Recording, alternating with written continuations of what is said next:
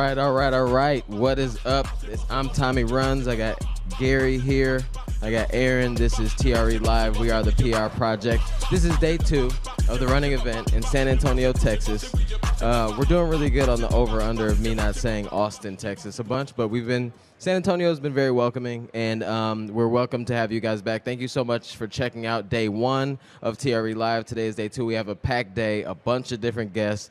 Really excited about a few, but let's kick it a little bit about yesterday. We had a bunch of amazing different guests. We learned a lot of things. We learned about some new parts of the running industry. So what's one of the highlights for one of y'all about yesterday? So I don't want to pick a favorite guest because it's like trying to pick a favorite child, and you run into problems doing that, but I'm going to do it anyway. I think Jim Weber was my favorite guest, talking to him about his tenure at Brooks and just his outlook on the running industry and the business side. And just his positive, affect was really cool to see someone that's had that much success but still be humble and still acknowledge that there's room to grow in the space is really cool. Yeah, I mean, like the history of his stay at Brooks and how much that company changed from what it was when he came into like what we see it now, and the progress on the road, but then also in trail. And just the insight of a leader like that wasn't like super bullish and like pushing people through, but it was more like finding out problems to solutions. I really like that. But what about you, Gary? I know you think you had a couple highlights, but what was one of your key moments yesterday? It was talking to Paul Hendricks about his movement to with the Conservation Alliance and how important it was for him to save these public lands and the work that he's doing with all these great companies. Just hearing somebody speak so passionately about something that's so important was great for me to kind of get inspired by, and I hope that folks took a good message out of that, are looking to sign up to become advocates, to call their Congress folks and make sure that these public lands are safe for trail runners and for kids who can enjoy the outdoors in the future. Well, I mean, my favorite one, I appreciate that as well, obviously, because it's like some things we just don't think about, and we kind of push it away a little bit, but it's really good to know that there's people out there pushing for our future, for real, especially our kids. One of my favorite parts was talking to Serenity from Magic Boost, like the energy that she brought, and I'm really looking forward to, I know I follow her already, but I'm like looking forward to digging a little deeper into her story and digging a little deeper into her content and kind of finding out a little bit more about what she's got going on, and I can't wait to see what comes in the future. Yeah, I feel like we only scratched the surface with what she's got going on for sure. Oh, and really quickly, too, like a couple shout-outs. I mean, obviously, we had Ashley Mateo from Runner Magazine. We have Runner Magazine on the table here, propped up really nicely. First edition of Runner Magazine, a magazine dedicated to all things women's sports by women journalists.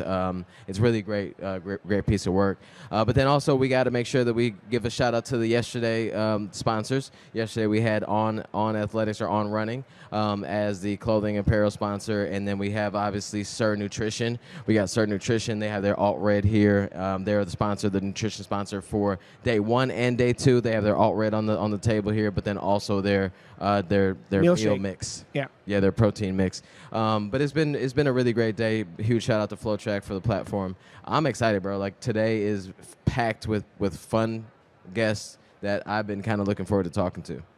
Yeah, and we've got some good on the goes as well. We got to go hang out at some cool booths out here in San Antonio. Everybody just did it up so big. It's just like you can see the growth of the event. So, I'm super excited. I'm super ready to get rolling. Yeah, no, for sure. Going back to the on-the-goes part, having to show people who are on watching on FlowTrack to kind of see parts of the floor that we haven't had a chance to explore before. I think it's going to be a highlight for sure for viewers. Well, segue away. Welcome to the next segment, because I had a chance yesterday to tap in with Anta Running and talk to not only some folks from Anta Running, but the GOAT of the track, Kenan Isibekele. So we talked about obviously what he's got coming up, but then also very much about the product and the shoes that Anta's putting forward into the American market. So please kick it over to myself yesterday talking to Anta. Go ahead. All right, guys, I'm here in Anta's booth, Anta's Running booth, and I'm here with Mr. Chung, General Manager of Anta Running, and I'm here with the legend, Kenan Isibekele. How are you guys feeling? Feeling good. I'm feeling good. I'm really happy to be here, at San Antonio. Really glad to be here, and Awesome, awesome. And Mr. Chung, so this is is this Anta's first time at TRE? First time. All right, so number one, how are you liking San Antonio? This is my first time here. You having a good time? Yeah, it's very good. Good, good. And then, so for the folks that are maybe not so familiar with Anta, tell us a little bit about Anta, and then also what is the goal here at TRE? Anta is maybe the third big brand in the world, and this time we want to bring some our new product, our technology to the world, because Anta is famous in China but not in the world. So we want to introduce the Anta product and the brand to the world. And so for such a large brand like Anta, how is it like coming into a space like the U.S. market in running specifically with a maybe not such a large name? And how do you plan on kind of moving through and getting that trust from the local consumer? 这咋说呢？他问的这个其实是比较偏品牌一点，就是您就是说这个今年我们这个没事，来。So because this is the first step of the anti-running, so now we have a store in LA, but we sell the basketball shoes and the running shoes at that store. Yeah. It opened maybe next year, the January of the 2026. Awesome. Yeah, and for now we sell the how can I say it? The jogging shoes on the Amazon. Awesome. Awesome. Amazon, and it's good. It's performance good, and for the elite runner shoes like the family C family running shoes is just begin. It's the first time to introduce to all the people of the Right. Like I've actually tried the PG7, and it's a wonderful shoe. And I'm really looking forward to seeing what Anta has next and continues to grow as we see the Anta, grow in the U.S. market and more opportunity and more shoes to be shown. Kenenisa, I know that I've been watching you since I started running and seeing you break records and just a legend on and off the track. How do you feel as you've been growing and seeing Anta continue to push into more of the running space in the U.S. market? If you see, in the USA, only other brands are famous, for the US market, and Anta is really famous too. But before, they couldn't get chance to maybe in the US market. I know Anta is number one in China, in the Middle East, but before not get chance to enter the U.S. market. So this time, Anta come with full capacity to join, U.S. market. So regarding the quality and the standard of the brand, it's comparable with other top U.S. The other brands. So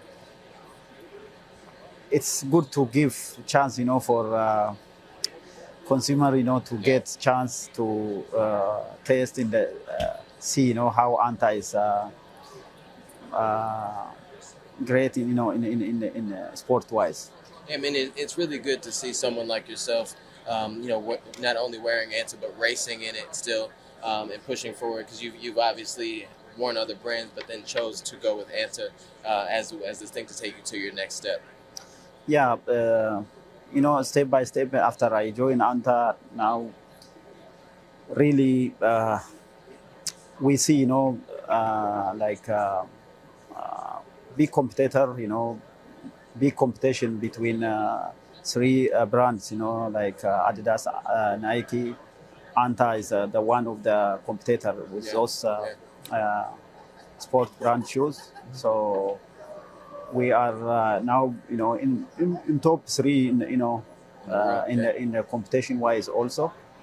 I hope we will even become better, soon. So we will see, our future is, bright. Yeah, the future's definitely bright. And then considering, like how large Anta is and how fast you all are able to move in innovation. please tell us a little bit about some of the technology that you're coming into the space. Okay. So just tell something about our core technology of the running shoes, the high performance running shoes. So the technology name is Nitro. All of them is called Nitro, but we have 3 kinds of Nitro technology. The first one is Nitro 80. The second one is Nitro 85. The third one is Nitro 90.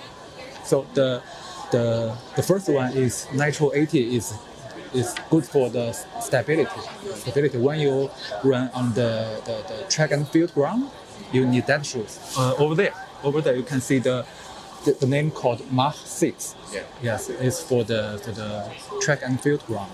And the second one is the Nitro 85. Yes, it's this. It's more comfortable. If you are a marathon runner, when you're training, you better choose these shoes. You can run comfortable and run long. And third one is the Nitro 80. Nitro 90. It goes very quickly and response. This is our C10 Pro. C10 Pro tool is made for the elite runner like Mr. Kenenisa Bekele. Yeah, this is really for competition. This time, it's peak shoes, so I like to race with these shoes. And it's quite new and upgraded shoes. So these 2 shoes, it's quite similar, but competition. Yeah, yes, Different color. yeah. So for competition, really best those and other for fast training and even some athletes can use for competition also. But I prefer maybe with long run training, apart those shoes, for training, for gym workout in the gym, and people can still use this in the jogging with these shoes, So Anta has a really quite big option in the shoes wise. Maybe apart those shoes also they have different shoes for jogging, for training purpose, for casual purpose. So I think people can choose their on based on their interest and how they feel. And so this is this one of your favorites? Yes. Okay, so this is what you race in. Yes. So is this the colorway you're going with? Yes. Red and the green, my favorite color. Yeah. Of course. So I know we've seen you in different shoes over time, and this is probably one of the most exciting looking ones that I've seen you in. Talk a little bit about the feeling that you get when you run in something like this. It's really comfort wise, I like very comfortable and also respond, energy returning back. It's quite great, so I like to run, competition with these shoes, so it's a big energy back, so it's nice. Thank you. So just to close this out here, what's one thing that you'd like to tell the U.S. consumer, the U.S. runner, about Anta? Just about Anta running is okay? Yeah. So our production is based on the true runner. We work for the runner. We make shoes for the runner. You can see that's the different colorway. Yeah. Every one colorway is based on a true story of runners. Yeah. The second one, you can see the heartbeat. Heartbeat, you know that? Yeah. The heartbeat. What is heartbeat? If you are a runner, when you almost finish the competition, maybe your mind is empty. Yeah. You can hear nothing. Yeah. Maybe just a heartbeat. you breathing or heart beating. Yeah. So it's the Anta. Awesome. I want to say for the U.S. consumers, trust us. We are very confident. Taste our brand and check out, so I'm sure they will happy, with our preference in the way, with our gift. So I hope they will give us feedback. Yeah, for sure, for sure. Yeah. Well, I guess we should just leave that. The greatest of all time has spoken. So please tap in with Anta. Check him out. Back to you guys on the couch. Excellent job, Tommy. Good job. I feel like that might have been the best on the go portion that we've had. You really crushed it. But it was good though. Being able to talk to Kenneth Bekele, bro, and then talk about. I mean, it honestly was like. I mean, talking to an athlete that's signed to a brand is, in that setting, it's kind of like. Yeah, but you could feel like he's like, no, like these are really comfortable. I like these shoes. It's, and he wasn't saying like these feel fast, these feel this. It was like they feel comfortable on my foot, and that means a lot. Like that kind of like registered for me, like because I've worn the Anta PG7s before, and they're just like a nice, really smooth daily trainer. And the first thing I thought was comfort when I put them on. So. I can't wait to try out some of the race day options that they have. But thank you so much, Anta, for giving the time to talk to us. But next up, for our first guest of day 2, we have the TRE ambassadors, the running ambassadors, Tara and Terry. Tara is from West Stride, and Terry is from Fleet Feet Nash. I think I did that right. Yeah, Nashville for the people. Yeah. But we got some applauses. But thank you so much for being on the show. Essentially, you guys are the face of TRE. Yeah, that's right. Okay. We are. The face Absolutely. is. Not just one face. How are y'all feeling? Feeling good. I made the wise decision to go to bed early last night, so feel like a new person today.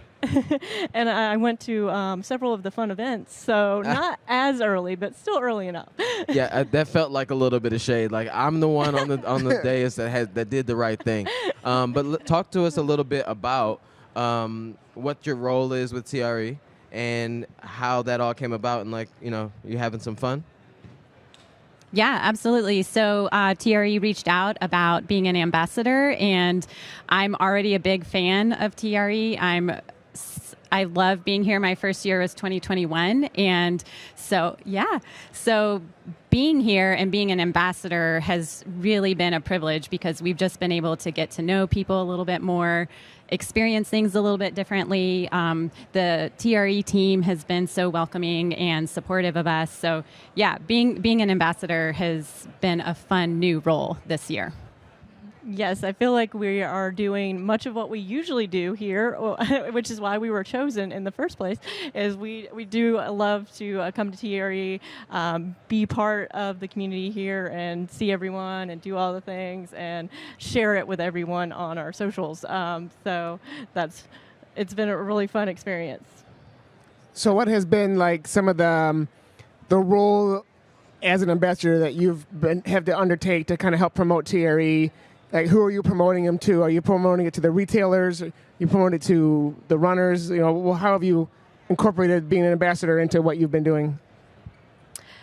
So we had a little promo code that we could share with our fellow retail stores and anyone in the run industry to use to join us at TRE. So we could use that in promoting on our way before we came here to get others to come join the fun here.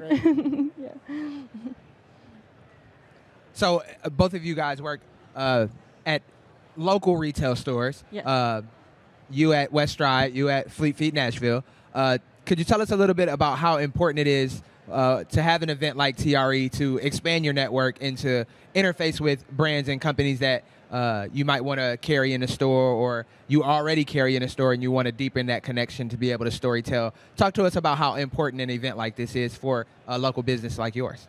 Yeah, absolutely. I think being part of the Fleet Feet franchise, we do have the ability to connect with retailers and connect outside of TRE, but TRE to me is so important because it allows us to connect with other retailers, right? So getting to meet Tara, I have over the years developed some really close relationships with other run retailers. So I really love the Mill City team, and it is really like a family reunion in the best way. And so being here just helps strengthen those relationships, and then we're able to maintain those contacts the rest of the year. Yeah, so your first year was 2021. What was your first year?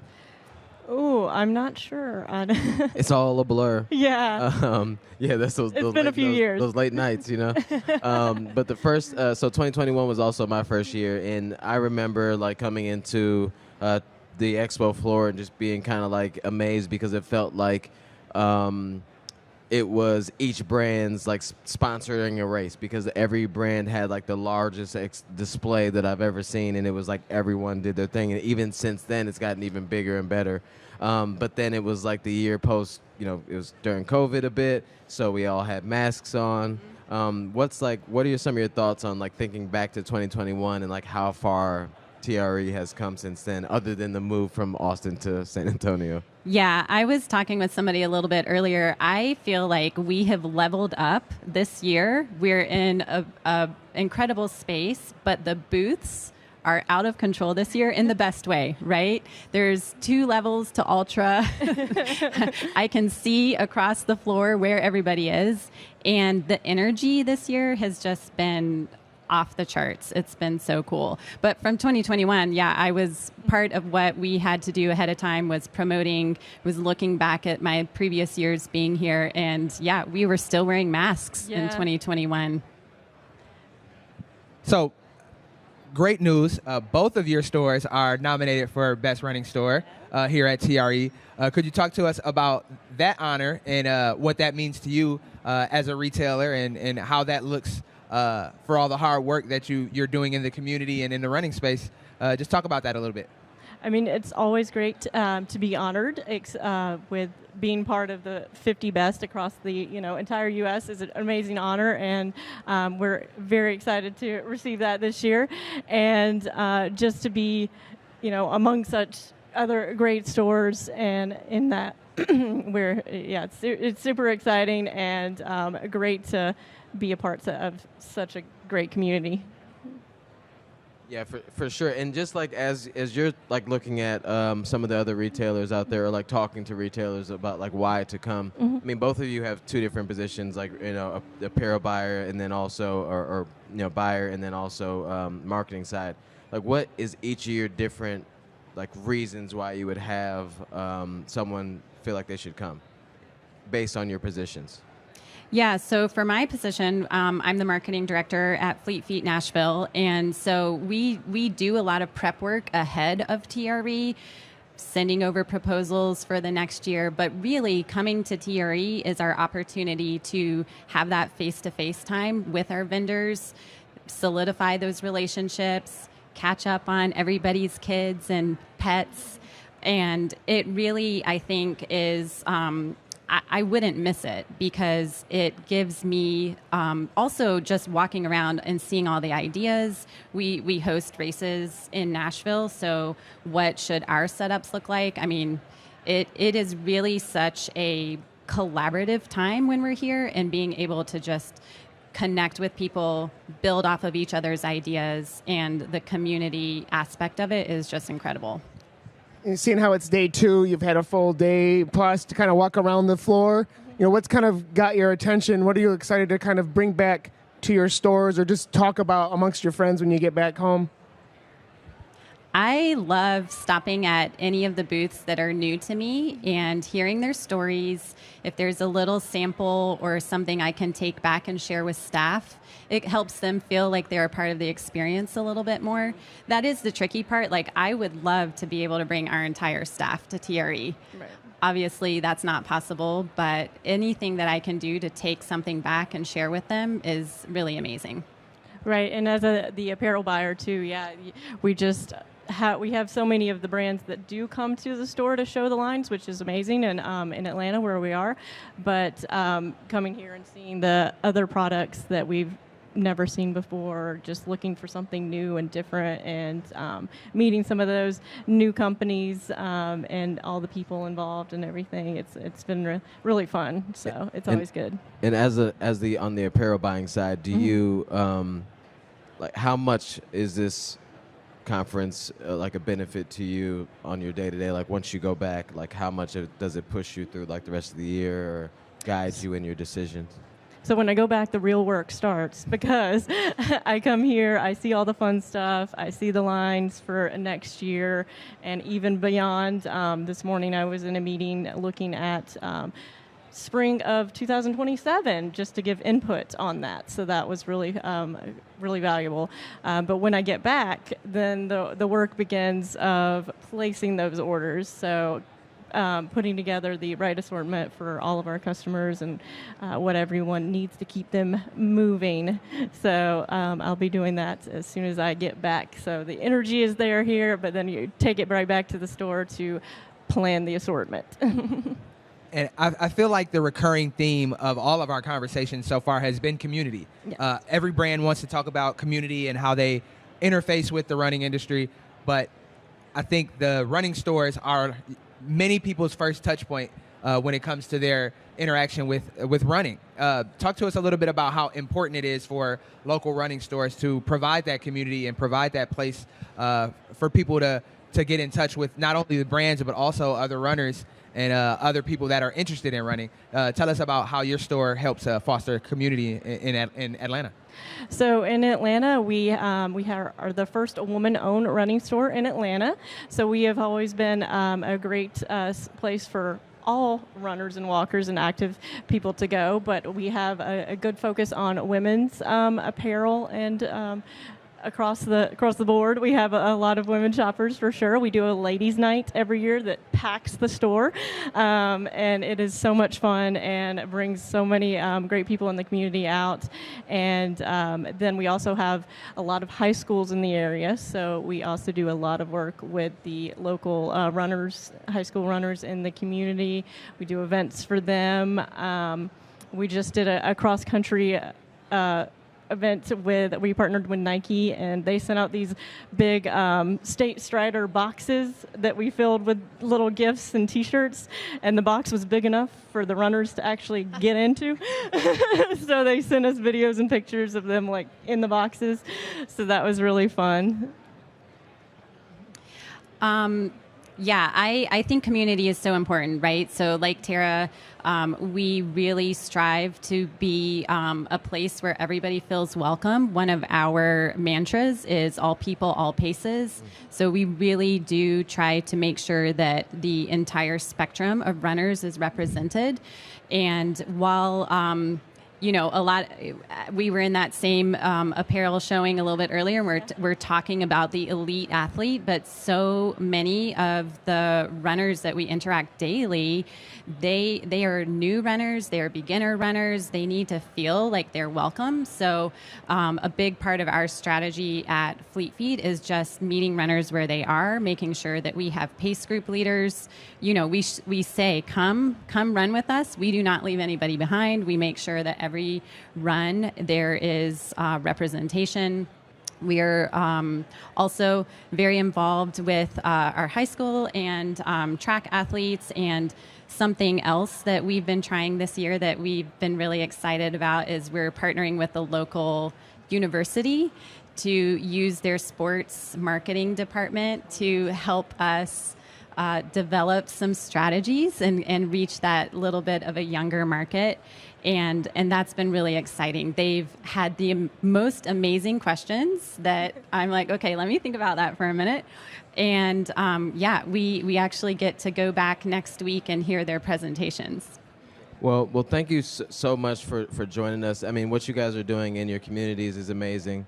And each store is just so pivotal in each community. But then also what you're doing for TRE is by spreading the word and making sure that people understand why they need to be here and why it's important to retail, to keep it retail centric. Thank you so much, both of you, and I hope to see you around, and make sure you have some fun and get some sleep. Oh, we're partying tonight. Oh, partying tonight. Okay. Thank you. Thank you so much. All right. Well, next up on the show, Oh, you guys can. Sorry. Thank you. All right. Well, next up on the show, we have our next brand. We have Saucony. Saucony. I always been saying. I grew up saying something totally different than that. But Saucony. We have Saucony. We have Ted Fitzpatrick, the VP of Product Management, and then we also have a guy that I've tried to get a restraining order against. Professional. Come on up, guys. We got Jared Ward, a pro athlete and a longtime Saucony professional runner. Come on up here, guys. Thanks, dude. Thank you. Is this too close? Yeah. Yeah. It's fine, You though. want me to sit over there? It's fine, though. We have witnesses. We have a whole crowd of people. Really nice. Yeah, one of these days, I guess we'll have to explain that. But hey, Ted, it's you're more important than him right at the moment.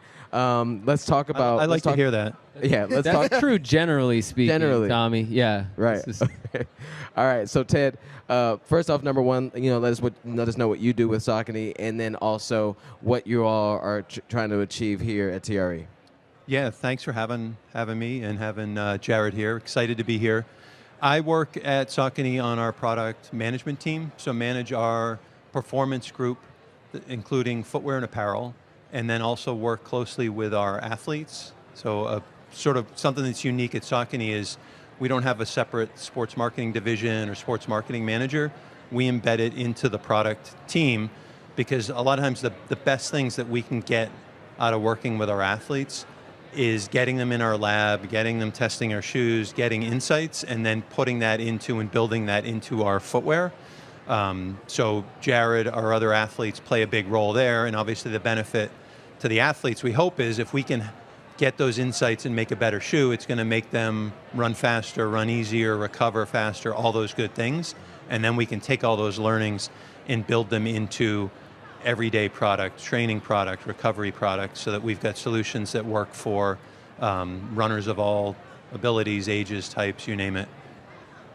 So you take all that information from the athletes and the product team, and then you show up here at TRE with some cool new products. So could you talk to us about what you guys are launching here and how it fits into the greater Saucony ecosystem? Yeah, for sure. One of the key stories for us this season, so we're here with autumn-winter 26, is our Triumph and Hurricane, which are two premium cushion shoes. So a neutral cushion, a max cushion, great for everyday comfort, everyday running.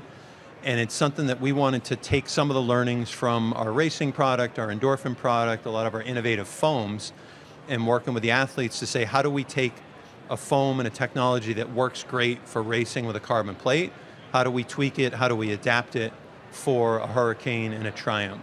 So we're launching a technology called Incredilux, which is all about energy absorption, which is really just a fancy word for cushioning, that soft feel underfoot that people like when they go for a run. And we took the learnings from our endorphin product, where we have something called IncrediRun, which is all about energy efficiency, like spring and pop and bounce. So tweak the formula, tweak the foam, and focus on cushioning, energy absorption. So IncrediRun is efficiency, Incredilux is comfort or luxurious comfort. And the IncrediRun was introduced last year, and we had Jordan Yabb, I believe, was on last year. And the first time I got to feel that foam, super springy, super soft, but when you're running it, you didn't feel that. It was definitely firmed up as you're running it. Yeah. Is the Incredilux like just the sister to it, or is it a bit different, or? Yeah, it's related but different. We say they're both adaptive foams, so they sort of react under load. So if you're in IncrediRun, it's something that standing in it, feeling it, feels really soft and squishy. Yeah. And then as you apply load, as you run, as you work out, as you go faster, it loads up, it gets more responsive and gives much more spring back. So standing, it can feel like, hey, this is kind of soft. As you run, it becomes very efficient. Yeah. So the opposite is looking at, I got one here, but a shoe like the Hurricane is taking a foam and making sure that it delivers on energy absorption, so cushioning, and making it a long-lasting material. So it's durable, it's long-lasting, and under load, it provides dynamic cushioning. And when do these come out? Are they available to the market? They're coming out next fall, so next June, July. Okay. We'll have Triumph 24 and Hurricane 26. Okay, great. And you've got a different shoe. Ooh. This is the Azura. Yeah. Yeah. Yeah, How do you like that name? I like that name. Did you do it? No, I didn't. No, the product team's a lot smarter than me. They play, but smarter people than me name the shoes. This is shoe. So I loved, back, if we rewind the clock on super shoes, like 6, 7, 8 years. I think one of the things. Hey, Sorry, couldn't help it. that's what my kids would have done. By the way, that's our first 6, 7 of the whole show. Is it? Yeah. Wow. There you go. Thank you, Jared. Right here. You did it. No, back when Saucony released the Endorphin line, and had a very intentional release on a product they'd worked on for a long time. They were very intentional and deliberate, and it was a good shoe, a performing shoe. They released a shoe called the Shift, which was a trainer shaped like a super shoe with Saucony's sort of rocker technology shaping. And I loved it because it gave me an opportunity to run in a shoe that would condition my gait and my, how I'm running, how I'm moving, to adapting to being in super shoes, because we move different in super shoes and they stress the body differently. And I see the Azura as sort of a continuation of that effort to put people in a comfy trainer without a plate, but one that positions you a little bit more assertive, like you're going to be on race day, when you're running the elite. Yeah. So Jared, you've been in this running scene for quite a bit, and you've managed to you've had a successful career, but then you've also gracefully continue to push your own limits, but then also help usher in this new wave of American distance running. When did you turn pro first? My first race in a Saucony kit was Houston Half 2015. 2015. So in this last 10 years, how have you seen the industry or on the shoe side of things change from a racing standpoint, but then also how have you seen Saucony respond to that well enough to have you line up and some of your fellow teammates line up and feel really confident in what you're wearing? Well, it's incredible. I mean, when you rewind the clock a decade, nobody was standing on the start line looking at the shoes that other people were wearing. Everybody was making light shoes as light as they could, and every once in a while a shoe would come out and be like, hey, this one's half an ounce lighter. Maybe you should check it out. But nobody was looking at the shoes on people's feet and wondering how they were going to perform. And then if you rewind the clock 5 or 6 or 7 years, then that's all we were looking at on the start line. Say, what are you running in? What's the new technology? What's that new prototype like? And I've just been so grateful to be with a brand like Saucony. I've been able to be a part of this. When Saucony releases a shoe, it's a shoe that I've spent months or years in and grappling with this foam. It's normally a shoe and a foam that's sort of selected for performance with my body in it.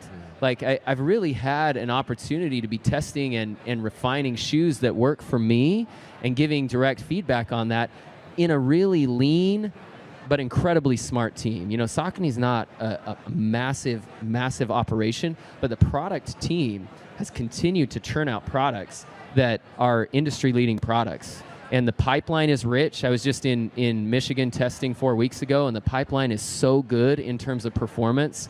And they keep blowing my mind. And so it's fun, and it scratches my nerd itch. It scratches my research itch. It's just been fun, Tommy, to be a part of a team that really cares about the athlete feedback. They want the athlete feedback, and they're building a system around it. Yeah. I love when my nerd itch gets scratched. It's one of my favorite things. But so Ted, to talk about the Azura a little more, I know many runners who are Saucony loyalists. They really love, and the Endorphin line is their thing. How do you make the decision to add a shoe to the line? Because we know the Endorphin Pro and the Endorphin Speed and even the Endorphin Shift. We know that people love those. So how do you make the decision to add another model and not maybe taint the idea of what the Endorphin line means? Yeah, it's a good question. And I think what Jared was saying about the Endorphin Shift several years ago was really the kind of the first thought starter around it of is there an everyday shoe, a training shoe that has we say Speed Roll has a faster feel to it. And we kind of looked back and said, what are things we can improve upon? And one was, can we bring our Power Run PB, so a PIBA-based super foam, into a shoe at a little bit more commercial price point, so at $150, and open up that experience. So something we're always trying to do is, maybe it starts a little bit more premium with a racing shoe or a higher price shoe, but how do we scale the technology? How do we make it, something everyone can buy or everyone can get their hands on? I think for us, having someone like Jared, some of the other athletes, is critical to us, and we appreciate working with him, getting him in our lab. We certainly love it when our athletes win races and win medals and get on podiums, but we look at it beyond that. And I think even looking at our business, we don't want to just build shoes for elite runners or elite price points. We want to deliver things in scale for the mass so everyone can have that great experience. So here, it was really taking some of those learnings and saying, can we build a fast feel for every day? And that was the sort of the goal, and what we're excited to bring to market in February next year with the Azura. I can tell you, N of one anyway, that we had a chance to try these out, and as soon as I put them on, I kind of was like, oh, I can go fast in these. I don't need to go fast in these, but I can. If I wanted to pick it up at the end of a long run or end of a regular run, I thought, oh, this will pick up just fine. And so I'm kind of excited once I get back into it, to do some workouts in there and really give it a go. Come out to Utah. We'll go on a long run. I'm in. Yeah. Gary. We're doing it. We gotta protect him from himself. We'll be in Michigan, bro. Next time you come back, you don't want to be at altitude running with this guy. No. Like, challenge accepted. Right, I'll come to Michigan. That's okay. I mean, you were just there. You didn't say hello to any of us, but it's fine. So one of the things that I just want to say on record, I feel like the Endorphin Elite 2, right? Yeah, 2 is the most underrated training race day shoe of 2025, easily. What do you love about it? It felt like I was running on trampoline. It just felt oddly like how you described that the foam is really reactive and it's softer, but it reacts differently under load. That's what I felt, and you could almost feel and hear it a little bit, but I don't understand why people aren't talking about it more. One of the things that I feel like, it's a performance shoe. It also lasts forever. Yeah. Like that, super shoes don't last forever, and the Elite 2 lasts forever. And I do feel like that's one aspect of this incredible shoe that's sort of not talked about enough. Yeah. You can wear it. You can wear it for a while. Yeah. I was going to say, one of the fun things about that, you mentioned the trampoline, is one of our engineers, a guy, Luca Ciccone, who worked on the original foaming and worked with Jared and some of the athletes, is the raw material, the compound, comes from a similar fiber to what you find in commercial grade trampolines. Yeah. And then it's taking that material, that resin, and foaming it, which took time. There were a lot of learnings. Yeah. But it's that same idea of it has this crazy bouncy feel.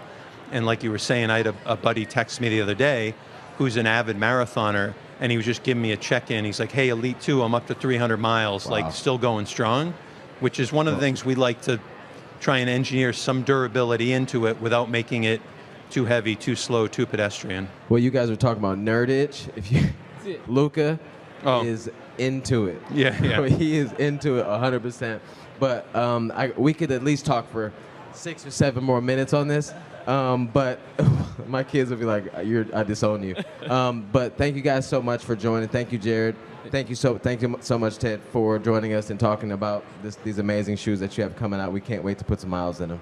Hey, thank you. Awesome. Thanks, Aaron. Thanks, guys. Tommy. Thanks for having us. We appreciate it. All right. Thanks, guys. I'm super interested in curious to see what else Saucony has that rolls out that we'll be able to get on our feet in the next few months. Yeah, the Incredilux for sure. I'm looking forward to checking that out. Yeah. And it's great to hear companies being intentional about the lower price point shoes as well. It's like the super shoes get all the attention, but most of your miles are going to be in that daily trainer. So yeah, you want to see them really honing in on those as well. 100%. All right, so let's keep this show rolling. Next up, we have Michael Doyle and Alex Sir from Marathon Handbook. Marathon Handbook, come on up. I'm looking forward to this conversation. We had some fun on our pre-call. Good. But yeah, thank you so much, guys, for joining us at Marathon Handbook. Hello. Yo, fist bumps to open the show is always a good way to go. All right, well, let's first off, guys, introduce yourselves, and then talk a little bit about the background of Marathon Handbook and what we can tap into. My name is Alex Sear. I have been at Marathon Handbook for over a year now. I've seen it change a whole lot in this time. Michael and I, we've known each other for a long time, and we started working at Marathon Handbook together. And yeah, Michael's the editor-in-chief, so you want to take that one away? Sure, yeah, I oversee all the content. Marathon Handbook went from being a pretty traditional legacy-style website in 2016 with quite a large archive of training-oriented articles, and one of the most trafficked running-specific websites in the world that no runners knew anything about. If you maybe were getting into running post-pandemic, maybe you encountered our platform, but there was a lot of hit and run traffic, a lot of people that were using our training plans, but didn't really understand who the people were behind the platform. And our founder, Thomas, who's this really interesting Scottish dude who lives in Spain, built this thing from the ground up himself. He's a diehard runner. And in the last couple of years, we've built this team out. And so now we've got a couple of different podcasts. We've got a very active YouTube channel. We've got a newsletter with over 250,000 subscribers. What else am I missing, Alex? I feel like we do everything. We do live watch-along shows at the majors now. We're going to every major, covering them. We've got a whole team here. This week, it feels like we've been here a month. It's been 48 hours. Oh my! Tell me about it. Yeah, I can only imagine, Tommy, man. Yeah. You guys are just talking all day, right? So it's been, but TRE is special, right? Because you get to see into the future. And one of the things that we're really passionate about is overall running trends for our audience, and that audience is a pretty broad audience. It's basically anyone who runs, right? Alex is very fast. I am old and slowing down. And we also have this huge audience of people who are new to running, specifically since the pandemic. So we're trying to speak to all those people and have that conversation.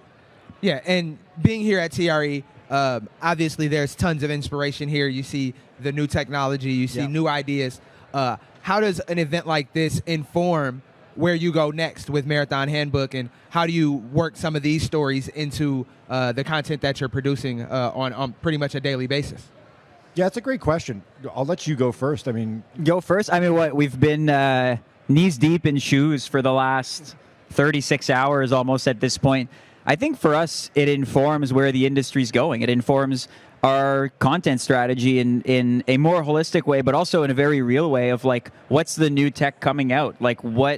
What are our next 6 months of YouTube videos going to look like? What are the key conversations that we want to tap in as runners, but also running fans? And so, I don't know, we were here as a smaller version of our team last year. We found it very valuable. For us, it becomes, our channels end up being populated with TRE stuff from now until basically the end of January, and then later on in the year, given all the shoe embargoes. And then this year, it was an even bigger version of that. It's shoe companies, it's hydration, it's nutrition, it's so many pieces of tech that are going to be important for the next year. And so, I don't know, I think TRE is it's the crystal ball, right? You get to see what the future is going to look like. It makes us look really smart as content creators, because we're I kind of know what's going to happen with super shoes in the next 12 to 14 months.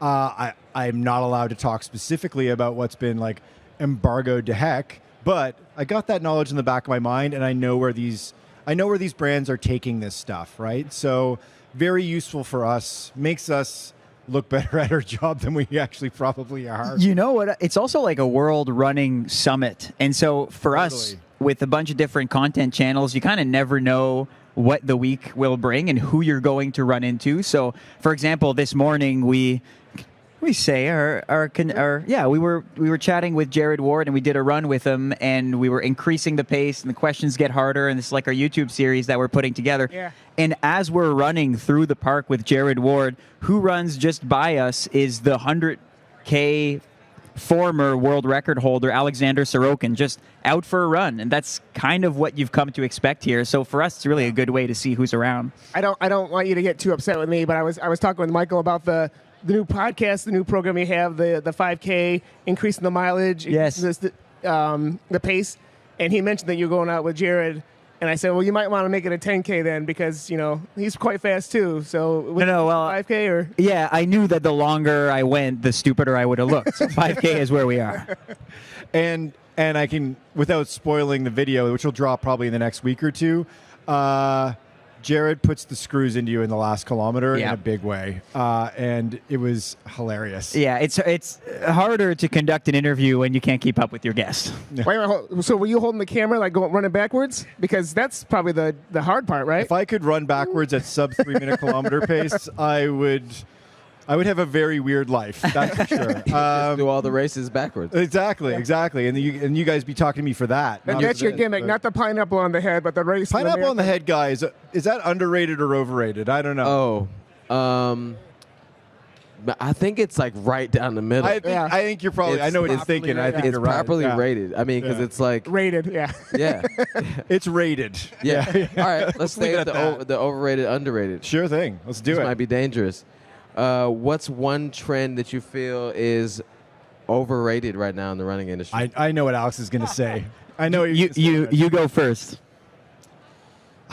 I don't agree with you, but I think you're going to say gravel shoes, because that's the talk of TRE this year is gravel, and I'm less skeptical of gravel than Alex is, who's like a dyed-in-the-wool roadie. I like to wander onto the trails a little bit. Yeah. I live in Toronto, which is obviously a big city, but there's also an incredible trail network there, and I do a lot of trail running on that trail network. So I like a light trail shoe so I can kind of transition on and off. So for me, a gravel shoe makes a lot of sense.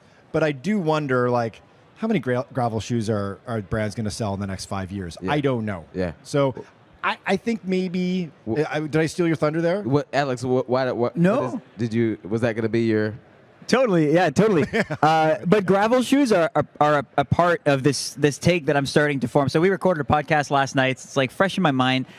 I think brands are realizing that a lot more people are getting into running, and so they're throwing a lot of things at the wall and seeing what sticks, because this is a prime opportunity to sell a whole lot of shoes. And so we're seeing hybrid shoes in that sense. We're seeing shoes that are at a time lifestyle shoes, but also performance shoes. And in my mind, I'm like, okay, I get it if you're trying to spend less money and just buy one pair of shoes that'll do multiple things. That's fine. That's a noble thing. But I think that before then, we were at a place where if I want to go out, I'll wear this pair of shoes. Well, I don't know. Maybe this pair of shoes, maybe something a little bit nicer. If I want to run, I'll wear another pair of shoes. And we were good there. If I want to go on a trail run, I'll wear trail shoes. If I want to go on the road, I'll wear road shoes. And I'm not sure what the market actually is for these intermediary type shoes. I'm not sure. So I think that they are potentially a good idea. And really interesting, and I feel like that's an interesting take as well, because I see how that would make sense. But I don't know how well they're gonna sell compared to like a normal road shoe or a normal trail shoe. Yeah. But I do think that there's this like sweet spot of runners that could be interested, and I think it benefits trail more so than it benefits road. People are interested in trail but scared of trail. Like they're scared of like, I'm not going to go spend X amount of dollars on a sturdy, real, like, trail shoe that's intimidating. Yeah, some people totally. that didn't grow up around trail. They may be even new to road, but they want to try to get off the thing. So if there's a shoe that I could have that's kind of like choose your own adventure, like I can go to the group run that's 3 miles down the road, or I can, if somebody invites me to a trail run that's not too crazy, I could go with the shoes that I have. Yeah. Instead of that, like, oh no, like I can't go, or I don't want to go, and whatever that barrier is, I think it lowers the barrier to that crossover from road to trail. Like an entry level. Yeah, it's a real entry level thing where it kind of like lowers the the panic of someone saying like, hey, do you want to come on this trail run with us? It's pretty easy. It's like, yeah, I'm okay. Yeah, and that's the flip side, which is a positive flip side to it, is we've come to a place where we do have a shoe for every specific thing. Like all the way from the performance side of things to the beginner side of things, there is the right shoe out there for you. And I agree with you that that's a good thing. You're starting out, you don't want to get the Mafate X's. You don't need a big shoe like that just to run around the gravel path around your house. Well, like this isn't shade to him at all, but like the shoe, like if I had to think like trail shoe, it's like a Speedland. You know, it's like if somebody puts that on in a store and they just want to touch trails every now and then, that's going to be too aggressive. Like that's going to feel different, you know. Yep. And that would keep them. That if that's what all trail shoes feel like, I don't know if I could take it, you know. Mm-hmm. But if somebody's not new and they know what they're looking for, they know they want to take a Speedland or more rugged type of trail shoe. That's not that intimidating. Mm-hmm. True. And I guess it all comes down to numbers. How many people are in that situation versus how many people want to do the trail stuff, the very hardcore trail stuff, versus how many people want to stay on the roads. I have no idea. Yeah. So, since we've thrown gravel shoes under the bus, and I'm sure there'll be brand people with pitchforks ready to tackle you. Solomon's very happy with us right now, I'm sure, yeah. So, heading into 2026, let's talk about some trends that you guys are excited about, some things that you think do have some substance. Let's try to end it on a positive note. I think every major brand here that has spent a lot of money, a lot of R&D time developing super trainers, max cushioning shoes over the last few years with a lot of success are now trying to figure out how to make them more durable and also maybe backing off the max for the sake of max, which I think will benefit runners quite a bit. That's definitely a trend going on. So like durability is an overall kind of concept. I mean, that's a big win for runners because it doesn't make any sense to buy a pair of shoes that only last you like 200 miles, right? And that's sort of what we were starting to see with like these very adventurous, very experimental midsole max cushioning shoes in the last few years. So I think that's a good thing. I think it's a good thing for runners. And I also think it's a smart play for brands too. And that's what's going on in 2026, I'd say. Dope. Yeah, so I don't, you said max cushion for the sake of max. I have a conspiracy theory that I don't think you'd be able to relate, but a lot of people in the running industry happen to be on the shorter side. So it might not be max for the sake of max. It might be max for the sake of I can get a few more inches in my height. I was about to. I'm like, yo, get off the stage. I need to be. You're already too tall. Like I'm trying. I need everything that I can to like just get an inch up. It's the only time in my life that I wish I was like a smaller dude is because I would be a better runner if I were smaller. But yeah, I can't wear the Vomero Premium just walking around town because I look ridiculous in them. Yeah, right.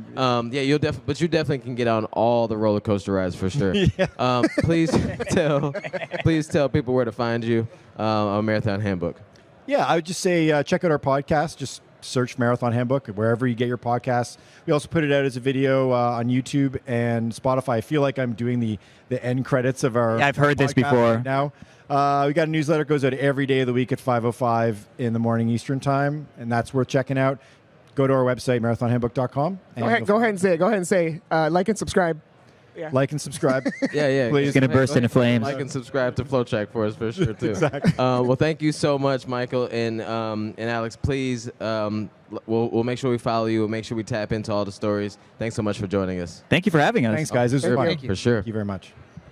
Don't go down that aisle. There's some gravel shoes that way, so go the other way. That's interesting. That's fun. I really can't wait to tap into more of their content. The vibes, the energy, the character is all there. I'm excited to start watching their new series with the Fast 5Ks. Yeah. It's kind of based off the Hot Ones trend. Yeah. So I'm looking forward to watching that. Publishing a newsletter at 5:05 a.m. By the time I wake up, it's old news. Yeah. For sure.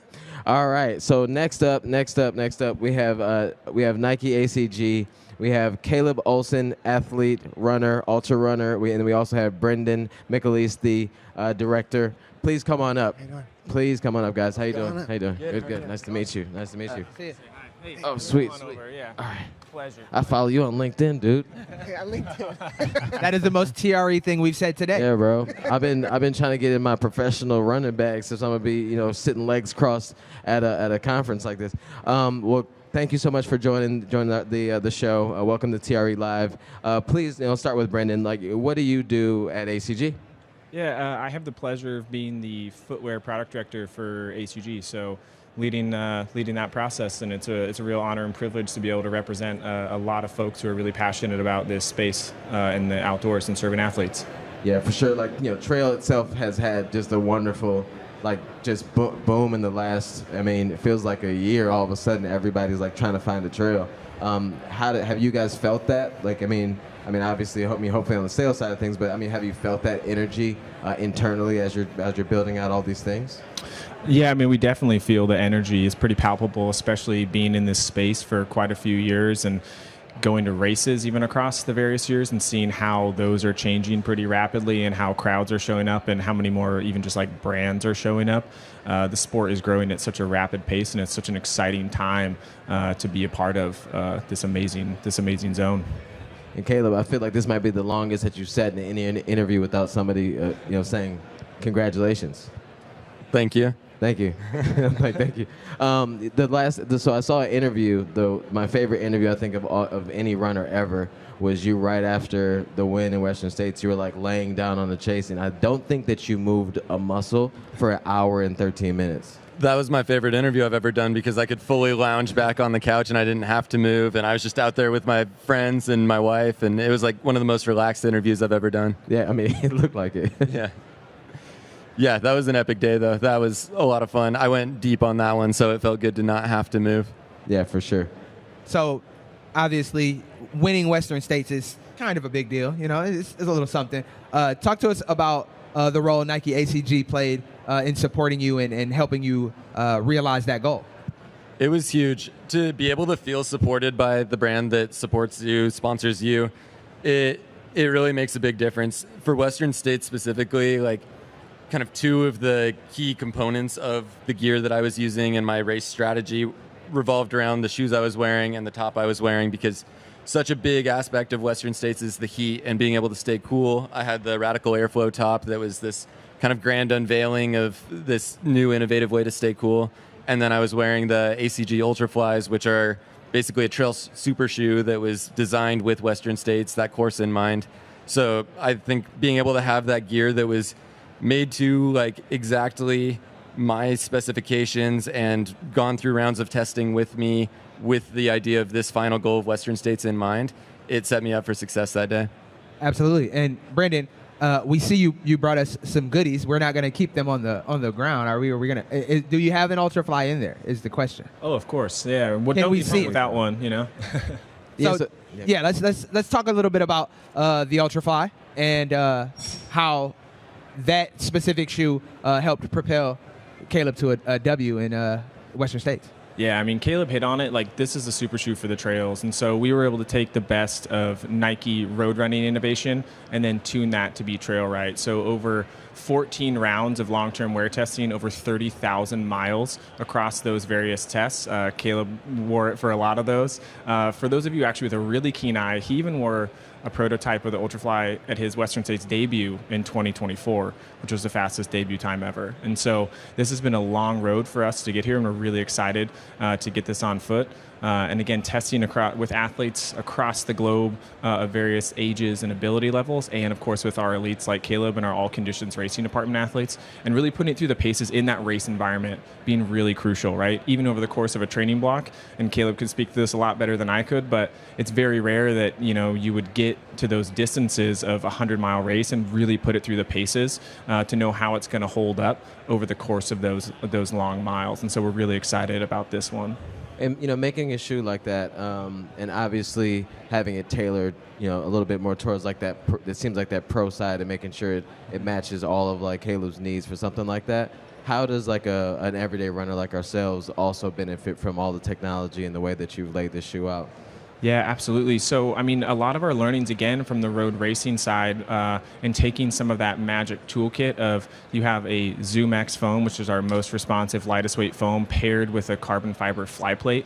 And so, again, this is tuned for the trails. So it's a dual density ZoomX. And so it's actually a little firmer and more stable. And then that carbon fiber fly plate is split down the middle for just additional torsional support, so that you can really like work with the terrain versus the terrain working you. And what we've seen from that system on the road side as well is that it actually doesn't matter whether you're running incredibly fast. Your pace actually isn't as relevant to engaging the system. So even actually if you're running a slower pace in a marathon, for instance, you actually can get more benefit out of a plated super shoe system than if you're running faster. Oh man, all the trolls on the internet are wrong. That's crazy. But I mean, it's really cool. Like the look of that shoe. First off, it kind of is very nostalgic. It kind of reminds of like the Vaporfly 4 or the which one is it? The 4%. Yeah. It's like that. It's kind of like reminds us of that. So it's an exciting look, and I'm sure like the trail world just saw that and was like, we need this right away. Yeah, it's an exciting one for sure. It's been a long road. I mean, Caleb even wore this, Trans Gran Canaria at the start of the year where it first kind of leaked and with the ACG branding. So we're really excited for everyone to get this on foot. It comes out in spring 26, so just a few weeks away at this point in time now. And we're really excited for the world to, again, experience this for those who kind of choose wild. You mentioned that the plate was split in half, which I assume is great because you're definitely not on a road, right? You're on terrain. You got to like twist and turn here, but the energy returns the same as it would be in a regular like Vaporfly or Alphafly. The energy return, again, it's a little more difficult to, if we're being totally transparent, to measure that, right, within a trail setting where no two steps are the same, no trail's the same, the conditions are all different. So trying to really measure that variability is a challenge, and it's one that we're continuing to work through, but you definitely feel the propulsiveness and responsiveness underfoot with each and every step. I mean, maybe Kayla could probably speak to how it felt at mile 99 versus at mile 1, but again, that responsiveness underfoot is definitely felt through the plate and ZoomX system. Great. Yeah. So for me as a consumer, ACG has always been just this really cool thing that Nike does, but I've interfaced more with it from a lifestyle standpoint because obviously these cool, tactical looking garments that ACG has been known for lends itself to lifestyle. But Caleb, could you talk to us about how important it is for you to wear the ACG and to perform and to show that it's more than just cool looking clothes, but they also can perform and they also can be functional? Yeah, it's funny. Like ACG started out with kind of a mountaineering background. They sponsored an expedition to K2, and they've got this strong history in alpine, harsh settings. And recently, it seems like it's been known more for the fashion, the streetwear side of things, but they're coming back around to this full circle performance focus. And I feel that a lot with how involved and invested they are in making sure that we as athletes have success and getting our feedback and our voice. And I think now it seems like we're still seeing a little bit of the roots here with like maybe some colors, sometimes some retro designs, but with this focus on performance and how can we make this gear tailored to the exact needs of top athletes and the conditions that you do encounter in these extreme races, because all conditions gear really is something that like matches ultramarathon perfectly. When you're going 100 miles, that's often through the night. You might be hot in the beginning of the race. You might be getting rained on and in a cloud in the dark overnight. You experience the full spectrum of conditions. So I think it's a really good fit. I mean, and then let's just talk about Western States for a little bit. I don't think you should take us, mile by mile. I think that won't be good for That's a lot of miles. Setting. But just talk to us about the experience, and then, I mean, you had plenty of time to think about all the things and how your thoughts on like how Nike and ACG has like supported you as an athlete and helped you like reach farther and do everything you can to be at this peak level. Talk to us about those thoughts as this race kind of progressed. Yeah, I mean, it started out fast. It stayed fast the whole time, but it started out really fast. I had done it the year before, and I knew kind of what I was capable of. I knew that I had already proven that I could go fairly fast, but I felt like I ran sort of conservative in the first half, my first time doing it, because I was just worried about completing the entire 100 miles. That was my first time doing that. And this year, I went into it with the attitude of wanting to take more risk, push harder from the beginning, and just see what happened, more of kind of an experimental mindset. And that's what I did. I went off the front 6 miles in and didn't really try and open up a lead at that point, but kind of established myself at the front of the pack and proved that I wanted to be pushing the pace. And then by about mile 50 or 60, I had pulled ahead with one other guy, Chris Myers, and we were working together, having fun, and I still felt good, and I just took off going up a hill, and never saw anybody else again, but it got really hard about 80 miles in, and that's kind of when all the thoughts hit you of like, why am I doing this? This is starting to not be fun anymore. And I think in moments like that, it's really encouraging to know that I've had brand support. I have people along the course cheering for me that I know have been there the entire journey. And also, I'm constantly getting asked questions like, what is holding you back? Like, what could we possibly do to support you and set you up for success for your next goal? That was definitely a vibe I was getting going into Western States. And I knew that every single thing that anyone could possibly do to help me that day had been done. And I was like, this is my best chance I'm ever going to have. I got to take advantage of it and give it everything I've got. You did it. Yeah. And Brendan, as a product person, as the support behind great athletes like Caleb, how satisfying is it to see the products that you guys work so hard on go out and help him do something like win Western States? As a team, how do you guys feel that next day when you're in the office and you get to kind of talk about it? I mean, that gives me goosebumps even just still thinking about it. Like, that day was so magical, where it's like all of the work that Caleb put in, the work that our team put into the product, and it kind of just like everything came together. Like, the amount of tears on the field at Placer High School when Caleb crossed that finish line was just like absolutely insane. So a really incredible, special moment for, of course, Caleb, first of all, and his family, but definitely for the team. It was pretty incredible. So I think everyone was probably pretty tired the next day too. Western States is, you were not necessarily a spectator in that. You were a participant if you were getting to the aid stations and cheering your athletes along. And so I think everyone slept pretty well, but, had just an amazing moment in time. Yeah. And from before we let you go, from a product standpoint, as people are watching this, I mean, obviously everybody's going to be hyped about the Ultrafly, but what other things can we look forward to see in our local retailers pretty soon from ACG? Yeah, so the Ultrafly comes out in spring 26. We also just released the ACG Zagama this week that I'm wearing, that Caleb's wearing. It's over in the booth if you all want to check it out, and Caleb will be in the booth for a little bit after this, so come and say hi. And we're really excited about that. So the Ultrafly is all about responsive cushioning. It's an incredibly rapid shoe. And then the Zagama is all about maximum cushioning, protection, and it's really that rugged, all-terrain vehicle. So we're really excited to, again, complement those. The Zagama comes out in summer 26, so we'll follow closely after the Ultrafly. And for the Zagama, did you put in a lot of miles to training? I mean, obviously, I wouldn't think you did all the miles training for Western States in the Ultrafly. No, plenty of it was in the Zagama, especially when I start getting more into the mountains on rocky terrain.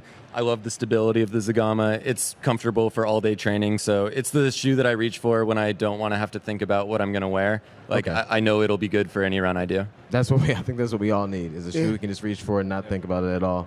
But, thank you so much. Congratulations again, Caleb. Thank you so much, Brendan, for being on the show. Appreciate you guys. Really nice to be here. Thank you. Thank you, guys. Oh, come on, ACG Nike. Let's get some real round of applause here. There we go. I want to see some of those tears that were on that field that day. I think they shed them all. Yeah, I know. All right, cool. No, that's dope. That's really hype. I'm looking forward to maybe one day sliding a foot in that Ultrafly. Yeah, I really like the Zagama, and they look super cool. A cargo. I just like to say Zagama. Zagama is a fun word, isn't it? Zagama. Cool. All right, let's keep this show rolling. Next up on the show, we have a really cool guy, Ian Cobb from Merrill, the Senior Design Director. Come on up, sir. Awesome. How are you guys? He's brought us gifts. Goodies. Okay. How you doing, bro? Great to see you guys. How's it going? Good. Hey, good to see you again. All right, so you all are also, you're a fellow Michigander. I sure am. Okay, all right. So now we feel comfortable. Let's just talk about the elephant in the room. Were you mildly disappointed that San Antonio wasn't warmer? Well, there was not a full foot of snow. Okay, and I heard while we were here that they had 3. Yeah, we got hit again. Yeah. On 3 inches of ice on vehicles, everything, the road. So very happy to be here. Very happy to run in shorts and a T-shirt yesterday and this morning. All right, so yeah, I just need to take my blessings as they come. All right, well, yeah, number one, talk to us about what you do, and then what you guys are really excited about here at TRE. Yeah, I mean, I'm super excited to be here. I am the design director overseeing all Merrill design, material, and color. Really excited, and trail running is an absolute focus for the brand. We see it as a big opportunity, obviously growth, and it's driving a lot of our innovation that trickles from run to hike, and then we trickle that into lifestyle even when it comes to foam and comforts. So it's really great to be here, make a splash, and we feel like we can bring a really clear point of view to the marketplace and the consumer. And so, let's just talk about the product that you have over there next to you, and then we'll talk about this one here. Perfect. What are we looking forward to seeing pop up in the retail shop soon? So Spring 26, you'll see this on February 6th as a big launch. This is the Agility Peak 6. This is our workhorse. It's great cushion, great connection, and ultimately now a really, really good fit. Building from the ground up, we had the Agility Peak franchise start in 2015, coming out of our innovation lab, and each season, with each iteration, we've been enhancing, taking our athlete feedback, taking the consumer feedback, reading reviews, taking all of it in and making every shoe better.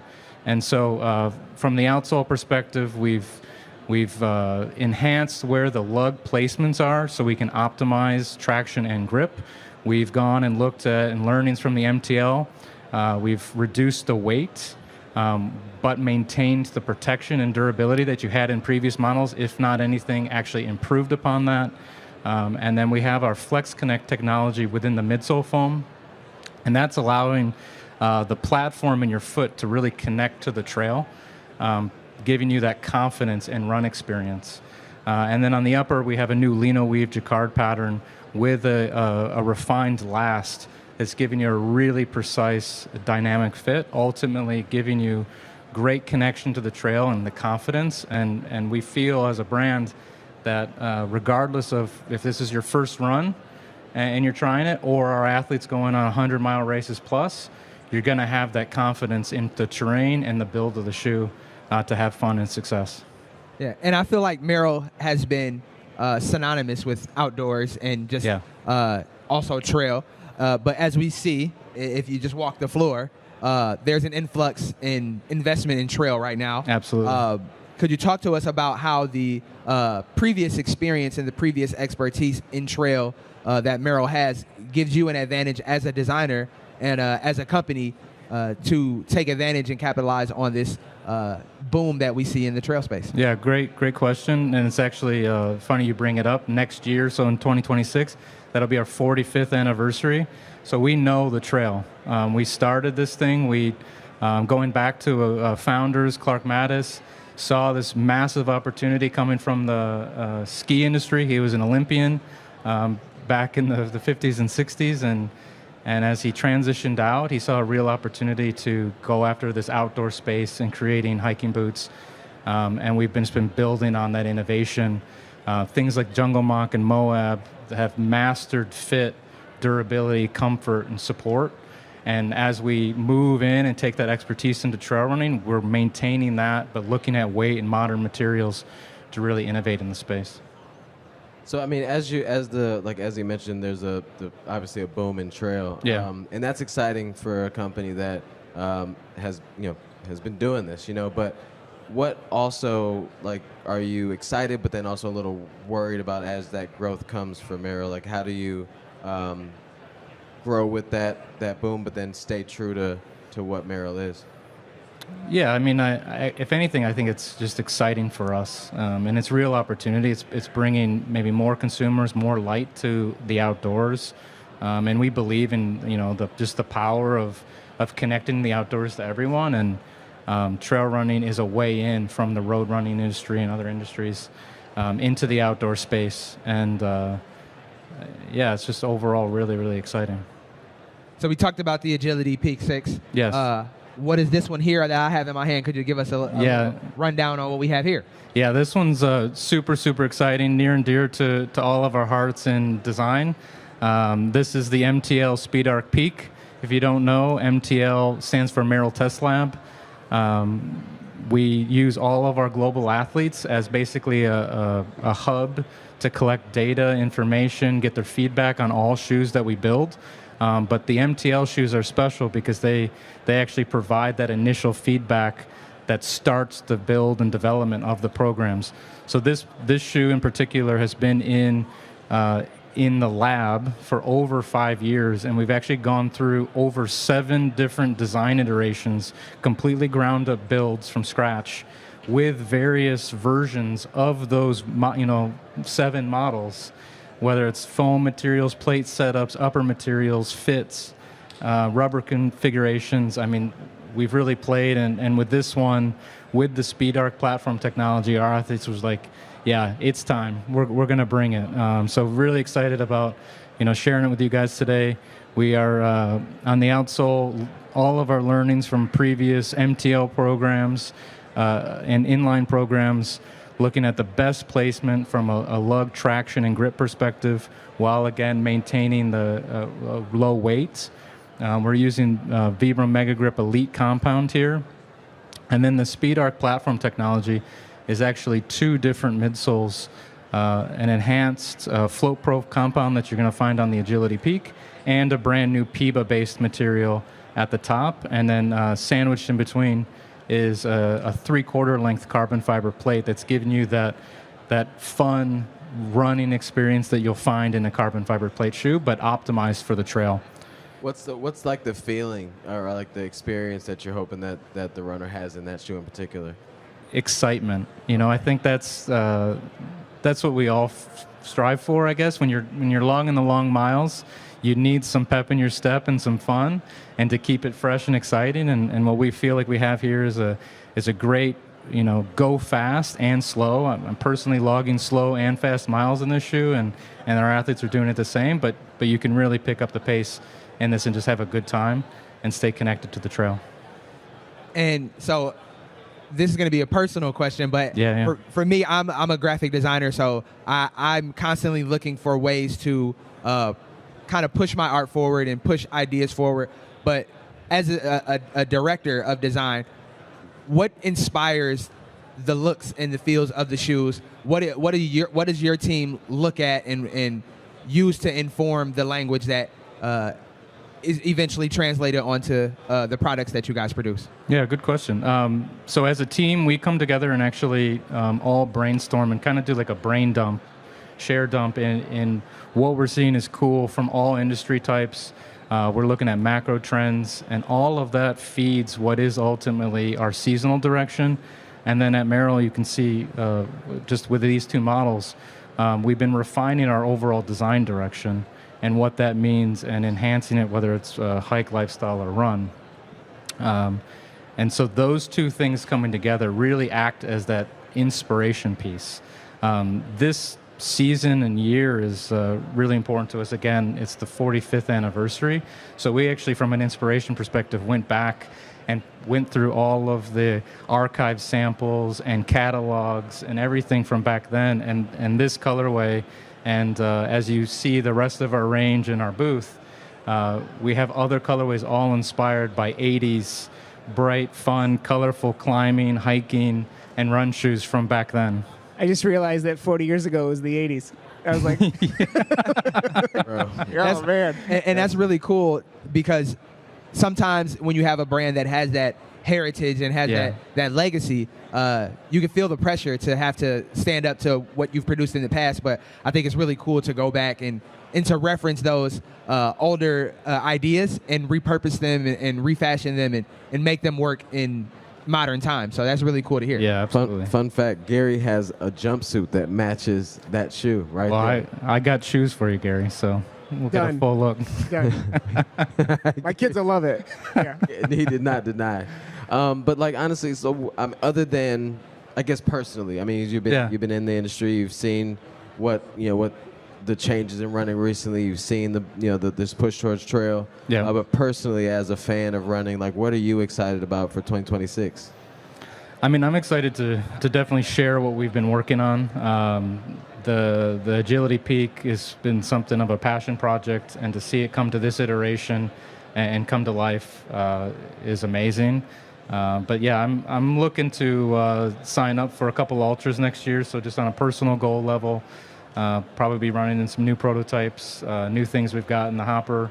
But yeah, looking at a couple races, probably early spring and late fall. And how important is it to you, do you feel, to stay connected to the space, to stay a part of the community while producing products that the community interfaces with and uses on a daily basis?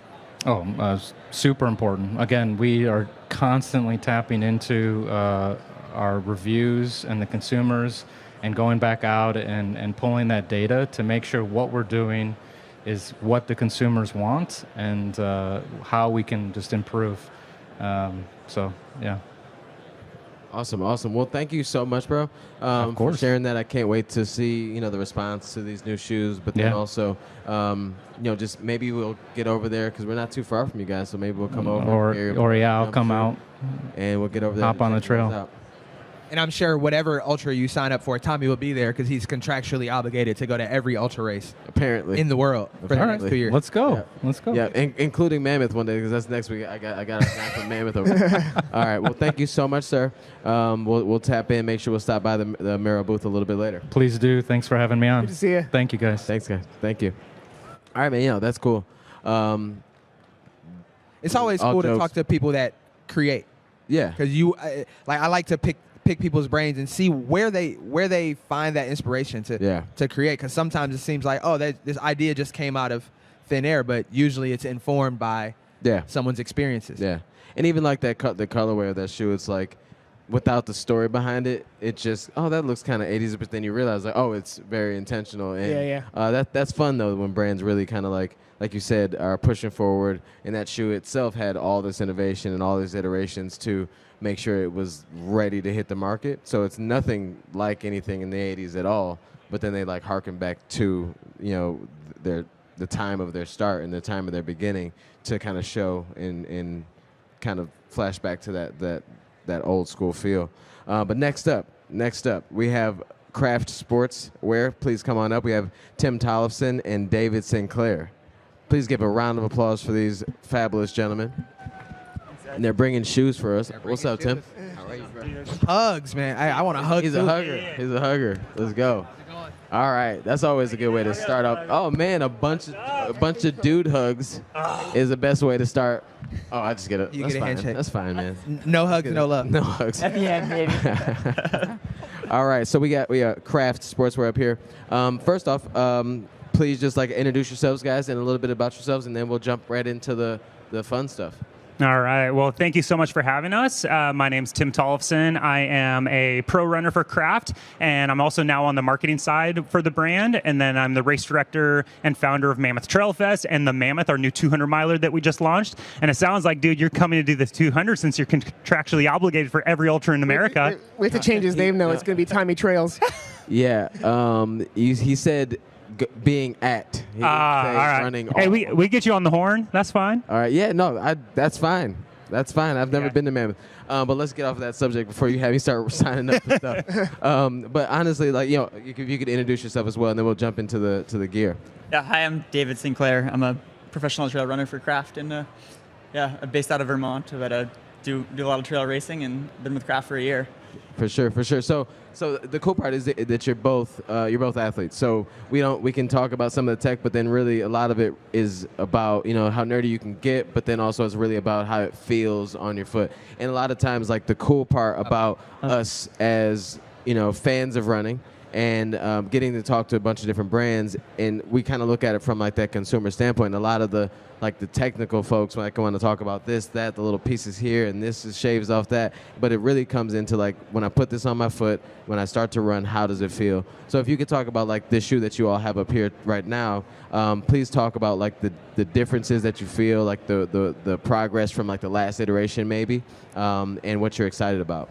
Yeah, and I think that's one of the really neat things. I think the most successful brands out there are the ones that integrate their athletes in the conversations, because we're the ones out field testing.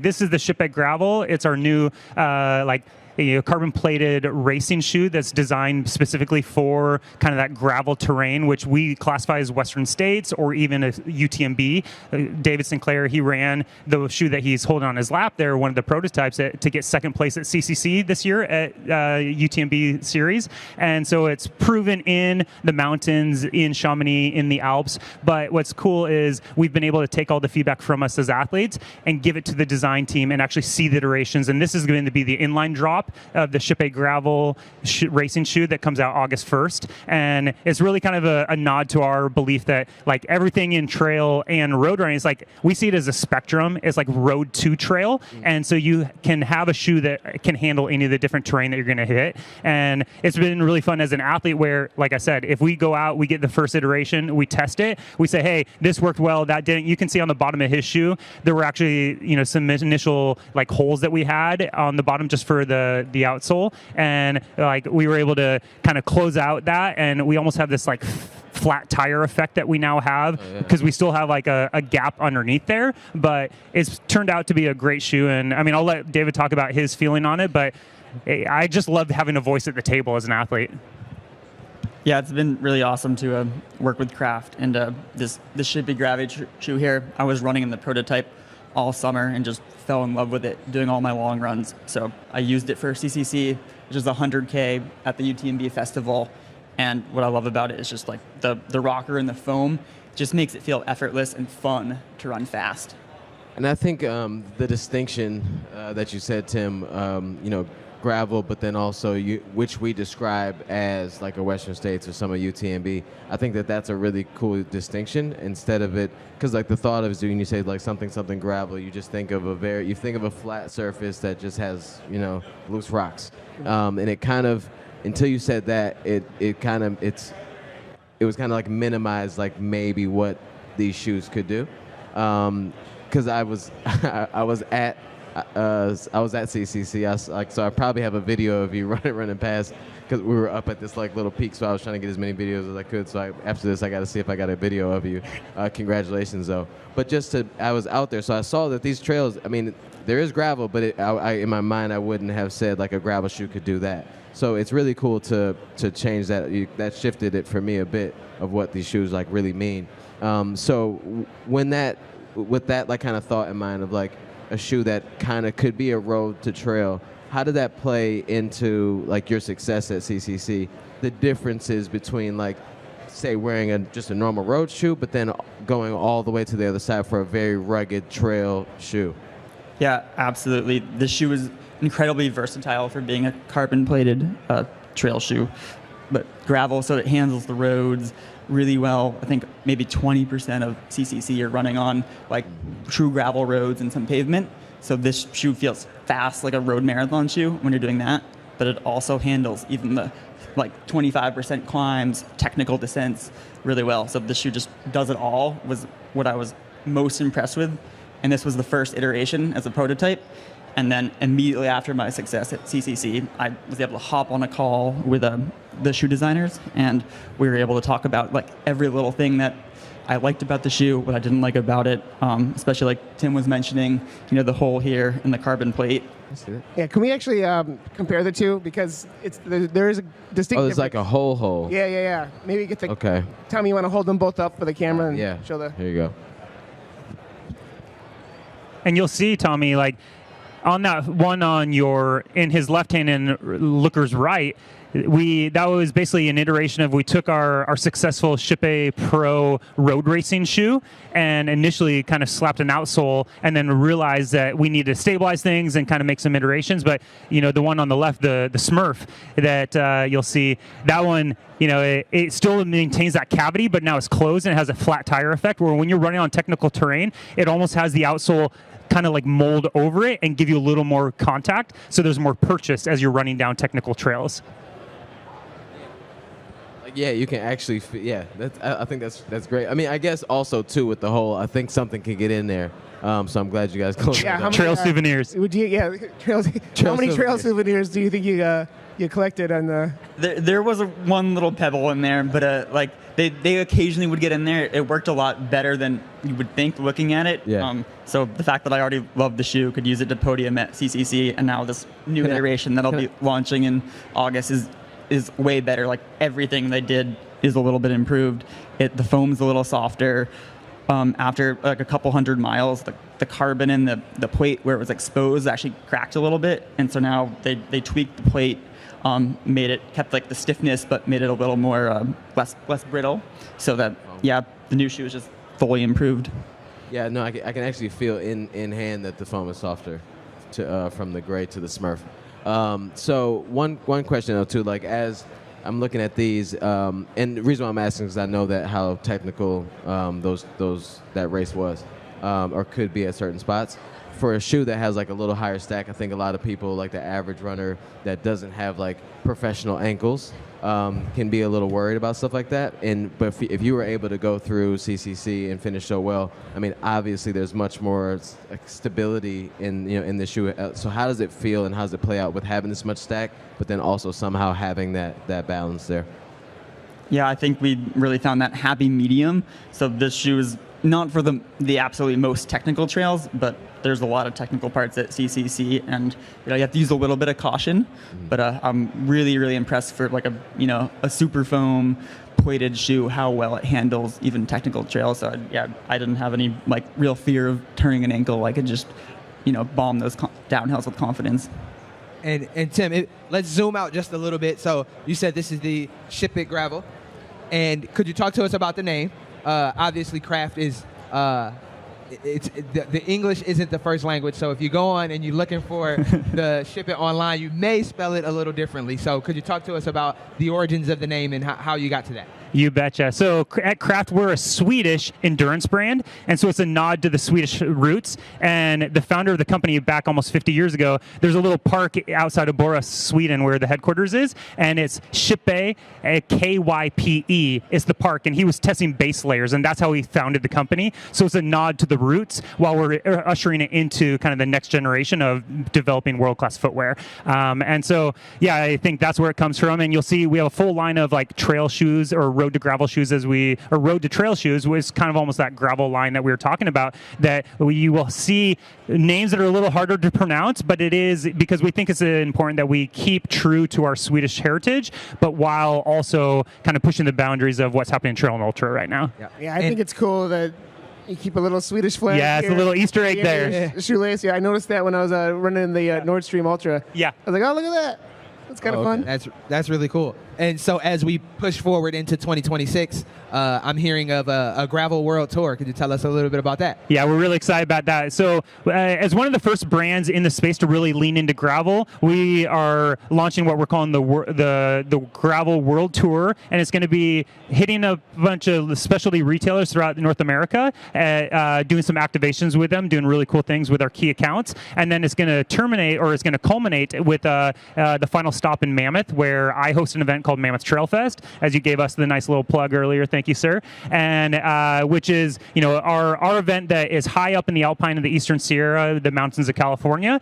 But it also fits very well with this, where we have technical terrain, but also very runnable terrain. And a lot of our athletes were rocking either prototypes or the Nordlight Ultra Pro that you referenced. And so we're excited to have the Gravel World Tour culminate in Mammoth at our big event at the end of September. It'll be September 24th through the 27th. So yeah, we're pretty excited about that, and it kind of just like ties everything in nicely, where we're showcasing what these shoes can do, kind of on any terrain. Yeah, and how important is it to Craft as a brand to reach out and to touch the people that you want to wear the product, getting outside of the lab and outside of the trail with the athletes, and getting into stores and getting into these retailers and telling a story. How important is that to the brand? It's where the rubber meets the gravel, right? You know, is important because I think every brand is really looking for an opportunity to show up in a community and talk to people. And what we found with at Trail Fest, we're now the largest 50K in America and one of the largest trail events in North America. But we're really, our tagline is for course record breakers and cutoff chasers. So it's like we really celebrate, you know, the runner that is literally running away from the clock as they might get timed out, but we also have world-class athletes. And so it's been cool from the brand side to show up and showcase these shoes, which are good enough for David Sinclair to get second at CCC. But if you're a weekend warrior and you want something that you know can handle it, and it might handle better than your current fitness, it's in your back pocket. It's kind of like, if I someday was able to like buy a Porsche, I'm never going to take it 200 miles an hour, but I want to know it can go that fast. And I feel like that's how the footwear is designed. Like it's from the tip, but it trickles down into the back of the pack. For some reason, I think you would probably put that pedal to the metal. I think you just... Dude, I would. Just once. That's right. Just once. He just told us a lie. He just looked at us in the face and lied. I mean, I wouldn't drive that fast. Like, a little drifting around the corners. I feel like you would. Just tell us really quickly before we let you go. Like, what? Tell us a little bit about Mammoth Trail Fest. I had I know Max. So I tapped in and watched the live stream. I turned it on right around when they started, and then I forgot about it. Came back like a day later, and they were still running. And then I forgot about it again. Then I came back and they were still running. So don't invite me. But tell us about the Trail Fest and how it went. Yeah, so we are entering our 5th year at Mammoth Trail Fest, and we have distances from 50K down to a 1K kids race. But then in 2025, we launched the Mammoth, a 214-mile foot race that circumnavigates this 760,000-year-old volcano, El Caldera, in our area, and that's what you're referencing.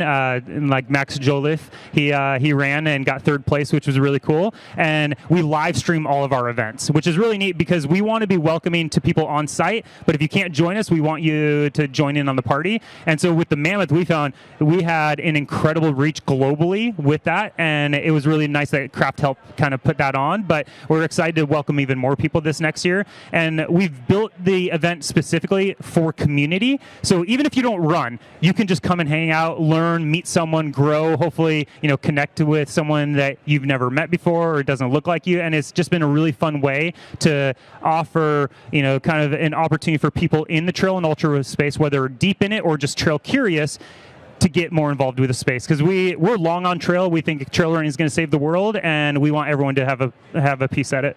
And David, what's next for you? I'm really excited to take a little break after a long season, but I am setting my goals for my first 100-miler at the Western States in June out in California. So it's going to be my first 100-miler, and I'm just really excited. This Shipay gravel shoe is just kind of like the perfect shoe for a runnable race like Western States, and I'm looking forward to trying when it. You're out there, just think about this. You could be running Mammoth 200 instead, so the 100 miles should be nothing. Easy. Good advice. If the 100 miles goes well, then maybe I'll have to double up and go for 200 plus. Well, you heard it here, folks. Well, thank you so much, David. Thank you so much, Tim, for joining us. I was going to try to keep this shoe, but I'll let you guys take it with you. But thank you so much. Shout out to Craft. We look forward to seeing how the world receives these, for sure. Thank you guys so much for having us. Thank you for having us. No problem. All right, thank you guys so much. Okay, so we're gonna keep it rolling, but I do love the distinction, like the change up, not change, but the very like it's gravel, but it's gravel for courses and races and didn't mention the 2 races he didn't mention are flat at all. Yeah, I mean, for some reason, my brain just latched onto the 1K kids race on a trail. I can do that. Yeah, I'm just thinking of kids like on a gnarly trail, like fighting each other to try to win. That's probably really cool. Oh, because it gets competitive. Absolutely. Oh, for sure. We've seen like 500-meter races at the track with kids. I mean, they're going for it. It gets pretty crazy. Their elbows are flying. Barefoot, anything goes. I could see some kids out there barefoot on the gravel for some reason. Yeah, and I mean, what do kids love more than dirt and rocks and making a mess? So that's the perfect thing for the trail. 100%. All right, let's jump into the next guest. The cool part is, I remember last couple of years, we've had quite a few Olympians on the show. Yeah. Is this our first Olympian of 2025? I don't want to shortchange it. I don't either, yeah. But Yeah, I don't know. It might be. I But this think is so. this will be our favorite Olympian of TRE today. Well, yeah, of today for sure. At least, come on up. All right, we have Shannon Roberry for Olympic. Oh, you have the shirt on. Perfect. I brought it. I brought the goods for the show. I liked your answer. You're my favorite too.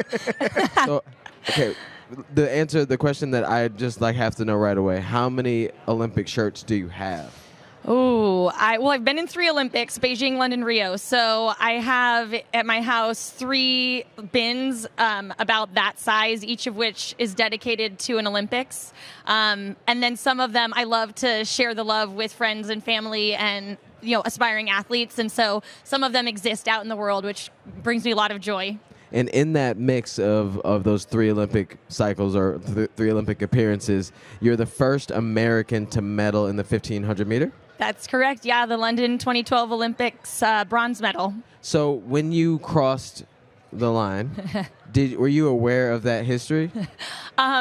So that's where there's the fun storytelling around London. My race has been called the dirtiest race in Olympic history, and 5 of the finishers have been disqualified. I crossed the line in 6th and had this spidey sense that maybe there was something not quite right.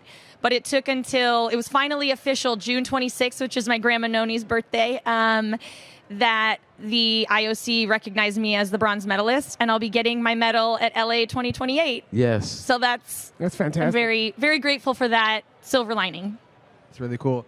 And just to go back, I think that's like a flex to be like, hey, what's that box over there? Oh, that's just my London. That's just my London Olympics. That's just the London, right? Yeah. The Beijing ones are upstairs. Don't worry. So out of the 3 though, what was your favorite? In terms of experience, or maybe the city, or just overall, vibe. Vibes, yes. It actually was London, despite the kind of backstory that was going on. The crowd in London in the stadium was incredible. That was the Olympics where I don't know if you guys remember, but when Mo Farah, who was my teammate, crossed the finish line, the finishing recording, it bounced. It looked like there was an earthquake because the fans were so exuberant. And I remember being in the race and, the crowd, it was like they were running the race with you. So their voices sort of crescendoed at just the right moment. And I remember just this vibration in my chest and thinking this is something I've never experienced before. So yeah, London was amazing. Man, it makes me want to go run the Olympics. You should come join us. I feel like I'd be able to do something special if I had the crowd's voices crescendoing in my chest. It was. You could. I think I could. All right. Obviously, on 3 Olympics, a whole. Everybody talks about the Olympics, but all the work and the career that led up to being able to be at 3 Olympics is wild in itself.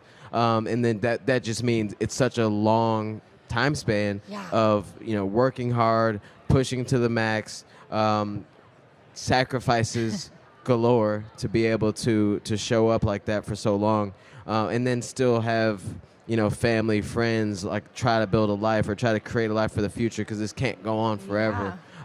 Talk about that side of it, and then obviously lean into what you're here to talk about today. Yeah, I mean, the kind of maniacal focus that you have to be a professional athlete. And being in 3 Olympics meant that I was a professional athlete for about 15 years. And so first and foremost, I give so much thanks to my family and friends. We're willing to make space for these big, audacious dreams. And we're willing to say, we love you no matter what. We believe this goal is important. And, win, lose, or draw, we're here to catch you. They're the ones that helped me last that long, because it's emotionally and physically draining, but it also is so cool to be I am trying to be the best in the world in something, or as close as I can get to that. I still get goosebumps that I had the privilege of doing that. But when I stopped competing, I knew intellectually that there would be an ending point, but it's so hard when it's over to kind of come to terms with who am I if not the athlete. You know, my entire adult life had been defined by that. And so, you know, it took me some time to just sort of separate that experience of being a professional athlete from kind of like what I wanted to do next, how I could add value. And one of those spaces that I really felt I could kind of add to the conversation, be a resource, was in motherhood. In 2017, I was pregnant with my first daughter, and at that point, there was no maternity protection for health insurance. We had to earn it through performance, and so I worked with Rose Monday at USA Track and Field. We created a committee and made the first ever national governing body for sport maternity policy. And that then informed other national governing bodies, sports, as well as shoe companies in terms of how do we make sure our athletes aren't penalized, that maternity penalty. But another area that I felt really passionate about was trying to figure out medically backed, athlete tested information for moms so that they weren't, you know, kind of scouring the internet in the darks of night trying to figure out what is safe to do to be active during pregnancy. And it was really hard for me to find that information. I met a woman named Jess Dorrington. She's a pelvic floor PT and an orthopedic PT in Portland, and she supported me. We decided to kind of create the book we wished we had, which is what you've so kindly brought me here to be able to share, which is Strong as a Mother. And it's really designed to be a resource for, oh, thank you, for these moms with both information of what's happening to their body, but also exercises that they can do to support it at each stage of pregnancy and then returning to activity postpartum. Yeah. So we spoke to you on a pre-call and kind of got a little idea of what's going on. So the plan for this book was to be a more comprehensive guide for women that want to get back to activity, not just during pregnancy, but also postpartum. So talk to us about how important it is to provide that comprehensive guide and to be that North Star for women that may want to get back to it, but they're unsure about how to. Yeah, it's scary. You get pregnant and you go on the internet and it's like, don't sit in a hot tub. If you're in Europe, you can't eat soft cheese or lettuce. You're not supposed to have wine. So all these things that used to be safe now seem scary. And so then you're like, well, does that mean exercise is bad for me too? But the reality is that the research in 2020, the OBGYNs recommended that even if you haven't been active before pregnancy, maintaining about 150 minutes a week of moderate exercise is beneficial both for mom and baby. So it's like 20 minutes a day. And some of the reasons why this matters, a few of them. One, we lose women in sport at two main points: when they get their periods and when they get pregnant. But if we can keep them active in pregnancy, they're twice as likely to return to activity postpartum. So for the running industry, if you want to keep this amazing wave of participation, which is primarily women in childbearing ages, creating resources for them is really important. Keeping them coming into your running specialty stores is really important. At the same time, for mothers, it reduces the likelihood of gestational diabetes. It improves labor outcomes. But for the baby, it improves muscle tone. It improves placental growth. It has benefits across the board.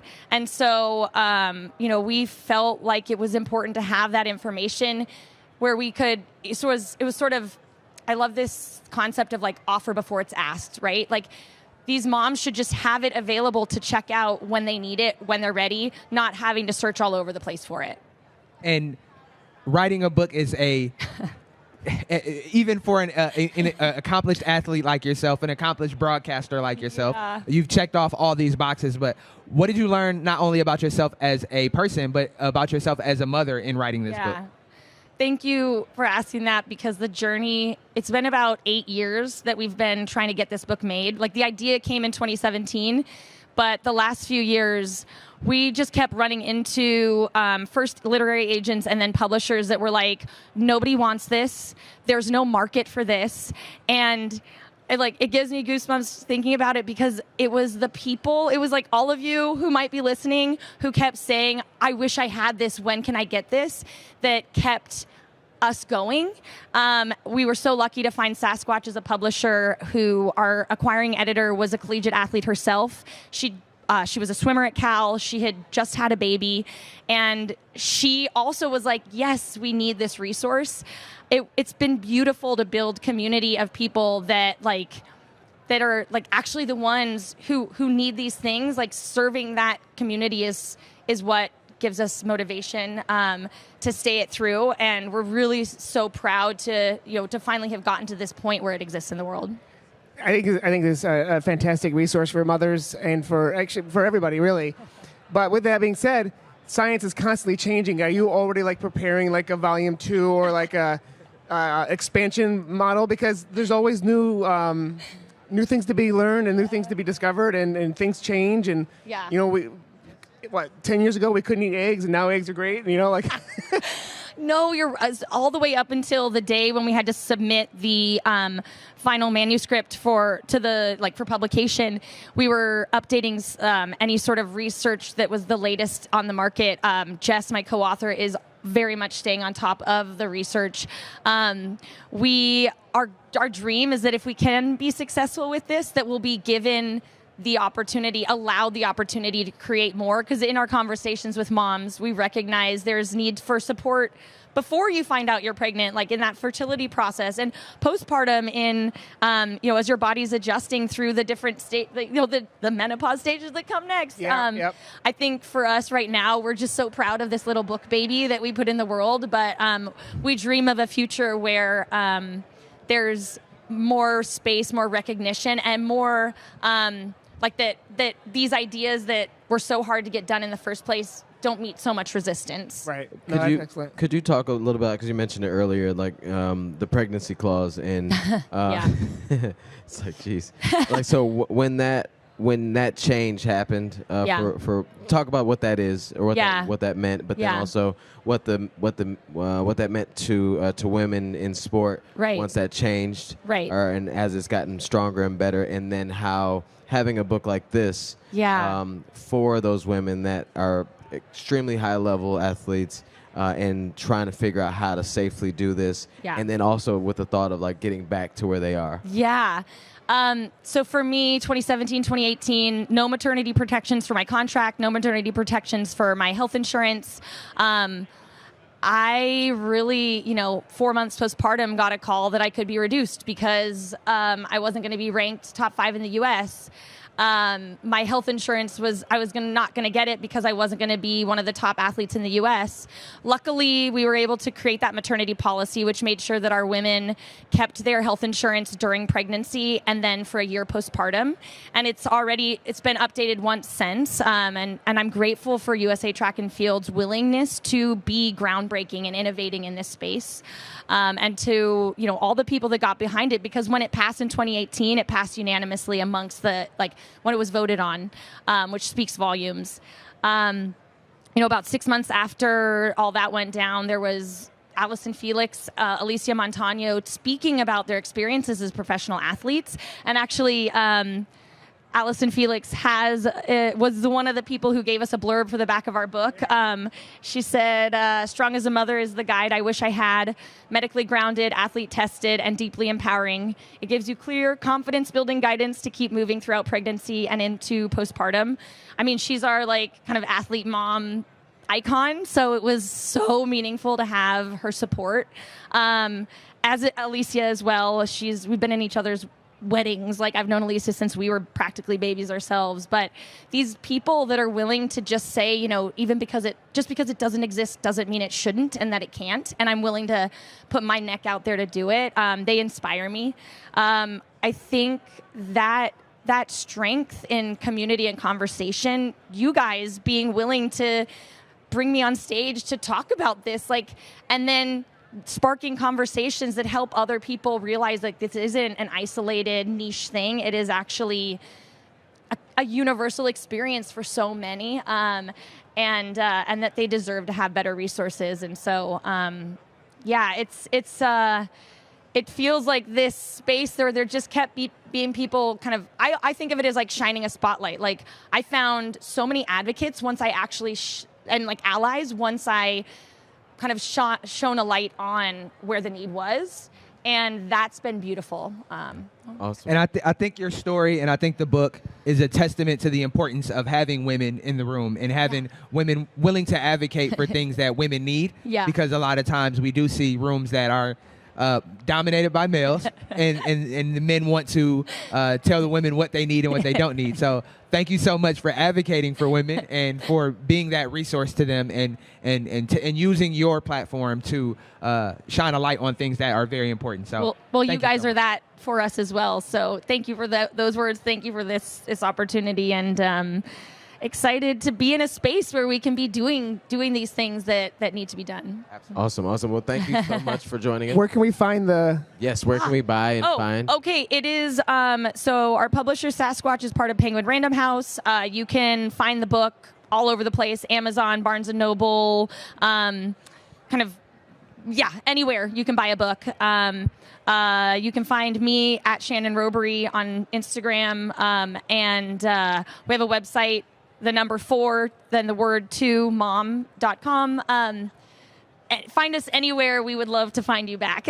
So awesome. Thank Well, you. Awesome. You heard it here. Go find them. Go purchase. Go support. Thank you so much for your time, Shannon. Thank you guys. Really appreciate it. Thank you so much. Bye. It would be really cool to see her go from Olympian medalist to Emmy-winning broadcaster to maybe New York Times bestseller. That would be Amen. really cool.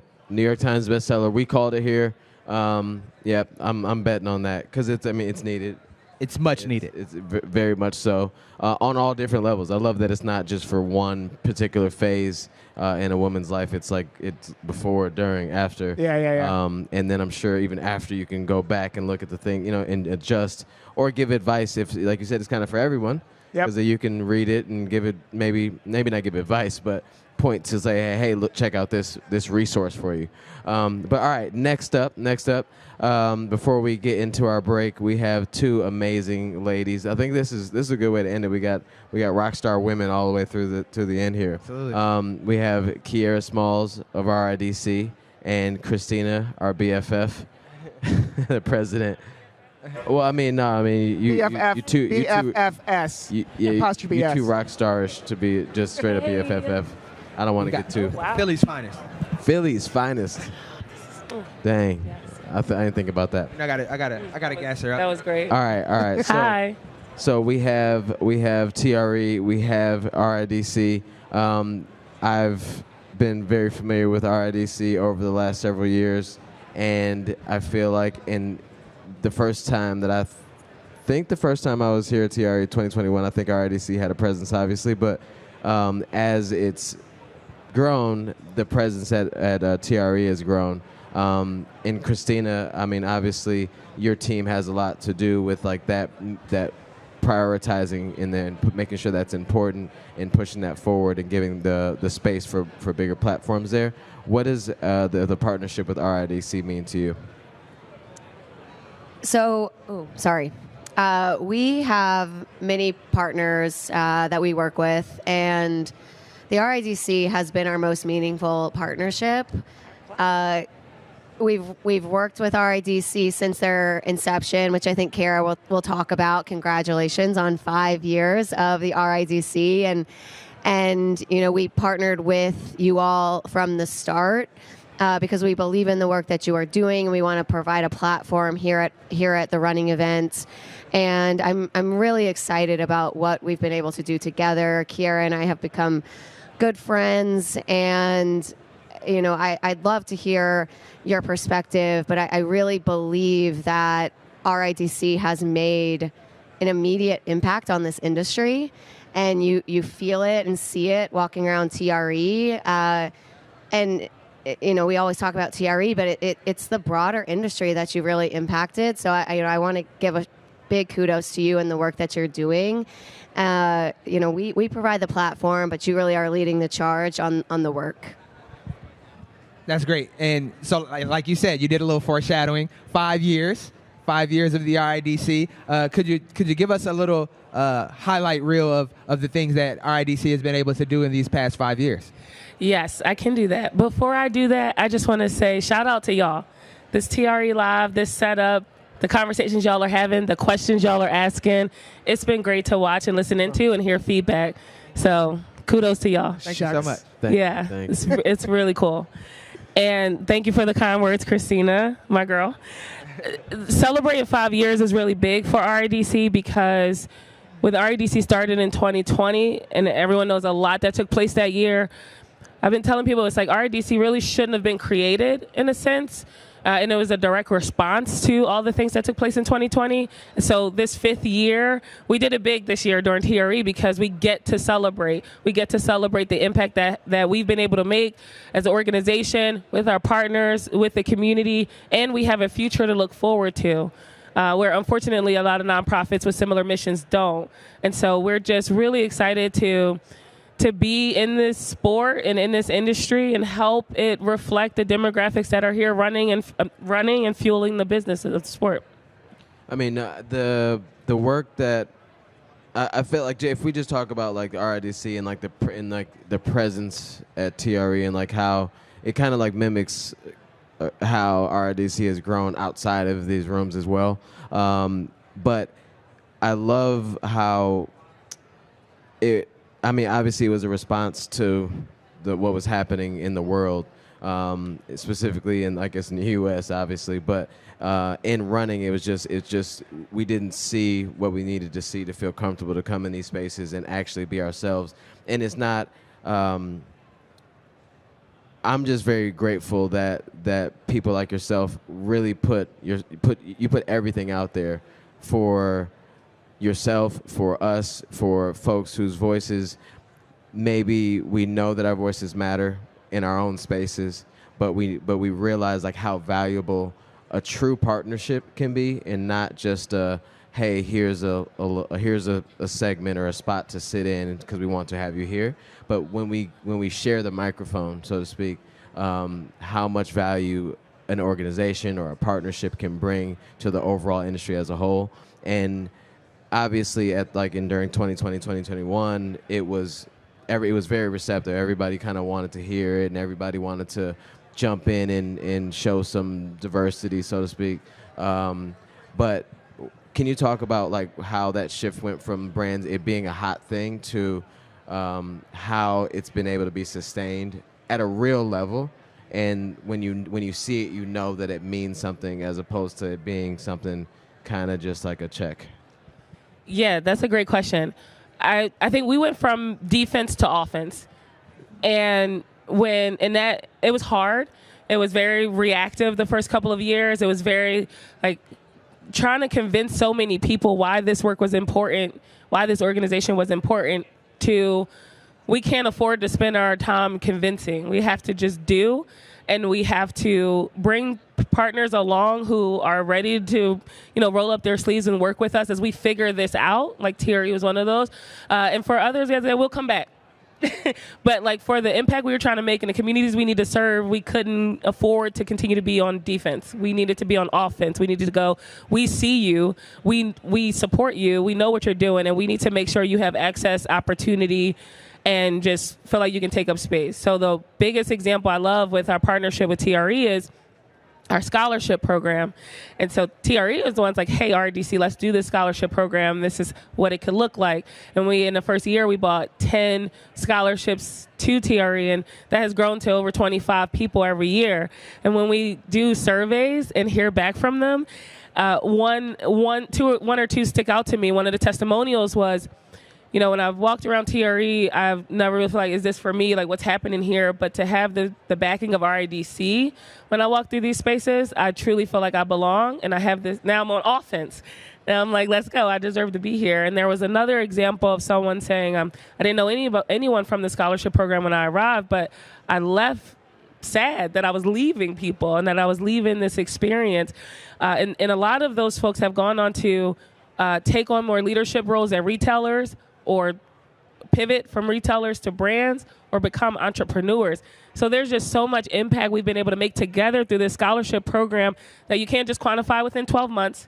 But again, now in 5 years, looking back, we're like, wow, like we brought in like nearly almost 100 people into TRE and into this network and into this industry. So it's offense. Yeah. It's like we're not asking for permission to be here. It's like we know we need to be. Yeah. Yeah, and that's awesome. And I like the analogy of offense and defense. Maybe you can teach the Eagles that. But and this live is over. Oh. I'm sorry. I had to. I had to shoot my shot. But Christina, in a challenging time for diversity and inclusion, how important was it for TRE to double and triple down on the relationship that you have with RIDC? Obviously, it's top of mind for you, but why is it so important? Yeah, I mean, it just remained consistent. It would never falter. It is critical to, we believe in it strongly. It's critical to this industry. It's critical in this world. So we will continue to do anything that we can to strengthen it. And yeah, you know, the work with RIDC, we will work with them as long as they'll work with us. Well, so to kind of ask, like, from your point of view, I mean, you are, you know all things the running event. You know, like every corner of this place, you've labored over, and all the events on the outside. I mean, from start to finish, everything passes through your fingertips pretty much. What differences and changes have you seen that when you think about it a bit are from partnerships like this? Well, I was having this thought last night, so I don't want to take any thunder here, but the RIDC cookout took place last night, and that would not have happened 5 years ago, right? Like having that gathering at TRE, it wouldn't have happened. And I was getting emotional being there and just seeing the joy and seeing what we could create in this partnership and bringing people together and being their authentic selves and being part of this industry. I think that was just such a good example of, what we've been able to do together. And just if you could keep going on that too, because I mean, so for RIDC to in this room, it means a couple of things. It means more folks of, it means more BIPOC folks coming into the room, and being here physically.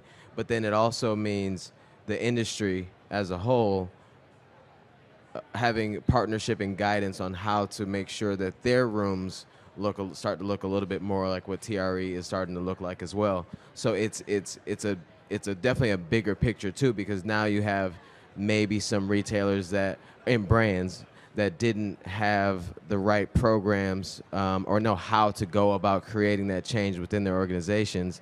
And as RIDC helps them do that and partners with different people to do that, this room starts to look different outside of the scholarships. It looks different from a career standpoint. And then ultimately, then the room just looks different without, not without your work, but because of it in general. So I feel like the industry as a whole, behind the scenes, has had a big change in the last 5 years since RIDC started. Yeah, I agree. I just thank you for that. Real quick, did you have a question? I was just going to kind of touch on what you were talking about with the expansion of the scholarships throughout the years. Like, where are we seeing the partnership grow in the next 5, 10, 15 years between TRE and RIDC? More scholarships, yeah, sure. But what else are we looking to try to get to accomplish throughout these next coming years? We're going to try to get RIDC to just take over this entire section, and we're going to try to get a bigger boot. No. That's it. I just want more square foot. More square foot in the So you want a 2-level booth. That's it. Yeah. Add an escalator.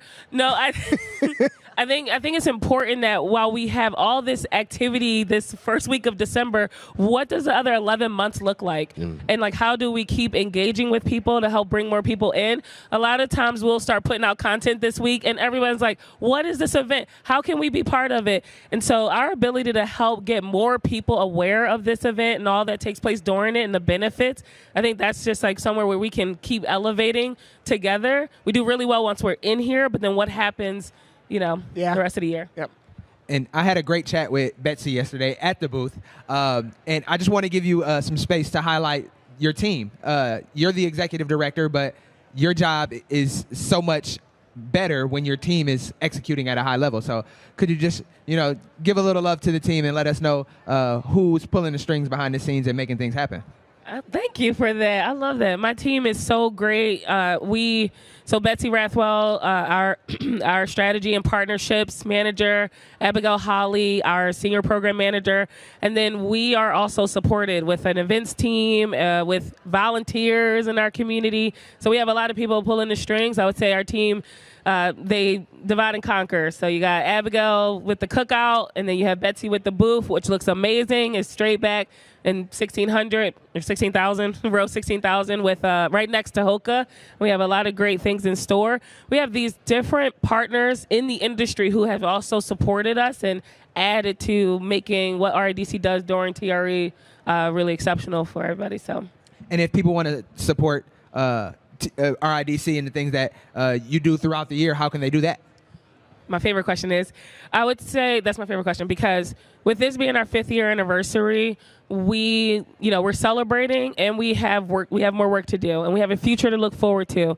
So we want people to go to runningdiversity.com. There you can look at our programs and resources and help us share them and also donate and contribute to the work that we're doing so that we can continue doing this work. We're a nonprofit, 501c3. So our website is runningdiversity.com. We're at Running Diversity on Instagram, full organization name on LinkedIn. We're everywhere. Maybe not TikTok, but maybe we should get there. We'll find some other platforms.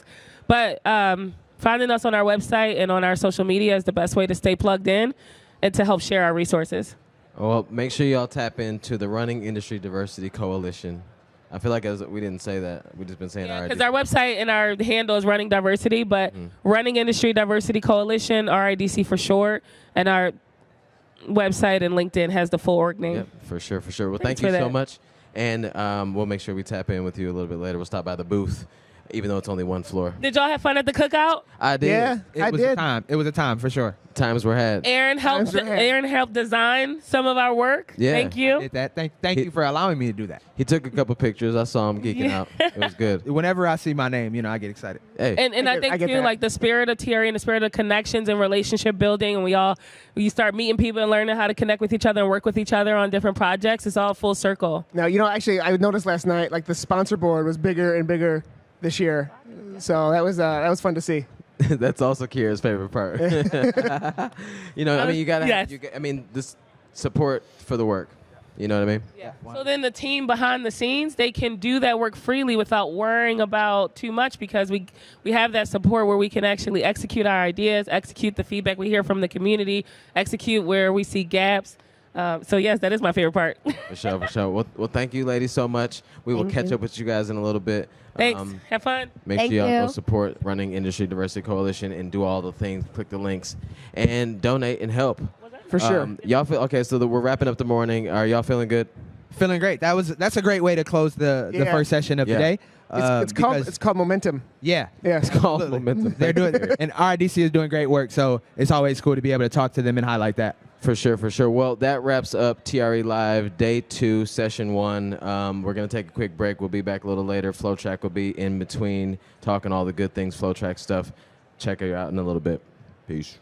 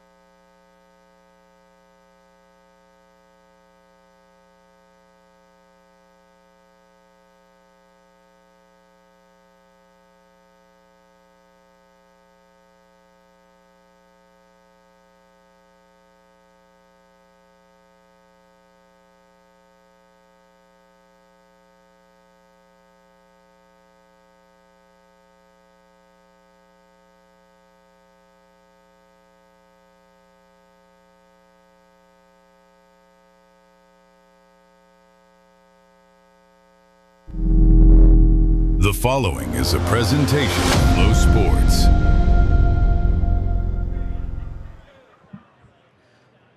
Welcome back to TRE Live. My name is Johnny Pace. I'm here with FlowTrack alongside my esteemed colleague Nia Gibson. We are going to be bringing you the next hour of programming here at TRE. We have an exciting panel of guests, so don't click away. Tune in here, TRE Live. Nia, welcome to the show. Thanks, Johnny. Happy to be here with you. How has everything been going? We've been a little busy. Yeah, I mean, like running and gunning, it feels like sometimes you have no time for air or to eat, but I'm having so much fun at the same time. So I hope that makes sense. Yeah. Well, I can't wait to be here with you for the next hour. We're going to have some fun. We're going to bring on a lot of good friends up here, a lot of cool things that I'm excited to dig into. So I think without further ado, I think we should keep it close to home and bring the people that have been holding it down here on this stage for the last 2 days. It's the PR project team with Tommy, Aaron, and Gary. So real quick, we'd like to just bring them back up, chop it up a little bit, let them kind of take it easy and enjoy themselves, and we'll ask them a few questions. So without further ado, let's bring you guys up. Hi. What's up? How you doing? How are you feeling? Welcome back. Not bad. How's it going? Sorry, I didn't mean to put my... Hi, Tommy. Hello, hello, You know, hello. Tommy, you're my new bestie. Yes. Ooh. We appreciate you guys coming back on. You've had a long day here. How's everything been going for you guys? It's been going really well. You know, it has been long days, but I know the people working the floor have been up on their feet. Yeah. And I've been sitting down in these comfy couches and chairs, so I don't want to complain too much, but it's been going really well. Nice. I'd love to know, though, guys, how, like, obviously Johnny asked how has it been, but do you have a moment that stuck out to you between the last, 2-3 days? Yeah, I think yesterday was really cool. I spoke about it earlier. We got a chance to talk to the former CEO of Brooks, Jim Weber. And it was just really cool to talk to somebody who's been in the running industry for so long, and he's seen the tides change and people come and people go. But to be able to still have that same excitement and wake up excited about running and the business of running, that was really cool to see. I mean, my favorite was so far has been Serenity from Magic Boost. I mean, not. Oh, I mean, that's just, my girl. Yeah, a lot of energy, but then also just such a really good story. And the whole purpose of it is to tell other people's story and share that spotlight and share that that energy. And just all in all, though, it's really cool for us to have the opportunity to talk to so many different brands and organizations and associations that just mean so much to not just the running industry, but the runner themselves. So just to have all those different stories and people trust us with this time, that's just been a real honor. 100%. What about for you?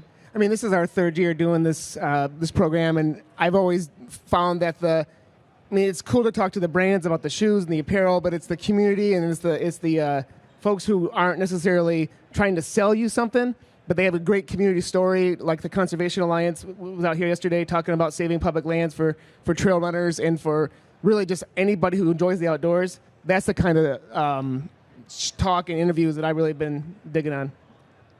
I mean, I think what I love about this is outside of kind of the structured, the planned stuff is kind of those unplanned connections and stories that you hear when you're wandering this floor. I mean, it really is such a special event in ways that you don't always plan for, but there's a little bit of magic to it, I'd have to say. But what are y'all excited about? Like, what have you seen? What actually like walking the floor? Because we're here, we get to see all this. Some of the people just get to watch what we kind of are putting out there. But what have you seen this week that you can talk about that you've just been excited for running? Do you want to go first, or can I Please, go? ladies first. Thanks. But I think what I've seen here is just the way that track and field and running in general has been growing. I think every brand that's been here, whether it's apparel, recovery, shoes, you name it, really shows how much the sport is growing and how much more we have to go. So we are definitely headed in the right direction. I think the awareness of the sport, the awareness of maybe some of the issues in the sport, and the awareness of just how we can improve the sport, it's there. So it's just it's big already, but there's so many more things to come, and it's nice to see come to fruition and to see those tangible changes and those tangible improvements. Yeah, I mean, for somebody who's been in the sport for a lifetime, it's amazing how just the bar continues to raise, and I feel like it's a rising tide. You can't walk to any of these booths and not be impressed with what people are coming up with, and I think that's such a healthy thing, that healthy competition, that healthy rising tide, that you can't go wrong, really. I mean, everybody is doing amazing work, and I'm glad that we get to kind of sneak preview into next year and beyond. And I definitely echo that. I think when you look at certain stuff that's happening, whether let's talk about like stuff like insoles, you're seeing a lot of people here saying like, here's a technology that's going to help us, whether it's for comfort, stability, support, style, whatever you name it. They say, okay, we see holes in the game right now and let's fill them. So like those little nuanced things and issues, they're seeing, okay, this is how we can improve the sport. This is how people can get faster. This is how people can be more comfortable, avoid like stuff like injuries, right? And then even the recovery products. Let's scale back on this. Let's make this good. Is it USADA approved? Like all of these things, they really are taking into account just to make sure that everyone is the best runner they could be, whether it's on a casual scene or whether you're a professional. So again, to my point, we're in a really, really good spot. And I think TRE's really been encapsulating that with everything that's been here. And I think that's the magic of TRE as well, because it's just the connection of the entire running space, because it is sometimes such a segmented scene. Not often do you get to come to a place where you may see somebody like Bella Whitaker, who I interviewed for On yesterday, who's a sprinter, a 400-meter runner. But then you also see Alexander Sorkin, who was the world record holder in the 100K. So it's just like you don't often see track and field, but also ultra, also trail, also marathon, also beginners and professionals alike. Yep. Everybody's here, and everybody is here for the if you distill it all the way down, it's because they love running, and we all have that shared spirit. And I think that's really the magic of this event, is just that shared spirit of the love of running. And kind of a question for you guys too, because like trends, I mean, that's the one thing you're going to see is a bunch of trends here when you're kind of walking around and you're seeing what brands are putting forward. And as FlowTrack is kind of like in the name alludes to more like the track and field side of things, and then some road, obviously. How are y'all feeling about like seeing so many companies lean on trail so heavy?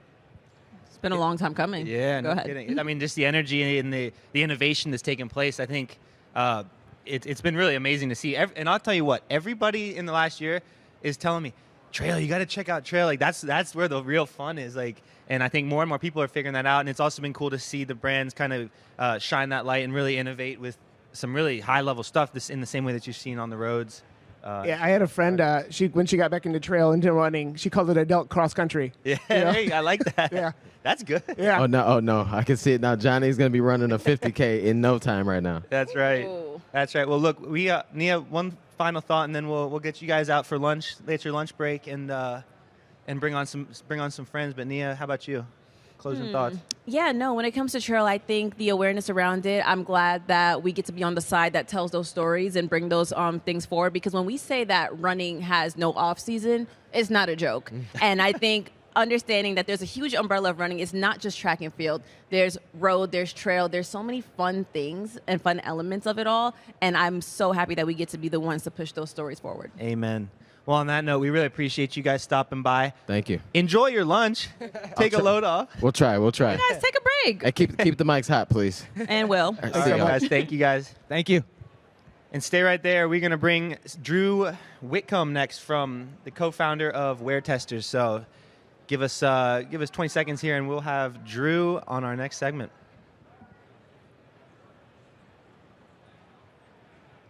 And there he is. Drew, welcome to the show, man. Hey, thanks for having me. Appreciate it. Drew, I mean, we're talking when somebody's talking about shoes and gear, you are the man. You are the guy who keeps his finger on that pulse. This is kind of like your Super Bowl. Oh, I'm way too into everything. I ask way too many questions at the booths. I mess up their schedules because I'm going too deep, But I love seeing all the new innovation, seeing what the brands are coming with for the next year. And tell me, what has really stood out to you so far? So stability is trying to be cool. We're bringing super foams into stability. So Nike's bringing ZoomX into the Structure Plus. Saucony is bringing a high-level ATPU into the Hurricane. So people realize that stability runners don't want to be treated as other, and they are bending over backwards to make that happen. Also, there's a lot of innovation behind closed doors this time.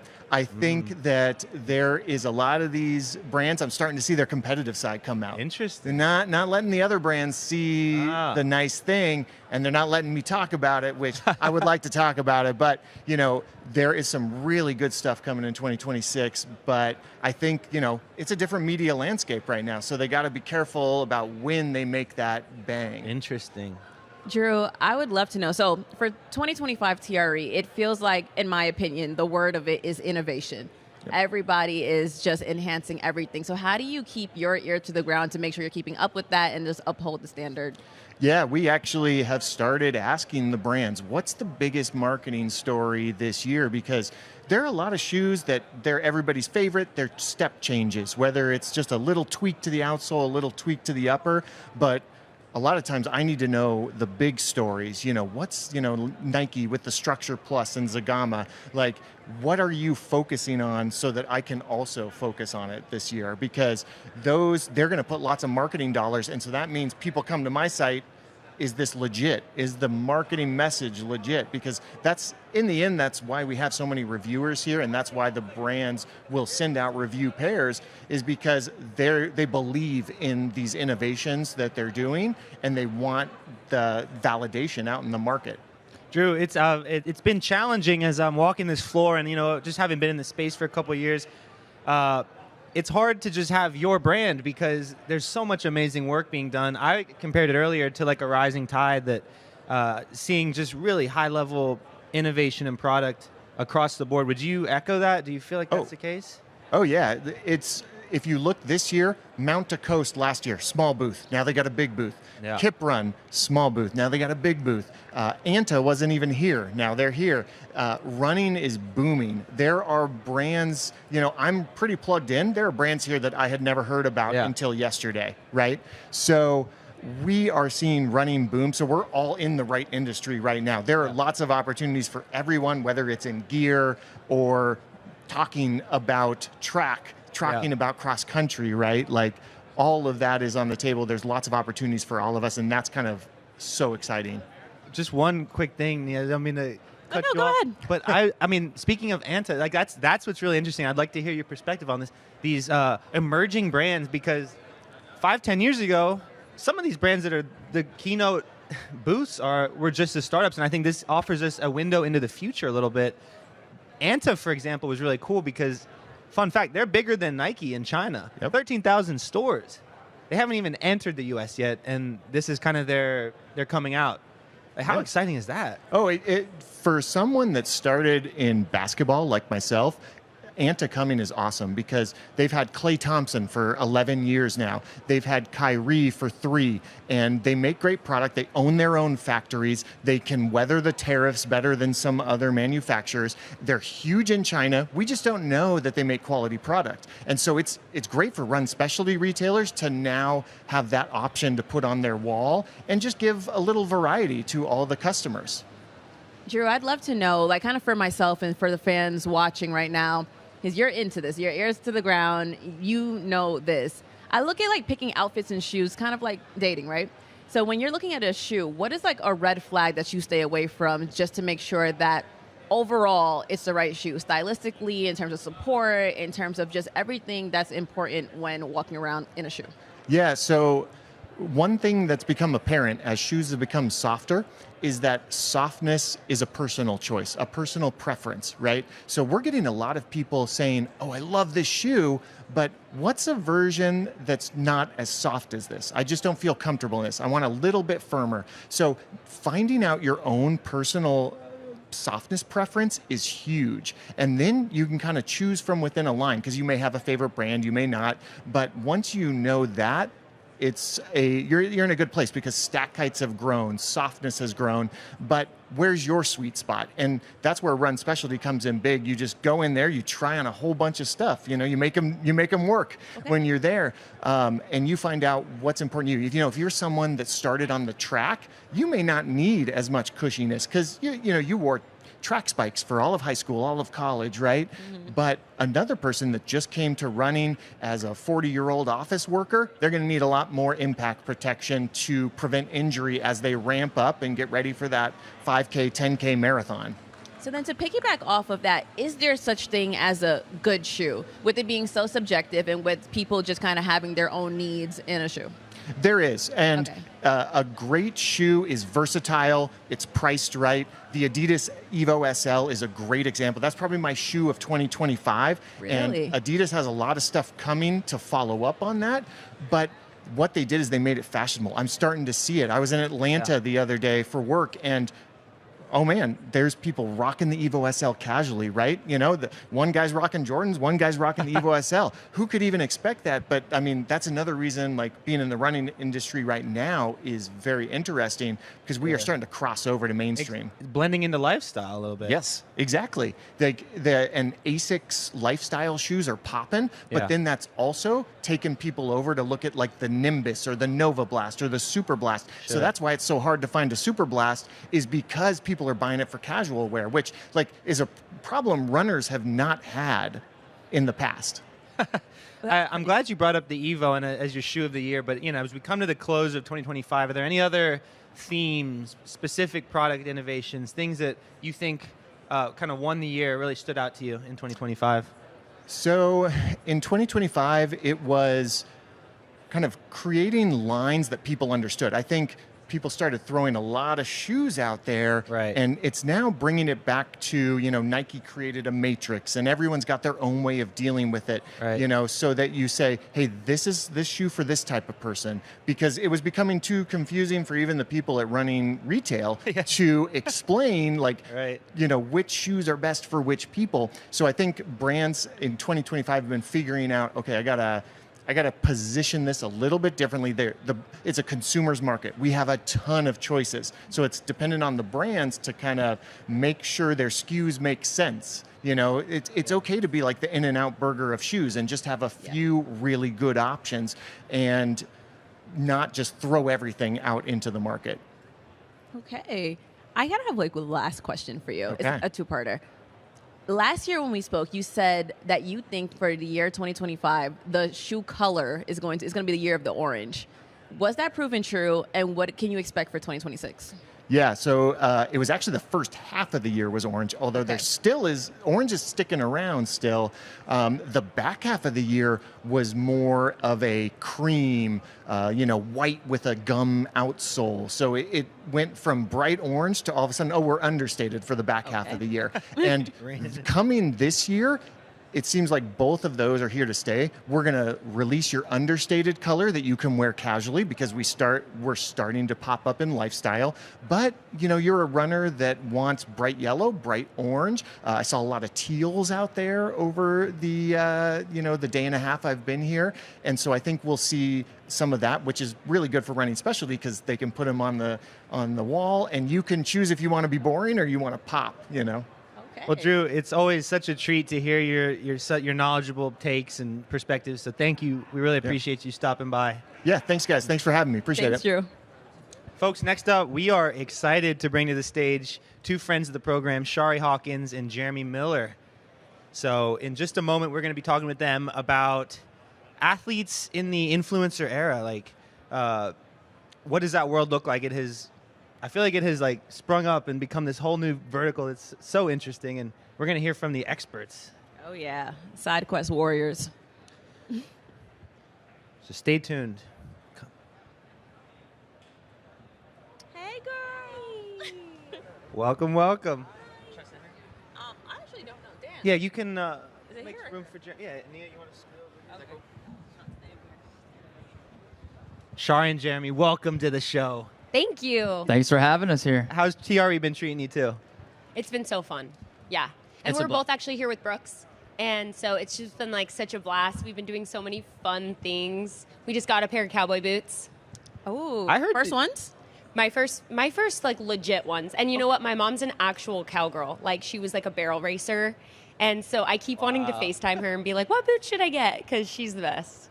Yeah, yesterday we were riding horses. Yep. We've had barbecue like 3 times. Dang, that's as Texas as it gets. We're getting Yeah. the full Texas experience. Oh yeah, it's been awesome. Yeah, Brooks has made some exciting announcements as well. The Glycerin Flex coming out. Glycerin look at Flex, they're really comfy. I love them. So the cool thing about the Glycerin Flex specifically is this S-curve. I nerded out with John, one of the developers. This took 10 years to create, and the S-curve does a really cool thing where it opens up right when you want your foot to be able to open up. But when we get tired, we actually tend to pronate or supinate a little bit, and so it has a locking technique, a mechanism in it as well. Really? So when we get tired, it actually keeps us in good position. And I mean, that's my MO, is I always talk about when you get fatigued, you have to maintain position, and that's how you improve your running time even when you're tired. And Brooks was like, don't worry, you don't even have to work that hard. We'll just do it for you. So it's great. Oh my gosh. I wonder, so it took 10 years to innovate that technology within the sneaker. Is that what you said? Absolutely. They've been working on this for 10 years. They're just releasing it now. Wow. Yeah, they take things very seriously, and I love nerding out about it, for sure. So something that we're super interested in is in this new age of balancing kind of athletic competition with content creation and sharing that story with folks. I mean, Shari, you took that all the way to the top. We loved watching you out in Paris last year. Can you kind of talk about your experience of being a high-level athlete while also sharing that with the world? Yeah, if we're being honest, it all started in 2016 when I was kind of looking at the writing on the wall, and I was realizing, especially back then, we look at superstars like Anna Hall now, and everybody's like, wait, she's so beautiful and talented and fabulous, I want to work with her. But that wasn't really the heptathlon space when I was in 2016. And I was like, you know what, I could be the best in the world, and people are still going to be like, yeah, but you're not a sprinter. Yeah, but you're not like an open event athlete. And we have people who are better at their specific discipline, almost every single thing that you do. So we'd rather sponsor them. Your stuff isn't as popular. And I remember I just said, you know what, I think the only way that I can afford to do this sport, because it's so expensive to live on your own and to have to train 9 hours a day. When you do as many events as you exactly. do as well. 9 hours a day, you don't have time. I was babysitting. As soon as I was done with practice, I would go pick up a girl and babysitter and nanny, and then on the weekend I was babysitting another family and just trying to make ends meet. And so I turned to social media, and it was one of those things where at the time it was a need, and now it's such a joy. I'm able to connect with people all over the world, share running, and it's really cool. It's been awesome. How about you? First off, I think it's hilarious that I'm up here as an athlete because I don't consider myself an athlete. Come on, man. Come on, Jeremy. Okay, well, look what I'm sitting next to. As somebody who trains with Johnny, that's kind of rude. You guys literally by the way, not an athlete, and neither are you. I think for me, when I got into running 7 years ago, just for I think mental health more than anything, I loved the escape and the meditative aspect of just going out for an easy run or sometimes a really hard run. And when I was getting into running, I didn't know what I was doing. I was just kind of winging it, and there wasn't a lot of people making short form content on running at the time. And so I was like, what if I fill that gap and start just making running content and put out the things that I wish I would have known? And so I started doing more research, trying to find other creators out there or resources online, reading books and stuff, and just turn that into content. You also had a background in cameras and video. Yeah, right? I did freelance photo and video for 10 years. So it was shooting weddings and real estate and corporate videos. Yeah. It was always about other people. And then one day I realized, okay, what if I just flip the camera, make myself the subject? And then that's kind of where building the personal brand took off. I have a question for both of you guys in terms of just content creation within being an athlete. Putting yourself out there can be scary. Trying new things can be scary. But what was it where you're like, okay, although this can be scary, I have to do it? That's a great question. I think for me, it became less about let me talk about myself and how can I help other people. I think that's a big motivating factor in all of my content is how can I either inspire somebody, educate somebody, entertain them in some way. And so that goes into everything rather than let me just tell you about my life. That's kind of what I end up doing, because I'm just documenting what I'm doing on a day-to-day basis. But through that is how am I providing value to other people? And so I think coming at it from that frame was a big help, because it's not about me at the end of the day. It's about helping other people. So that's how I went about it.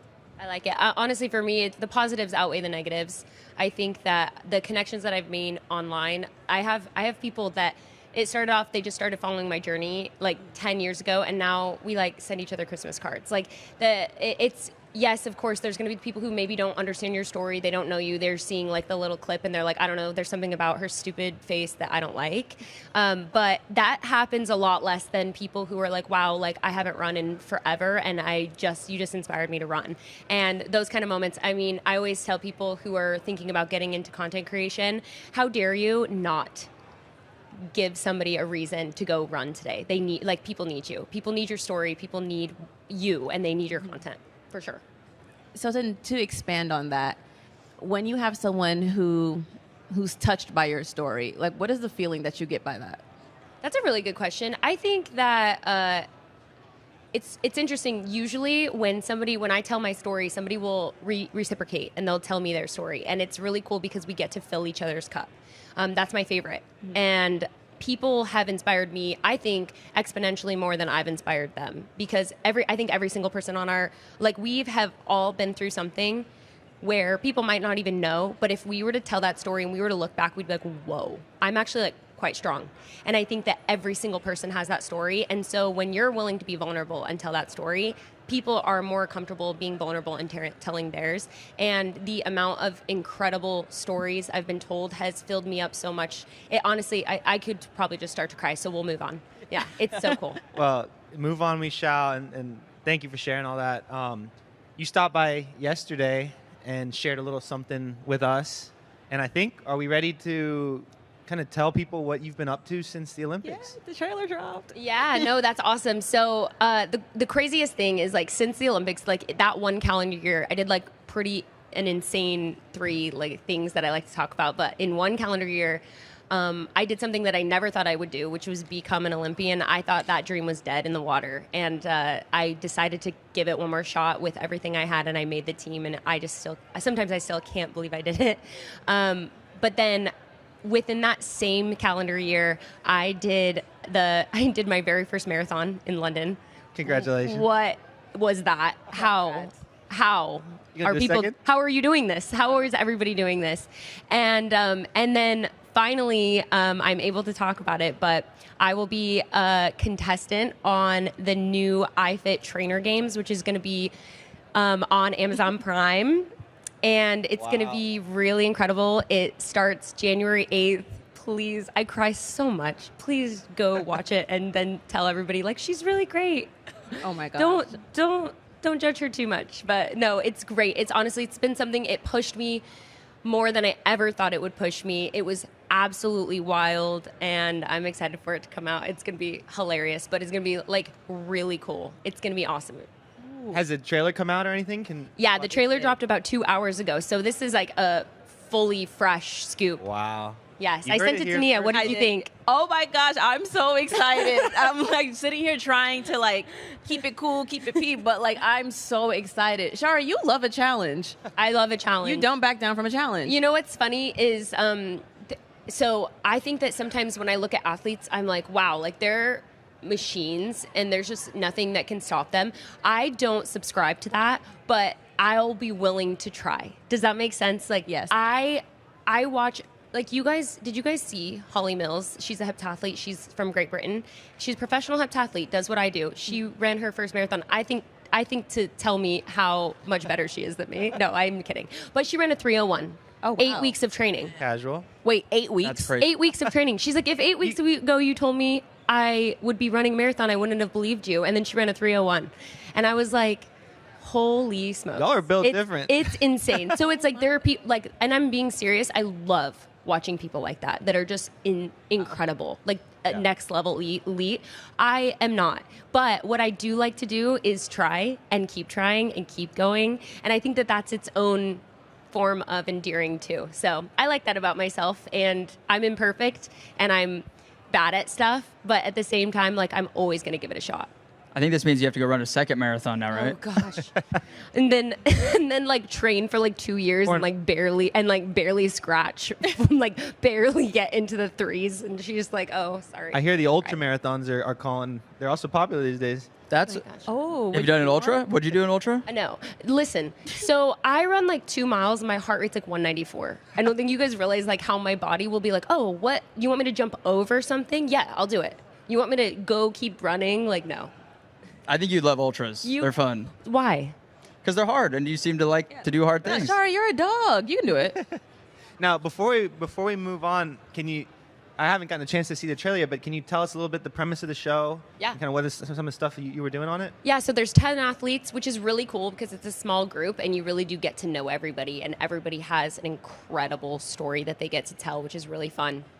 We go through challenges of all sorts, things that you wouldn't ever believe somebody is actually doing. Honestly, all of us, when we would announce something, we'd be like, huh? We're doing what? And it's just all of us figuring it out. And just competing with each other and seeing who can. It's basically survival of the fittest. Wow. When I watched it, I was like, oh, this seems like an extreme summer camp. You know what? Yeah. Yes. Yeah. No, that's really good. I feel like that was very astute. Yes. Yeah. Like when I was watching, I was like, oh wow, I don't know if I could do this, but I'll be tuned in. TV star Shari. Well, that's tremendously exciting. Congratulations. Can't wait to check it out. Jeremy, anything you're looking forward to as we come into the new year? I'm doing a Last Man Standing Ultra next weekend. I'm very excited for that. You were looking fast on the track the other day, dude. You look fit. I hope I can go far. That's the main thing for ultras. How far is it? It's the last man standing, so you run until there's only one left. Oh, no. We'll see. Mm-mm. I don't know. Could be 30 miles. Could be.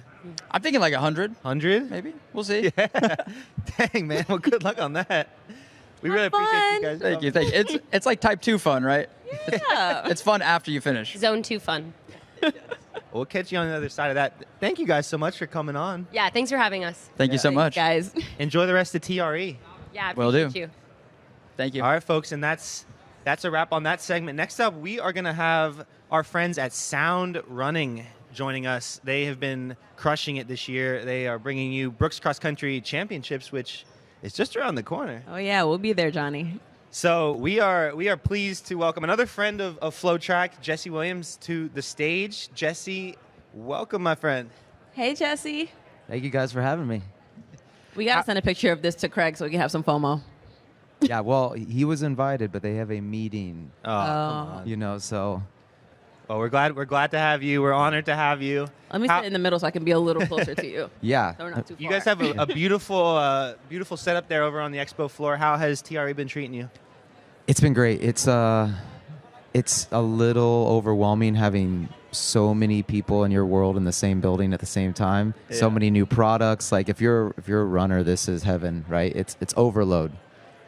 Jesse, a lot has happened since obviously it's no longer Foot Locker Cross Country Championship anymore. It's now Brooks and Sound Running. It's been a lot of moving parts in a short amount of time. How has everything been? It's been a whirlwind. It's I think this is such an important event. It's an event I grew up watching, wanting to be a part of. I think so many runners in this building, so many runners watching feel the same way. And so to have the ability to be a part of it, even with this like short runway of like just a couple months to execute everything, we're getting to the payoff zone where we're getting to the West Regionals this weekend. And then the next week is Nationals in San Diego. And man, we are excited for that one. Go ahead. I'm so excited. I mean, this event was like, this was the Super Bowl. This was like what me as a high school runner dreamed of. And, you know, the athletes that have come through that race are today's stars, or people that came through 50 years ago went on to do tremendous things. How does it feel to kind of continue that legacy? How important did you feel it was to continue that legacy? Oh, it's super important. I think keeping the tradition and keeping the legacy alive is really important to us. And I think not just keeping the event alive, but keeping the connective tissue that made it what it is, and so that people that have run it before can look back and be like, oh, I can compare these things. I mean, being at Balboa, you can look years and years down, back and see who's run at Balboa and what they've done, and that's super, super important to us. And like I said, we get to see these runners get there in a week and a half, and man, we're just excited. And this is, I watched this event in high school. I never actually ran the regionals. It was like we just, we were on steam, just on fumes by the time we got to state. So we never made it that far. But these kids now, this is what they're made for. Postseason is the season now. What you guys do things at such a high level at Sound Running. Every event you put on, the apparel you make, man. Like I know a Sound Running product when I see it because it's just so unique and high quality. So whatever you're doing, when you set your mind to something, you do such an amazing job. So my question is, what is the Sound Running? What is your special twist on this event? How are you making it new and special? Yeah, so our apparel, it's unique that everything we do, whether it's our events or our white label apparel brand, I think we try to take what we know from the sport. We get a lot of insights from watching these pro races and being around pro athletes at all times. You learn a lot about the top end of the sport. You see trends before brands see trends because you see what pros are doing and you're like, and then a year later you see that enter the market. And I think we want to bring a lot of those insights into this high school level and bring the professionalism of what we do with our pro events to the high school event. Let's treat these kids like pros because they are the pros of the future, the Olympians of the future, the stars of the future. So what can we learn from our professional events and take that and put it into these high school events? And I think, this year you're going to see a lot of that. Next year you're going to see this event really level up. We're going to have a full year roadway. So, you said it best that this event is very special. Obviously, you have the Cole Hawkers, the Grant Fishers of the world that really came from this event. But something else I would use to describe it is necessary. It's very necessary to the cross-country community, to the high school community. And I would love to know, why do you think it was necessary that Sound Running be a part of this? Like, just give it that twist, give it that energy. What is it so special and necessary about Sound Running that's going to help to enhance this event as you continue it? Yeah, I would say, first and foremost, the groups that came together to keep it alive, like that was our number one goal was, hey, this is too important to just be like, oh, that was, we have to keep it alive. So that was the number one goal. And then I felt like we came together with different brands and partners that shared that goal. And as we look towards the future, San Diego is the national championships, right? But there are regional championships that hit 99% of the runners. This is just 50 kids and boys, 50 girls. And we want those regional championships to be the best meet those kids have ever run. And I would say that's the biggest goal is like we want the Northeast Championship and the Midwest Championship to be the coolest meet they ever run in high school. How do we do that? And we have to challenge ourselves to that. And it's not going to happen, right away, but we have to, that's our goal. Can you talk about the jackets a little bit? Because you're saying you want this to be the coolest events, and it was just that. It was really cool, and to see them kind of rocking those jackets when you make it to championships, obviously it means that you're a dog, you're good. You can't buy this, you have to earn this. Where'd that idea come from? So our head of apparel, Craig, he's the runner, like he's watched a million Olympics, he's watched, Olympic trials. And one of those moments you see, talking about bringing that professional lifestyle into the high school, is when you make a team, you get the jacket on the podium, you get the, whatever it is, the Olympic jacket or whatever it is. And that's part of the process. And so we talked about a medal's a medal, and these kids at this level have they have enough medals forever, right? Yeah. But how cool is it to also put on this like special one of a kind? There's 100 of them, right? And there's 50 boys and 50 girls get these jackets, and it's just theirs, and we can only make a medal so unique and so special, but those jackets, and I think it was the winner of the regional weekend from what I saw, is because the reactions to those jackets were the ones we were like, wow, that was as cool as we hoped it was. And that's kudos to our apparel team who just has those insights. I mean, I said it earlier, but there's something about that Sound Running apparel. You don't have to see the label to know that you guys made it. I mean, I commend you. I've always appreciated you guys for doing that and making something different and something really thoughtful. And, it's clear the love that you guys have for what you do. So I know Brooks is going to be here, and I know that's the big thing on the horizon, but you're so much more than that.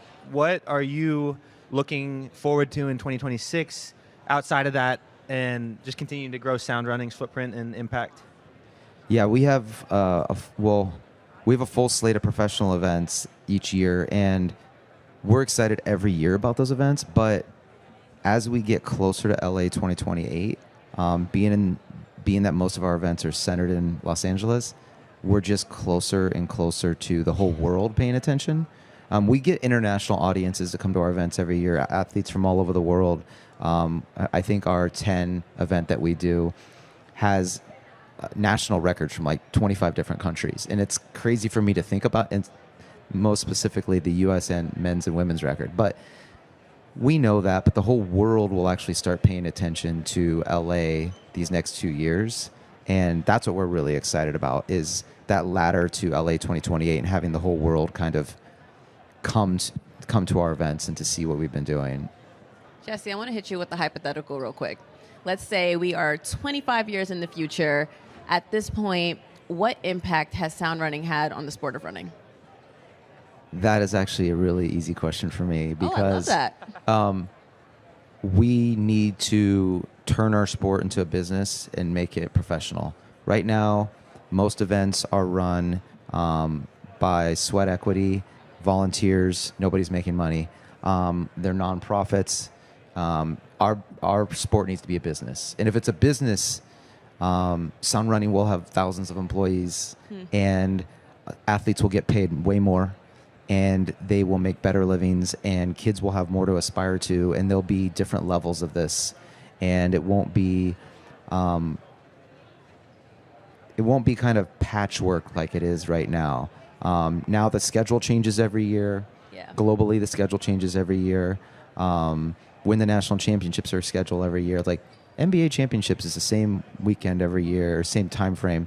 I can look and see who's going to play the next 82 games, where they're going to be. Like our sport is a moving target, and financially, it's not working. I hope that our events are run profitably. We try to put as much money into the athletes' pockets as possible. The longer we stay around, the better for them. But if we truly do our job, this sport will be a business. And if it's a business, like the NBA is a business, like the NFL is a business, like WNBA is a business, like that will be the biggest thing we could give this sport. And if we all are a part of that, that'd be amazing. But even if we just kick it off, I don't care how it happens. I hope we're right in the center of it. But unapologetically, we want the sport to make money. That's good for everybody. All these people in this building make money, but the sport suffers somehow. Right. So we got to figure that out. That is a beautiful vision. That has me excited for 25 years. What year is that going to be? 2050? Yep. Let's check back in 2050. I have a good feeling. Jesse, I'll hit you up. Okay, I'll be retired. You guys find me on a beach. Yeah, Jesse. Well, the other thing is we stopped by your booth earlier. I think our speed suits coming in 2026. Is that the new trend? Speed suits are back. Speed suits are back. They're not just for triathletes. They're everywhere on the track now. You gotta get me. You got a double XL. We got you. Thanks, we got brother. you. Yeah. I would like a small medium. Thank you. Come by the booth. I will. Yeah. Jesse, always such a treat to talk with you. Thank you for sharing your vision and your time with us. No, thank you guys. Thanks for everything you guys do. We'll see you. We'll see you in the West region, and then next week in San Diego. Oh yeah, Yes. I'll see you in San Diego. Okay. Appreciate Thank you, guys. Jesse. All right, folks. Final segment of the FlowTrack Hour coming to you now. We are thrilled to be welcoming some very good friends of the program. Some folks from our internal team, Devontae and Olu, as well as Serenity Douglas. This is going to be a good one. Oh, this is going to be a fun one. Yeah. So we'll just give them one moment to come up on stage and kick off our final home stretch of the FlowTrack Hour here at TRE Live. This has been so fun. Time is flying. Oh, yeah. Time flies when you're having fun. You know what they say. Hey. Hey. Welcome. Let's get everybody up on here. We got a full house. Go, Olu. Let's all just squeeze in. Yeah. We're family. Get comfortable. Act like we like each other. One big happy family. All right, so who's here for the first time? Me. Yeah, it's my first time. Is it actually? Yeah, I did work with them last year, but it was remote. So this is my first year here. Tell me, how's your experience been? What's your first impression? It's a vibe. I think I'm going to come every year for sure. But I'm going to pack some caffeine next time. Yeah. And Pro tip. get lots of sleep. There's no sleep at TRE. No, there's no sleep. Rely on the caffeine. You'll be good. You'll be good. Oh my God, I'm enjoying it. It's so many different people here, so many different companies, like way more than you can imagine. Like I never knew this many running companies existed. So Yeah. This has been really cool. This is my second year. I'm not a freshman. I'm a TRE sophomore, and it feels good to be back. TRE is like, I say it every time, it's just so much community. It's like this needs to be a TRE week, like a summer camp for running companies. I will be back. If they make it 5 days long, I will be in attendance. So hint, hint, nudge, nudge, wink, wink. You know? At least twice a year, maybe. Yeah. It should be biannual for sure. Yeah, like a fall and a spring type of thing. I agree. just a few more days. A few more days. I know. I'm sure we're probably stressing Christina out. She's like twice a year. Can they relax? Like, absolutely not. It's like one time is plenty, but you know, it's always a good vibe when we're here. Everybody's so accommodating. I think the whole TRE team does such a good job of opening the door for us as creatives to come in and just do what we do, and then naturally do what we do and let that align with the TRE's greater mission. Yeah, I agree. So what are some projects? I know, Ola, you've been roaming around. You've set up a photo studio. Yep. Serenity, how about yourself? Olu, you want to take it first? Sure. Okay, so I have a photo studio. It's set up in the back next to the registration desk. Just like we did last year. Johnny was a part of that. Nia was a part of that. Serenity is now a part of it this year. Deontay was last night. The concept is just the people of TRE. There's so many people that come through these doors. Yeah. You say you're running industry and you think someone who runs marathons, but then you come in and you realize you have an Olympic triple jumper. You have an Olympic heptathlete. You have such a great diversity of people that come through these doors, from exhibitors to attendees. So I just like to capture everybody on camera. And yeah, I'm looking forward to it. Johnny, you got to pull up on me over there, man. I know, man. That's right. That's my next stop. I mean, and the shots are good too, Olu. Oh, they're He made me look a gorgeous. lot better than I actually look. But just to answer your question too, Johnny, I've been working on everything. I came with TRE, so I've been shooting some content for them, and also just here with my management team as well. And we're an all-women's management team, RH7 Sports. So getting some content, talking to brands, getting some free stuff. You did great on the FlowTrack trivia yesterday. Did I, Johnny? You did. Did I? Y'all gave me a gift regardless, but it was hard. Wait, what they give you? I mean, he asked me a really hard question. I really stumped What did her you with ask her? Yeah, I I'm said, curious. which is longer, the 5K or the 10,000 meters? That's not she had two friends with her. Come on now. See, that the thing is, I'm not too used to people asking me questions. I ask the questions. Fair enough. Fair enough. Well, you know, so some really cool opportunities here at TRE, and that's clearly something that TRE values. And I want to get into it in a minute, but kind of just representation and being given opportunities. How important is that in this running space specifically? Yeah. Nia?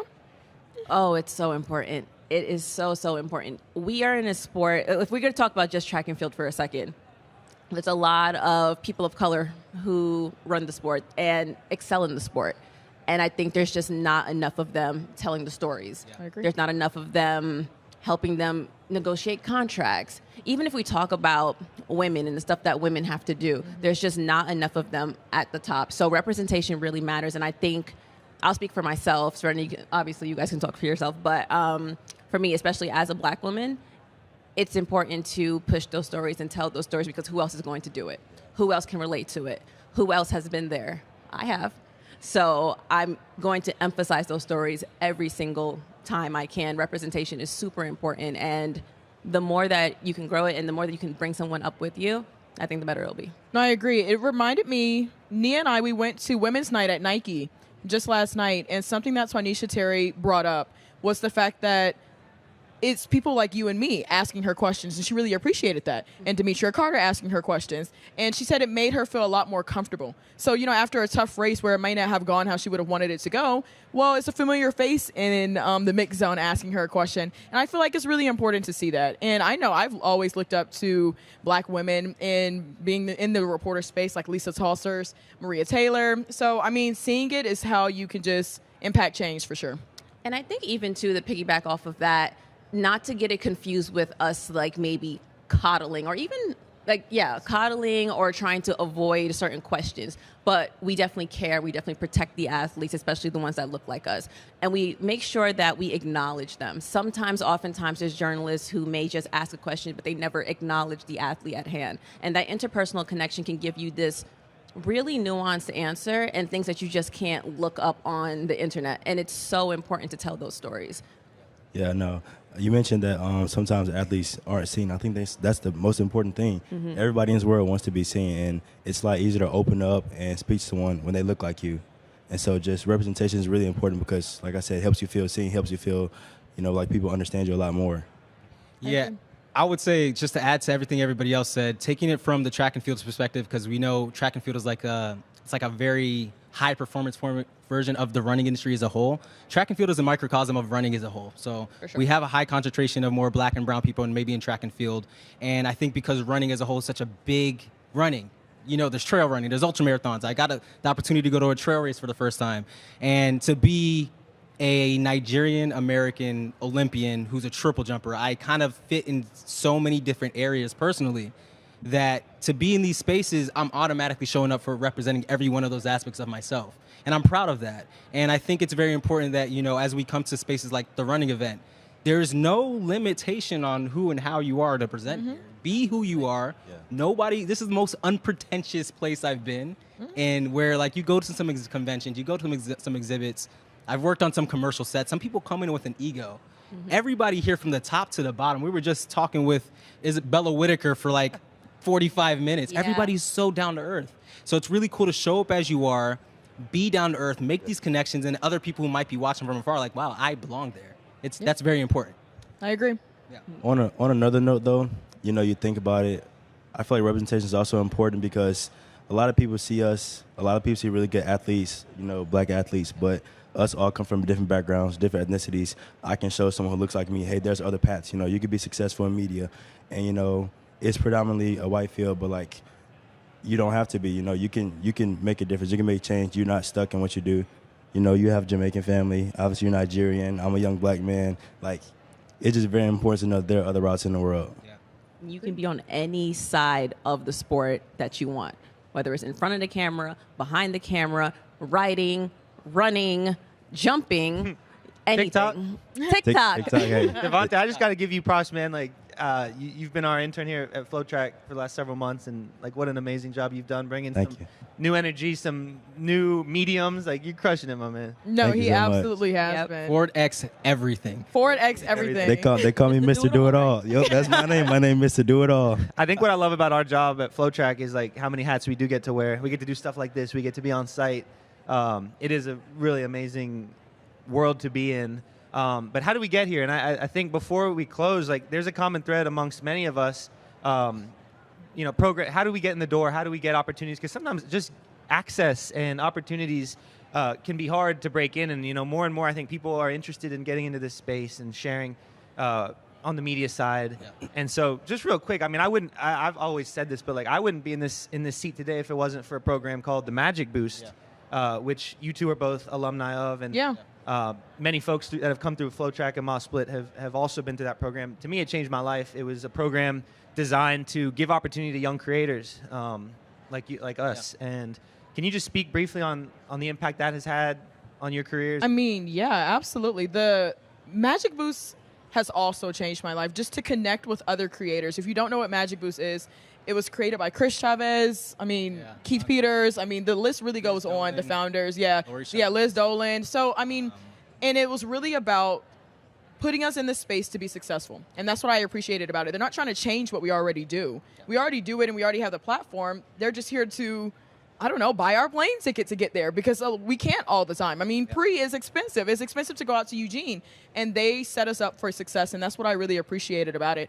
But the advice that I'll have back to your first point, how do you get in the industry? Relationships. Relationships has helped me with every single gig I've gotten. I've been the youngest one on a lot of the broadcasts because I have a mentor named John Anderson who's put my name in those rooms. So I think that's so important. And when you work those gigs, you talk to the camera people. You should be talking to the producers. You should be talking to the person who hired you. And it's not just a one and done. You get in, you do your job, and you leave. You talk to those people because a lot of them are here at TRE. I got a lot of gear from them because we have those relationships. And if they hear about things, because it's not posted on LinkedIn, a lot of these jobs are not easy to find on Google. So they call me and they say, well, Serenity, we have this thing. Okay, well, I'll come do that thing. And that was just from a relationship like Magic Boost. So. Yeah.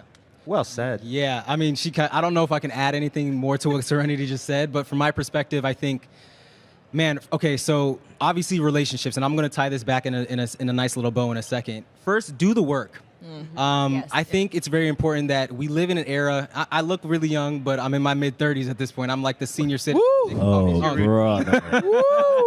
They could call Over me 30 Uncle over squad. here, but I say that to say, like, don't be afraid to do the work and then keep doing the work and then keep doing the work. Put your head down and work. For me, I have a lot of interests. I don't like dropping any interest at any point. So I'll get in front of the camera. I'll get behind the camera. I will draw. I will sketch, build the website. I'll do it all. And I find value in doing all the things. And there was a time in my career when I was probably in my mid-20s, like, why am I doing, what is the point? Yeah. I'm not where I want to be. What is the point? I'm struggling. I'm paying my own tickets to get to the Olympic Games going broke. What's the point? But 10 years later, I see the point was doing the work. Right. Now, every single thing that I chose not to give up on is elevating me to this position in FlowTrack. So, and everything else that I happen to be fortunate and blessed to be able to do. So don't be afraid to do the work. People will take notice. Find the opportunities. Introduce yourself. If you're on a call sheet, introduce yourself to everybody on the call sheet. Meet everybody. Don't be afraid to do all the things and keep doing the things. And I hate to sound cliche, but your time will come, but you also have to bring your time to yourself. So, yeah. Ooh. I like that. I think a combination of both you guys said, but I'm going to also add mentorship was extremely important to my journey. I was not a part of Magic Boost, but I was a part of Brown Girls Dream. And one of my mentors there, she is Carrie Champion. And one of her biggest things was, you have no idea how much asking that piece of advice from someone who's been there can change your life. And just listening to that and implementing it in everything that you do. Understanding that maybe rules may be a little different for you. Understanding that you do have to work twice as hard and maybe get half as much, and maybe it will hurt, but keep going. That's the point. Keep going. I don't have like the orthodox track and field media background. I came out of college, worked at Overtime, then to the NBA, then to ESPN. This is actually my first job within track and field, despite it being my main sport. And you sure are good at it. Yeah, we can't tell you. We're also good at it, and I'm just so excited about the future. Like, we're just getting started, and I appreciate all you guys coming on. These are like, I might go back and rewatch this because there's some nuggets of wisdom in there. I am. Everybody has their different strengths and skill sets, but I'm so glad we got to be here together, and can't wait for what's to come. But thank you all for coming here and sharing your stories. Pleasure. Of course. Pleasure. Thanks, TRE Live. That brings us to the end of our Flow Hour, folks. I appreciate you tuning in. We're going to kick it back to your main host of the PR project for the rest of the broadcast. But this is us here at FlowTrack signing off. We're going to go hit this floor one more time and close out TRE strong. Let's do it. Thank you, guys. Woo, woo. Woo. All right.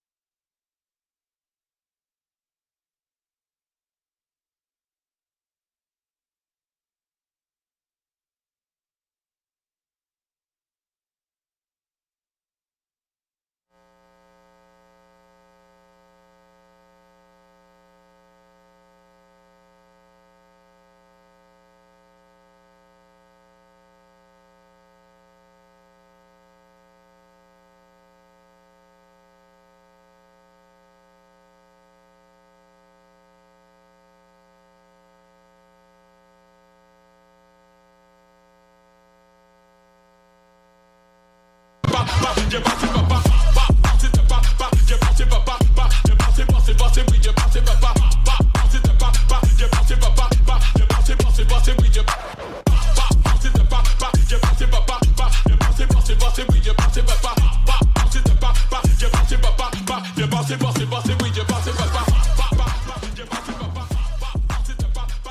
right, welcome back to TRE Live, Day 2, Session 2. This is the PR Project hosting TRE Live, and we've been having the chance to go back and talk to a bunch of different brands directly in their booth to kind of experience all the cool things that they're doing and really get our hands and feet on the products that they're offering to the running world.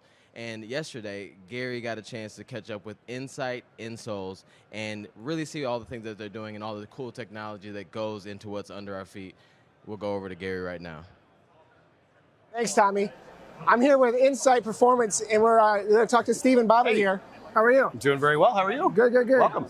So, Stephen, tell me a little bit about Insight and what brings you to TRE. Yeah, so we're Insight Performance. We make cushioning products for footwear brands. So we build things like insoles, midsoles, strobel, all the things that go underfoot in order to kind of guarantee comfort for when you're in your shoes. We're working currently with about 25 different brands. Okay. Introducing ourselves to the running space. We built pretty big reputation through work, through casual, and here at TRE to start introducing our product into running as well. And running isn't the only sport that you're into, right? I believe you guys work with some NBA. We've been working with a company called Move Insoles, which do sort of aftermarket orthotics. Kind of gives you a custom feel that's based on a shape that we have called Contura. Yeah. It's podiatrist designed. It's based on 120,000 foot scans. They've been having a lot of success. It's a really great company, co-owned by Damian Lillard. It's been making a lot of strides in basketball. That's a big name. It's great. It's been a really incredible company to work with, and they really share our value of just bringing better foot health to the masses. One of the things that for runners or any retailers who are interested in checking out the product, Move has a product called Game Day that a lot of runners have really enjoyed. It's built specifically for field and endurance sports. But gives runners an opportunity to kind of experience what it is that we do here at Insight. Well, talk to me a bit more about your entry into the running space. Yeah. So again, we're at our core a biomechanics company. So everything that we design for cushioning is based on the science of biomechanics. It's essentially just the way that your body moves. So when we're building cushioning for footwear brands, we're trying to figure out not just like how do we add a little bit of cushioning and comfort. We're really trying to figure out how does it work with the full body system and how are we supporting the body's preferred way of movement. Yeah. So everything that we've made for products, for footwear products so far has been with that goal in mind. And so for us, it's a really natural transition to get into running where you really see the best of biomechanics happening. Okay, great. So as we're building into other categories, we're really eyeing running as just as being the kind of the gold standard of what we want to achieve as a biomechanics company, building cushioning for biomechanics. That's great. I see you do. Speaking of cushioning, I see you have some samples out here. Yeah. Can you kind of tell us a bit more about this? So this is some example of some of the technologies that we have are proprietary foams that are engineered in part for running. One of those is a really recent innovation that we have. This is called Levation. It's a poured PU product. Poured PU is a product that's really well known for like really great shock absorption, really good durability. What we've done recently with our Levation line is we have this product, Levation Rebound, which adds a little bit of that energy return that runners are really looking for. For so much running shoes, you're really looking for energy return as like your top quality that you want to have in a shoe. So this adds that little bit of balance of both shock absorption, so it's reducing joint load, but also getting that push too. Really great product for things like trail running, things like training, places where you have varied terrain. Okay, that's great. And that's a good example of just like what we have for poured PU. We also do a lot with open cell PU, which is very standard in a lot of running shoes, as well as EVAs and supercriticals as well. Okay. Yeah. And where do you develop all this? So we develop most of all of our foams and the builds that we do for shoes. All of it starts at our biomechanics lab in Los Angeles. Okay. So we have Ivana here, who actually runs our biomechanics lab in Los Angeles, and what she's demonstrating here is one of the biomechanics tests that we do. This is a plantar pressure test. Okay. It's essentially a dynamic test that measures underfoot pressure, determines like where are the hot spots that we need to focus on if we're designing cushioning, like how do we account for that and try to balance out the plantar pressure. Yeah. Also gives you analysis of the gait cycle. So again, when we're talking about the type of cushioning that we do, we're really talking about full body movement. So this is just one of the tests that we do, and in addition to that, we'll also do some advanced mechanical tests on the foams to get just the right levels of shock absorption and energy return, and a lot of psychometric testing too. So literally, taking people through the wear testing process, going in depth into how they're perceiving comfort in their shoe as well, because it's a really important part of what it means to design a shoe for biomechanics. That's great. And then she's wearing the soles right now, so this is her feet. This is live. This is Ivana in the shoes right now. Ivana, if you want to rock back and forth on your feet, you can kind of see what type of data is coming in. So this is a live map of the pressure underneath Ivana's foot, and this is the type of data that informs the decisions that we make as a cushioning company to help product developers make the best decisions that they can for their footwear manufacturing and design. How many different folks do you need to kind of like do these tests in order to kind of get a new sole? Typically, we try to get clients to do at least 10. That's where you get enough data that you're able to observe things that are statistically significant. Yeah. And with about 10 people, you can do more than that. You can do like broader wear testing, but in the lab, typically 10 is what we aim for. Focus specifically on the type of customer that the shoe is designed for. And you're having them walk around the home, go for a run. All depends on what the shoe is made for. So at the lab, it'll be running, it'll be jumping, it'll be walking. It really depends on what the brand is and what they're trying to represent, and the core customer that they're trying to reach out to. All right, so like if you have a trail runner, you want them out in the trails. Yeah. Something technical. Yep. Because the foot's going to move differently. That's right. And actually, this type of testing, plantar pressure testing, the comfort perception testing, is all stuff that we can do in the field too. And it's part of why we're based in Los Angeles for our biomechanics testing. Yeah. We have all kinds of terrain that you can go to be able to test and get the shoes in the environment that they're actually going to be used in. That's a really important part of the testing process. That's great. You used the term earlier, ingredient. Yeah. What was the term again? So we're an ingredient brand. So think of when you think of Insight, you kind of think of it like Gore-Tex is for waterproof uppers or Vibram is for outsoles. When you're an ingredient brand, you're essentially a supporting player in the footwear brand story. So really what we're endeavoring to be is to be that reliable brand that develops cushioning, that anytime you see the Insight logo, you know that something has been developed for your biomechanics and for the specific function of the shoe that we're building the cushioning for. Awesome. Yeah. Hey, it's really great meeting you. Yeah, Thanks for coming out to TRE. I really appreciate it. And everybody just please give Insight a visit on insight.com. InsightInsoles.com. InsightInsoles.com. And back to the studio. All right, good job, Gary. You did great there. Talk to us a little bit about Insoles. Insight Insoles, to be exact. The one thing to take away from Insight Insoles is that it's not Insight Insoles selling to like the masses. It's not like a Dr. Scholl's. They're working with the brands to put their insoles into their brand shoes. So that's what they're here for. They don't really work with the retailer as much as the other folks out here are doing. They're just trying to get their wares into brands of shoes, working with companies like Move, who are partners with like Damian Lillard, as we talked about earlier. So it's a unique concept because they're really focused on making sure that not only are you comfortable, but what you're working on, what you're moving around with, keep your feet, injury free and stable and all that kind of fun stuff. The plantar fasciitis stuff they were working on was pretty cool. Yeah, I love the fact that the sensors were like live and on her feet. That was really cool. But then one of the things that kind of stands out to me about that moment and that conversation that you had with Insight is that it's some of this is obviously very like brand to retail, so then obviously consumer facing. But then there's so many things that go on in this room and within like the retail space that we really wouldn't see, but then we also get the benefit of. So if you're aware of Insight Insoles and you know that like, okay, this brand has officially decided to use them for their insoles, you can kind of do some research to see like what it really is going into all the different pieces of your shoe.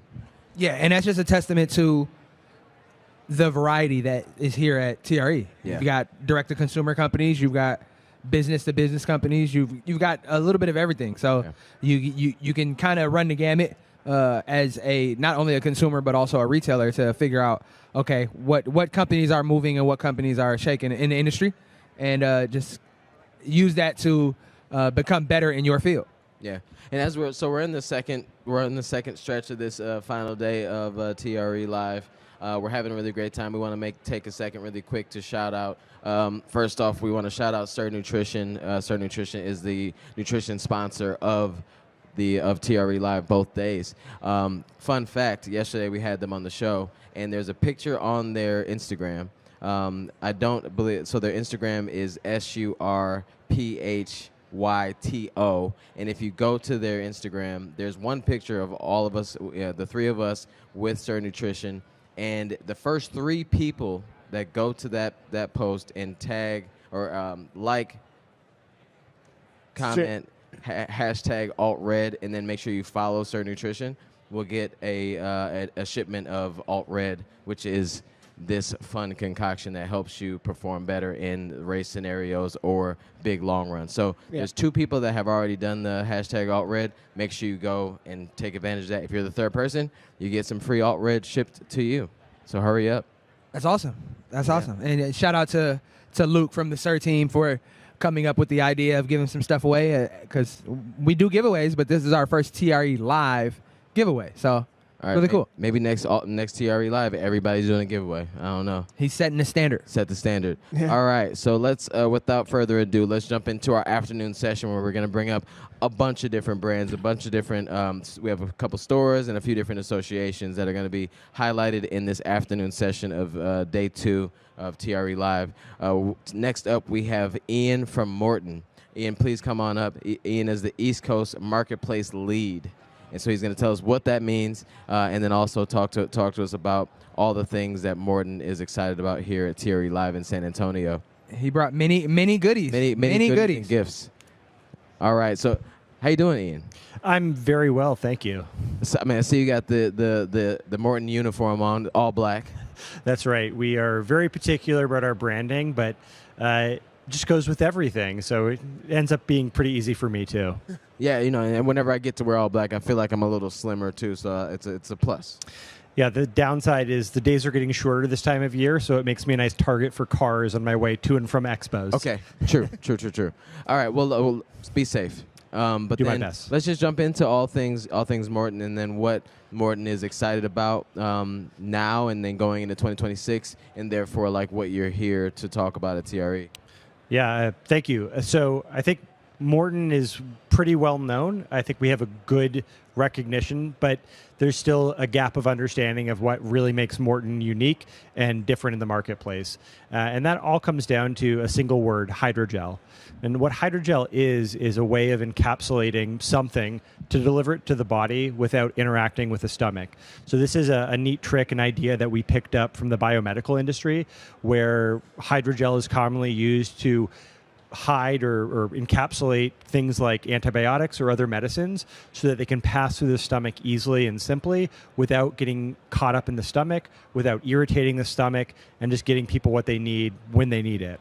So we've used simple, all-natural food ingredients, pectin from fruit peels and sodium alginate, which comes from seaweed, to create the same trick, to replicate this trick, which is to create that hydrogel structure, which is just basically inflated with water, holds the carbohydrate inside it, hides it from the stomach so that it'll pass through the stomach, getting the athlete the energy they need more quickly, without GI distress risk, and without a blood sugar spike and crash. So it's just a steady release of the energy.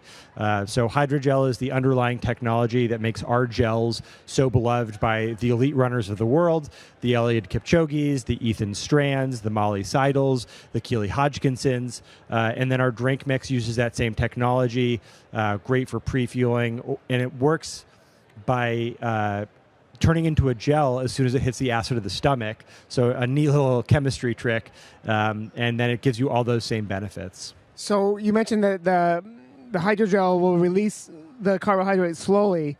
So how long does it take for like a full gel to go through? And then, because then you're hearing people say, I go take a gel every 5K or every 4 miles or whatever it is. Like, what's a good like cycle for people to start taking their gels as the carbohydrate goes through the body and it kind of wears off? You need a new gel. What's a good like timeline for that? Yeah, so a couple great questions in there. And to answer the first one about the timeline of how quickly the energy will hit the system, typically you're going to be seeing like a pretty significant benefit in delivery of that energy within, 5 to 15 minutes. There's individual variation in the stomach's gastric emptying rate based on what your habitual diet looks like and how well you've trained the gut, so to speak. But you will notice the energy from this typically pretty quickly. It feels instantaneous. It's not instantaneous, but you do feel a kick pretty quickly.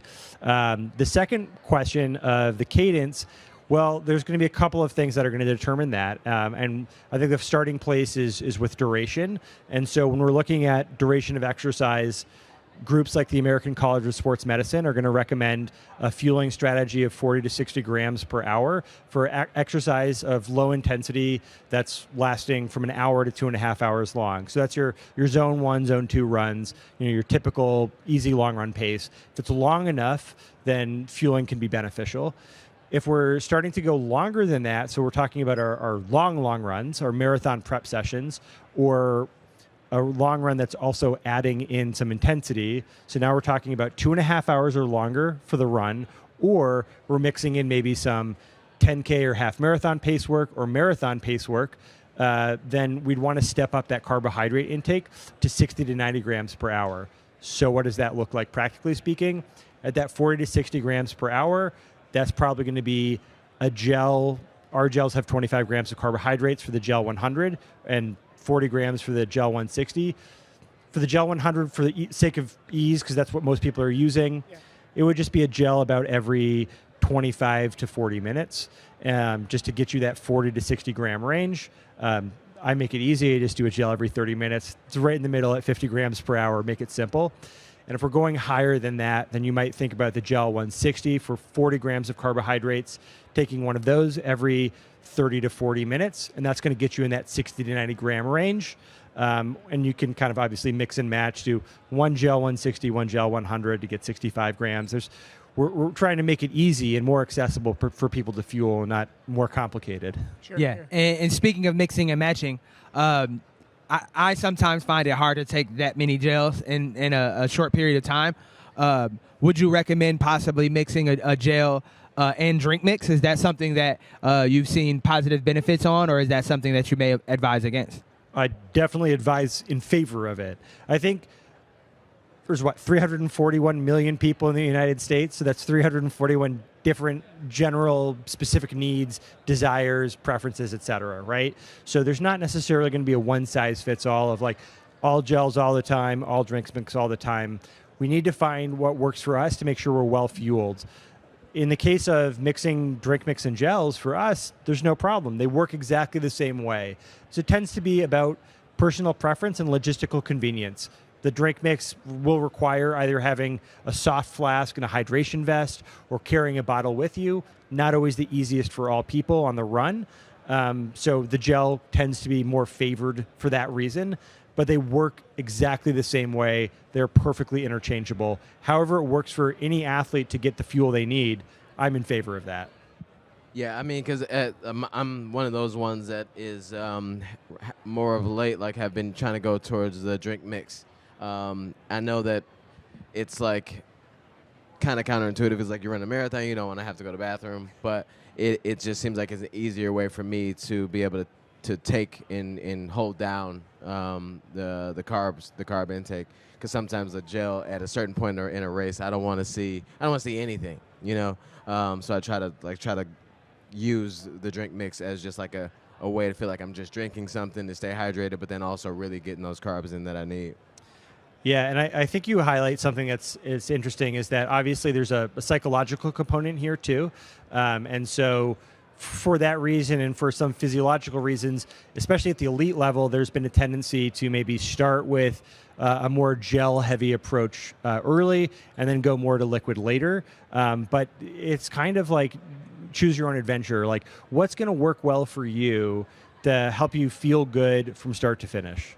Well, I mean, so there's some folks that are watching this that if you're watching this, you like running, and you probably run. You're probably a running nerd like us.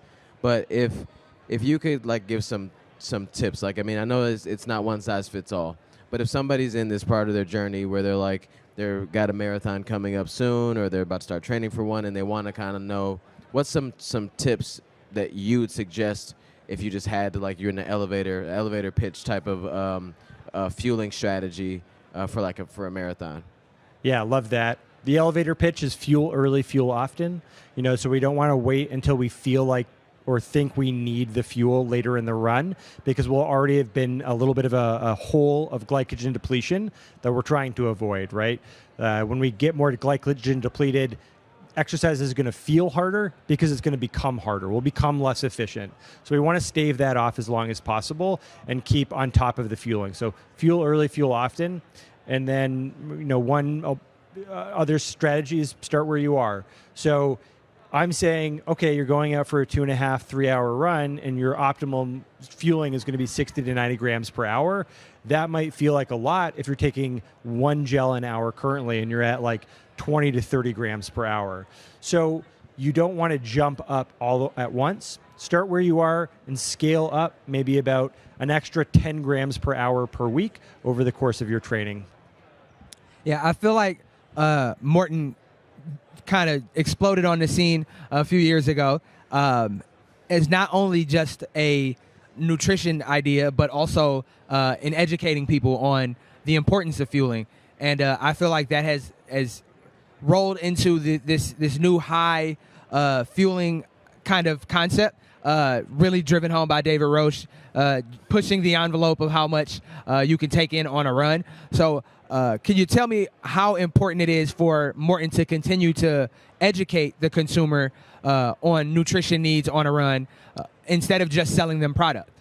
It's essential. And I really love this question because more and more research has come out to show that there is a massive gap in what adequate fueling looks like and what fueling practices actually happen in real life.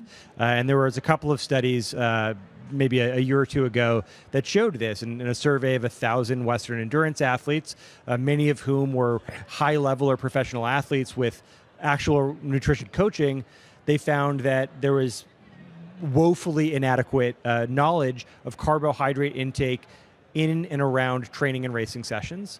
And then in a follow-up to that study, they looked at a subset of that group to say, hey, here's how they scored in this test of knowledge. What are they actually doing in practice? And what was fascinating was, as they termed it in the title of this article, there was a broken link between their knowledge and practice.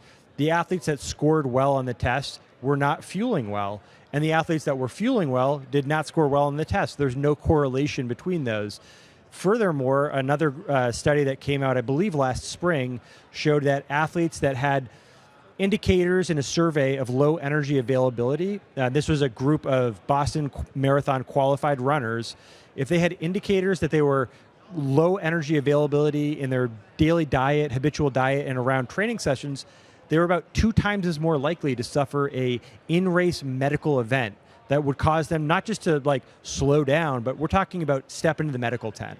So a significant problem. They performed worse in the race, and they were more likely to drop out of the race because of injury before their training even finished and they got to the start line. So the understanding of what adequate fueling looks like is essential.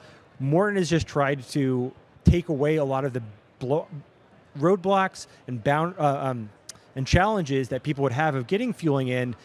That would be more like, I can't stomach it, quite literally, and say no, you can.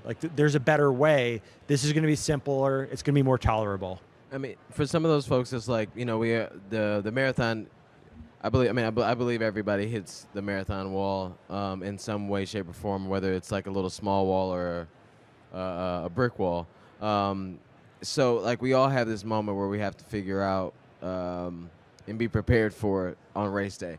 And so if someone's like, hey, every time I get to mile 21, it seems like I did everything right. But I know that it's fuel more. But for that person that really needs that maybe that psychological help as well to get over that moment, when would you say they should turn to a gel or a drink mix? What point in the race if 21 is their biggest fear? Mile 0. I mean, you want to get that carbohydrate circulating in the blood before you start running, partly because there's going to be energy used in just the warm-up process, loosening your legs, walking to the start line, etc. But also getting that circulating blood glycogen levels will give your body fuel that it can draw upon. And then keeping that elevated means we're going to keep from drawing on the muscle glycogen during the race. And the point at which the muscle glycogen runs out is the point at which we hit the wall. Got it. Yeah. So our local, we're all in the Detroit area, and one of our local running stores, we were on a call not long ago, and I was saying I feel like their nutrition wall went from this little tiny area tucked off in a corner to, at this point, it's an entire wall full of different options. How does Maurten differentiate themselves from all the other possible nutrition options that you have for race day or for your regular training runs? How does Maurten continue to differentiate themselves from the other companies? I mean, I think it's staying true to our principles and looking at like finding actual boundaries or challenges that athletes have and trying to help them overcome it. So just that tolerating high carbohydrate was a big challenge for a lot of athletes initially, and we were able to really help a lot of people quickly and easily take a light years leap forward in how well they fuel. But we view ourselves more as a research and biotechnology company than strictly a sports nutrition company. And I mean, deep dive fun fact on Maurten is that our original goal with using hydrogel to encapsulate the carbohydrate was actually to reduce cavity risk for athletes. By encapsulating the carbohydrate in that way, we're not leaving a sticky, syrupy coating on the mouth, what in the literature would be referred to as a dental biofilm. We all know that feeling in the mouth when we have something sweet in a run and we're thirsty. Well, we've tried to break down that problem. So a pH neutral product that doesn't leave a dental biofilm would help accomplish that. But just in general, to be simple, nothing the athlete doesn't need, everything they do need to fuel their effort and run faster, farther, and feel better doing it. So because of the no cavities thing, is that why we haven't seen a Maurten chew yet? We might be working on something like that. But it's not strictly about that, but we just want to do what we do at the highest and best possible level. Awesome. Well, thank you so much. Thank you so much for joining us. This is, I think, Maurten's third time. This TRE Live's only been around 3 times. So thank you so much again for investing into the running event. We're investing into TRE Live. And appreciate you being on the show. Thank you so much. It's my pleasure, guys. Thanks for the attention and the great questions. Thank you. Everybody go buy some Maurten, man. Break through that wall. Hydrogel. I mean, I like that. I mean, it's like such a straight up answer, but if you're having trouble at mile 21, start taking care of that at mile 0. Yeah. It's like kind of cliche, I guess, but it's like that's the answer. Start fueling early, fuel often. All right, let's move on to our next guest, and this is also a return guest to TRE Live, this time in San Antonio. Topo Athletics, please come on up. Russ Stevens, Product Director. How you doing, man? Doing well. How are you guys? Welcome back. Welcome back. The shoes. Every time you're here, the shoes get more fun looking and fun looking. Yeah. Let's. Are you guys are excited about this TRE, aren't you? We are. Yeah. The energy this show has been really, really great. It's been really fun to be here for the first time in San Antonio. All right. Well, so I mean, let's just jump right into it. I mean, because I honestly, like, just from the look of it, this newest line of Topo look a little different. Can you tell us, like, these 2 models that you have with us today, but then also, like, what are the differences and what are you guys most proud of looking into 2026 with these? Yeah, that's a great question. So these models are both going to be coming in our Fall 26 line. Fall for Topo runs between July and December of 2026, so these products will both be launching during this time period. We've got 1 road shoe and 1 trail shoe. On the road, we have the Spectre 3, which is one of the shoes I'm most excited about this season. It's a really big update over the Spectre 2 and is going to continue to serve as the high cushion up-tempo trainer within our line, but gets a full refresh over the previous version. It's a different foam for sure, right? Exactly. Yeah, I can tell already. Yeah, Yeah. so it goes up in stack height. We've now got a 41 millimeter stack height in the heel. And 36 in the forefoot, so plenty of cushioning underfoot. And like you called out, is now what we're calling Rev Foam, which is an ATPU-based midsole foam. So it's even more lightweight and offering more rebound underfoot than previous versions of the shoe. No, because I like the 2. I'm kind of excited to get into this one. I think the 2 was one of my underrated shoes of the year. So this is definitely something I'd like to get my hands on or feet in. So I mean, obviously, more like right now, more cushion is good, especially if it's placed right and it's the right type of foam.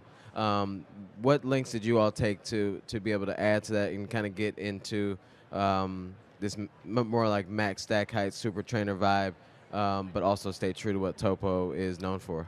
Yeah, so all Topo shoes have 3 key features, which is a roomy toe box and a secure fit through the midfoot and heel, and then a low, but not necessarily zero, heel-to-toe drop. So we have 5 millimeter, 3 millimeter, and 0 drop product. We really feel that as long as we stay within those parameters, the products that we put out are from Topo Athletic. So in this case, kind of coming out of the Spectre 2, we got a lot of really positive feedback on that product from folks like yourself, as well as many of our customers. But we heard from some folks that they were looking for something even a little bit more lightweight and a little bit more cushion for those longer, faster up-tempo efforts. So that's really where we started when we were working on this update, thinking through how can we keep someone feeling more comfortable longer into their run. What's the foam that would take them there, and kind of what's the geometry of that midsole platform to really deliver the experience that we're looking for. So we took all that feedback, started prototyping, sent some early samples to some athletes, tested some early samples with some of our fit testers, and ultimately arrived at a product that I'm really excited to be bringing to market next year. For sure, and those almost sound like competing ideas to try to reduce some weight, but also add some cushion. So how do you thread that needle and deliver a product that nails both of those things? Well, a lot of it comes down to the materials that you're using. So that's where we started working with our sourcing team on kind of the goals that we had for the midsole foam when it came to the specific gravity, when it came to the rebound we were looking for.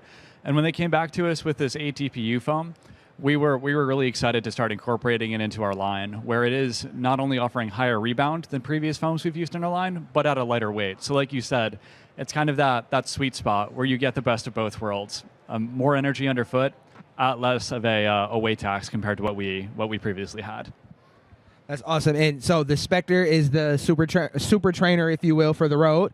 But I see another model there, and if it's something that I know, it's trail is huge right now, and that looks like it may be a trail shoe. So could you talk a bit about the other shoe that you brought with you today? Yeah, absolutely. So this is our new Ultra Venture. So the Ultra Venture is the best-selling trail shoe within the Topo Athletic line. It's a high cushion option that's designed for mild to moderate terrain and road to trail use. So this new version is going to continue to use the same outsole as the previous version, really designed for use on like packed out single track, fire road, or sections of road that you might need to run on before getting to the trailhead. The stack height continues to be 35 millimeters in the heel and 30 in the forefoot, so delivering a really nice blend of cushioning underfoot. And we're using our Zip Foam midsole here. Zip Foam is our proprietary daily training foam. We call really all of our EVA-based daily training foam Zip Foam. So it's all under an umbrella term, but we tune them a little bit differently based on the use case of the product. So this version is a little softer and more responsive than previous iterations of the foam, just to deliver that comfort and response that we know the consumer is looking for in this space. And then, like, talk to us a little bit about like the 5.3 and the 0 drop. Sure. And why is that? Why that model for? Yeah, that's a great question. So a lot of what Topo Athletic is about, especially early in our history, was about promoting natural movement. But we wanted to make sure we met the consumer where they were. Of course, a 0 drop shoe is probably going to be the most natural, and a 0 drop shoe with limited cushioning with something like the ST or a new shoe called the Connect is going to be really natural and deliver that experience. But not everyone, myself included, can go out there and just run in a 0 drop shoe or run in the most minimal shoe out there in the market. So we want to meet the customer where they are by offering different drops and different stack heights. So the 3 millimeter drop obviously is a nice kind of transition drop for the person that may be working their way down from a more traditional drop to 0 drop. And 5 is our most popular, I think in a large part because it's the most accessible. So if you're coming from a more traditional 8 to 10 millimeter drop, most consumers don't need to really change their behavior. You don't need to change your training coming into a Topo at a 5mm drop versus taking more time to transition down to a 0 drop. And is that your unique value proposition when you talk to retailers, when you want to get your product in these brick and mortar stores? Is that something that you like to talk about when comparing? Well, not say compare, but when you're giving them the benefits of your brand compared to others, is the 5, 3, and 0 drop something that you really push? It's definitely something that we talk about. Really what we find helps Topo athletic product stand out, though, is the comfort that people experience putting the shoe on their foot. There's that roomy toe box, but what's really special about our product is our ability to create that lockdown fit through the midfoot and heel, where folks like myself, where I have a pretty narrow foot, can still have a really secure and comfortable ride within the shoe. Sometimes when you have that roomier toe box, the shoe can feel a little bit baggy, kind of like you're sliding around in it. But ultimately, that comfort proposition is, I think, what helps us win on the floor and is where we start with retail. As we kind of introduce them to more of the line, it's nice to know that they have those options to serve, hopefully, almost any consumer that's walking through the door. It seems like the industry shifts pretty quickly sometimes, and trends and like the things that seems like all the brands are trying to do right away, push and drive like what we end up seeing inside retail. How have you seen some of these shifts that may just be kind of fads maybe, but end up actually changing how Topo does business or adds to some of the core principles? Yeah, I mean, well, that's always the tricky part, right? Is kind of discerning what's more of a fad and more what's going to be a trend that's going to change the industry. I think that as a smaller brand, we're in a position where we can't be overly reactive to something that may end up being a fad. We don't want to overcommit resources that we may not have into a given area. But at the same time, and especially as we've continued to grow, we've been able to take more risk and kind of be a little bit more daring with some of our product choices, as evidenced by a shoe like the Spectre 3. So I think what we really do, or at least my approach, is just trying to understand what the core benefit is of this new trend or fad. So, for example, is there a real benefit to the consumer of having higher stack heights, for example, where obviously that's proved to not just be a fad, but an industry trend over the past 5 years. And what we saw is that these higher foams allowed people to run longer and in some cases run healthier for an extended period of time. So it was called benefit to the customer. We wanted to add that to our line so we could also provide a similar benefit. There are other cases where maybe something is new in the market that we don't feel as excited about, where we're not really sure it connects with our consumer, and maybe we'll kind of leave that to the folks that are doing it. And would you say the dedication to those 3 key features that you talked about earlier, does that help you avoid some of those more trendy things that may kind of lead you astray sometimes? I'd like to think so. I think that limitations, when you set them for yourselves, can really help to kind of define who you are. We like to say at Topo, sometimes strategy isn't what you do, but also what you don't do. So defining what we are, kind of the things that we bring to our product, but also defining the things that we don't bring to our product, allows us to deliver a consistent product experience to our customer and build these long-term relationships where they know that they can trust Topo to deliver an experience that they're familiar with, that we're not going to change, and alienate the parts of the product that they've come to love, but at the same time, hopefully continue to iterate and improve to make their running, walking, or hiking experience that much better. Yeah, that's got to be like a benefit of being like one of the smaller brands, is you don't really have the time and money to maybe experiment, but you know what you need to do to keep moving forward without having to, everything's focused on the product at hand versus let's try something crazy and new, because we have a customer base that needs to see what we have right now.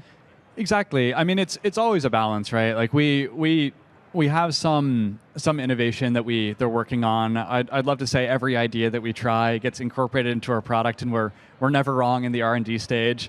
But ultimately, we do have failures, and those ideas don't ultimately make it to the final product. But Like you said, being smaller, being nimble, being able to stay really connected with the consumer, being really connected to our specialty retailers, I think is a really big advantage for Topo Athletic.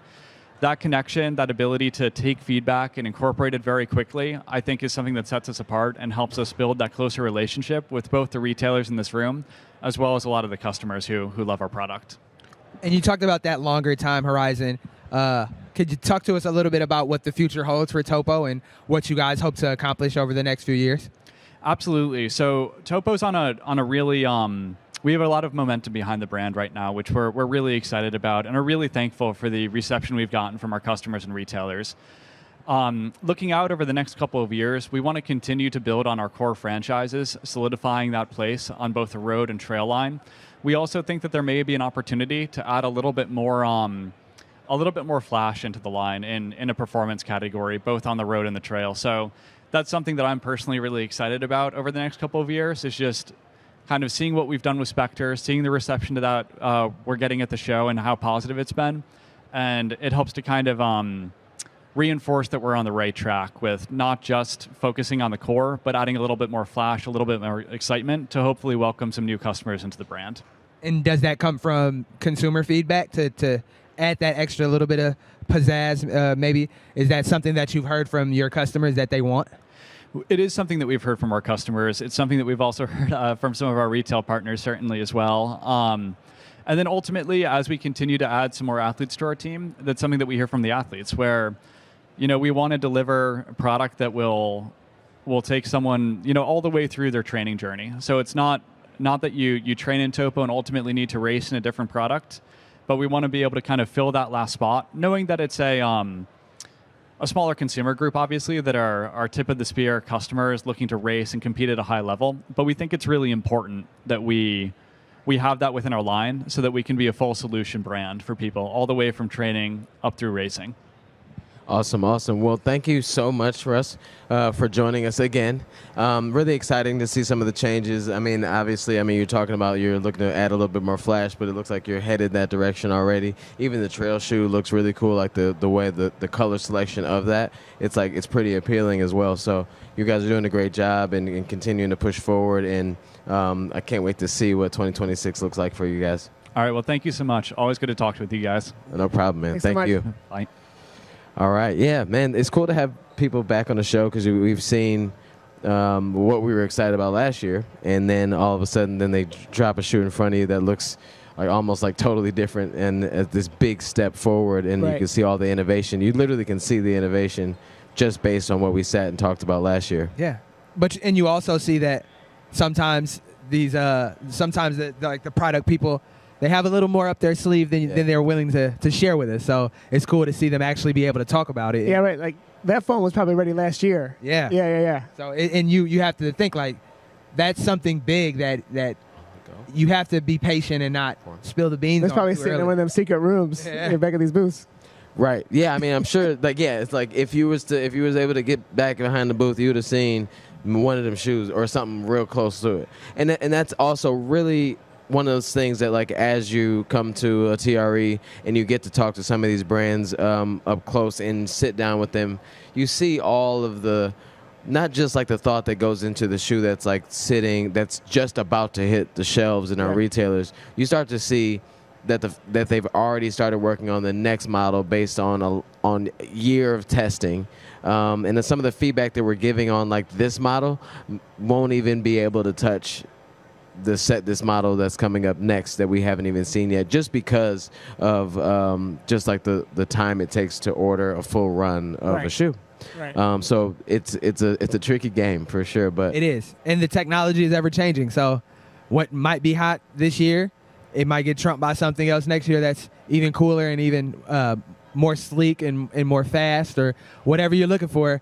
The research and development teams are definitely trying to find solutions for you. And you know who else has been doing a lot of research and development and a lot of technology is Form. Form Swim is the world's first smart swim goggles, and Gary, our professional on the road or in the booth correspondent, was able to catch up with Form and learn a lot more about what they're doing, try some of the goggles on, and see all the cool things. Let's go over to Gary. Thanks, Tommy. I'm here with the Forum booth. We're going to talk about the world's first smart goggle. I'm here with Scott Dickens. And Scott, tell us about what you got here.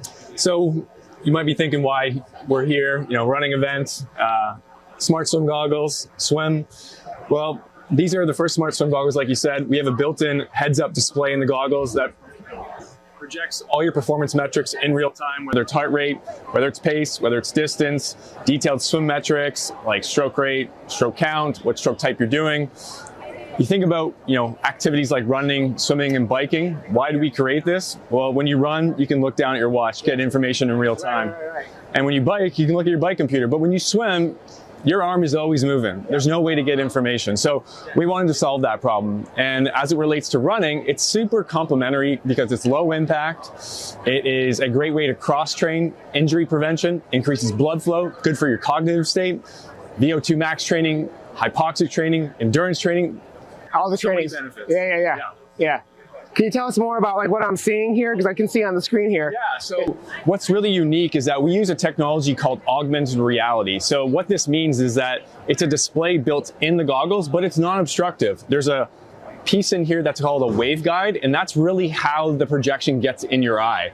All the technology is built into the goggles. We have, sensors in here, a hard drive, and a battery. And then we use machine learning. That machine learning then calibrates all the data and then shows it to you while you swim, whether you want to see pace, your time, your heart rate, your distance. It's all customizable, much like if you were wearing like a Garmin on your wrist. And what's really cool is that this type of technology is very widely used by Meta and Ray-Ban, Apple Vision Pro. We just use a specific use case at a very entry point level. Right, and so like a Coros or a Garmin, I understand you can also program workouts within it as well? Absolutely. So what's really unique is that we connect with other training platforms like TriDot, Training Peaks, Strava. You can take your workouts from those platforms, load them into the Form app, and then put them into the goggles. The goggles will then tell you instructionally what to do, how hard to swim, when to leave and push off the wall, how many lengths to do, and all tracks you automatically. So there's no really interaction with the goggles. They use an automatic sensory motion so that we know when you're swimming, when you're resting, when you stop. Okay, yeah, I understand it can also tell you where your head is in the water. Absolutely. Because that's, from what talking to your colleague earlier today, they said that your head position kind of determines how fast or slow you're really going, because it's all about the form. So swimming is one of the most technical sports in the world. You think about water, it's 800 times more dense than air, so you're always fighting resistance, and there's a million different ways you could possibly pull the water. So it's all about minimizing that resistance. So your head's like a steering wheel. The more it's in line with your body, the more you're going to minimize that drag. So we have digital coaching in the goggles to help you correct your technique in real time. And then we also have an analyzation in the app that will automatically detect how you swam after each swim, recommend ways to improve, and also showcase what you're doing well, and then provide you feedback on what to do next. Okay, I was noticing, because I was trying these on earlier. Here, there's a pair without straps, so make it easier for yourself. Great, thank you. I was noticing when I was having these on that there's a number in the middle, like it turns. Yeah, so what you're seeing right now is our open water navigation mode. So when you're swimming out in the open water, you don't have a black line that can, send you in the right direction. So this open water compass uses machine learning and, a magnetometer, and it helps you swim from point A to point B in a safe way, but it also adds that level of security to minimize anxiety and give you a sense of comfort when you're out in the abyss. This is it for open water. Yes. Yeah, the compass works. That's probably where you need it the most. Absolutely. More than open water. And then in the pool, we have a number of different applications, and you can customize essentially how you want to use the goggles from the different metrics you see, whether you want to use a training plan, whether you want to use digital coaching, or even just a workout that we have from our bank of workouts in the app. That's great. And I understand you're getting a lot of good feedback from the one specialty stores. Absolutely. So we work with a number of specialty run stores such as Fleet Feet. We work with The Feed, Dick's Sporting Goods, Backcountry. It's a great way to add a complementary solution to your run training, whether you're swim running, whether you're training for a high rocks event, whether you're doing a triathlon. Swimming is one of the most beneficial exercises in the world to add to longevity, to add to recovery, for low impact, endurance, strength training. It's really diversified. Yeah, no, I remember swimming in high school, and then and I came back a couple years later trying to get in the pool again. I was like, oh, this is a workout. It's tough. You know, I swam my whole life, and when you're out of the water for a long period of time, it feels like you forget how to do it. But the more you do it, and the more consistent you are, the more you see that cross benefit translate over into other sports. That's great. So where can we find these online? Can we find these online or in Absolutely. stores? So you can find them in a number of our partner retailers, such as the Feed, Backcountry, Best Buy, certain Fleet Feet locations. We have formswim.com as well as on Amazon. Okay, great. Yeah. Is it just the one model, or do they have different models as well? This is actually, we're up to our third model now. We had the Smart Swim 1 that launched in 2019 as our first model. Last year we launched the new version, what you're holding in your hand. That's the Smart Swim 2, which has an upgraded design, a lower technology package to make them more hydrodynamic, and also integrated heart rate on the temple. One of the hardest metrics to get in water. And then we have our newest model. We created the first swim goggle in history to use Corning Gorilla Glass. What does that mean? It's the same glass that's used on your cell phones. It's scratch resistant and crack resistant, so you're never gonna have to worry about scratching them, breaking them. They're gonna last probably longer than you. Oh, that's awesome. Yeah. All right, good stuff. Well, hey, I really appreciate it. Thank you so much. Good luck, and I might take these with me. Hold on. So I'll do the rest of the show with these. You know what? You can get from here to there faster just by following that compass. All right, sounds good. All right, I'm gonna swim my way back to the studio. I'll see y'all in a minute.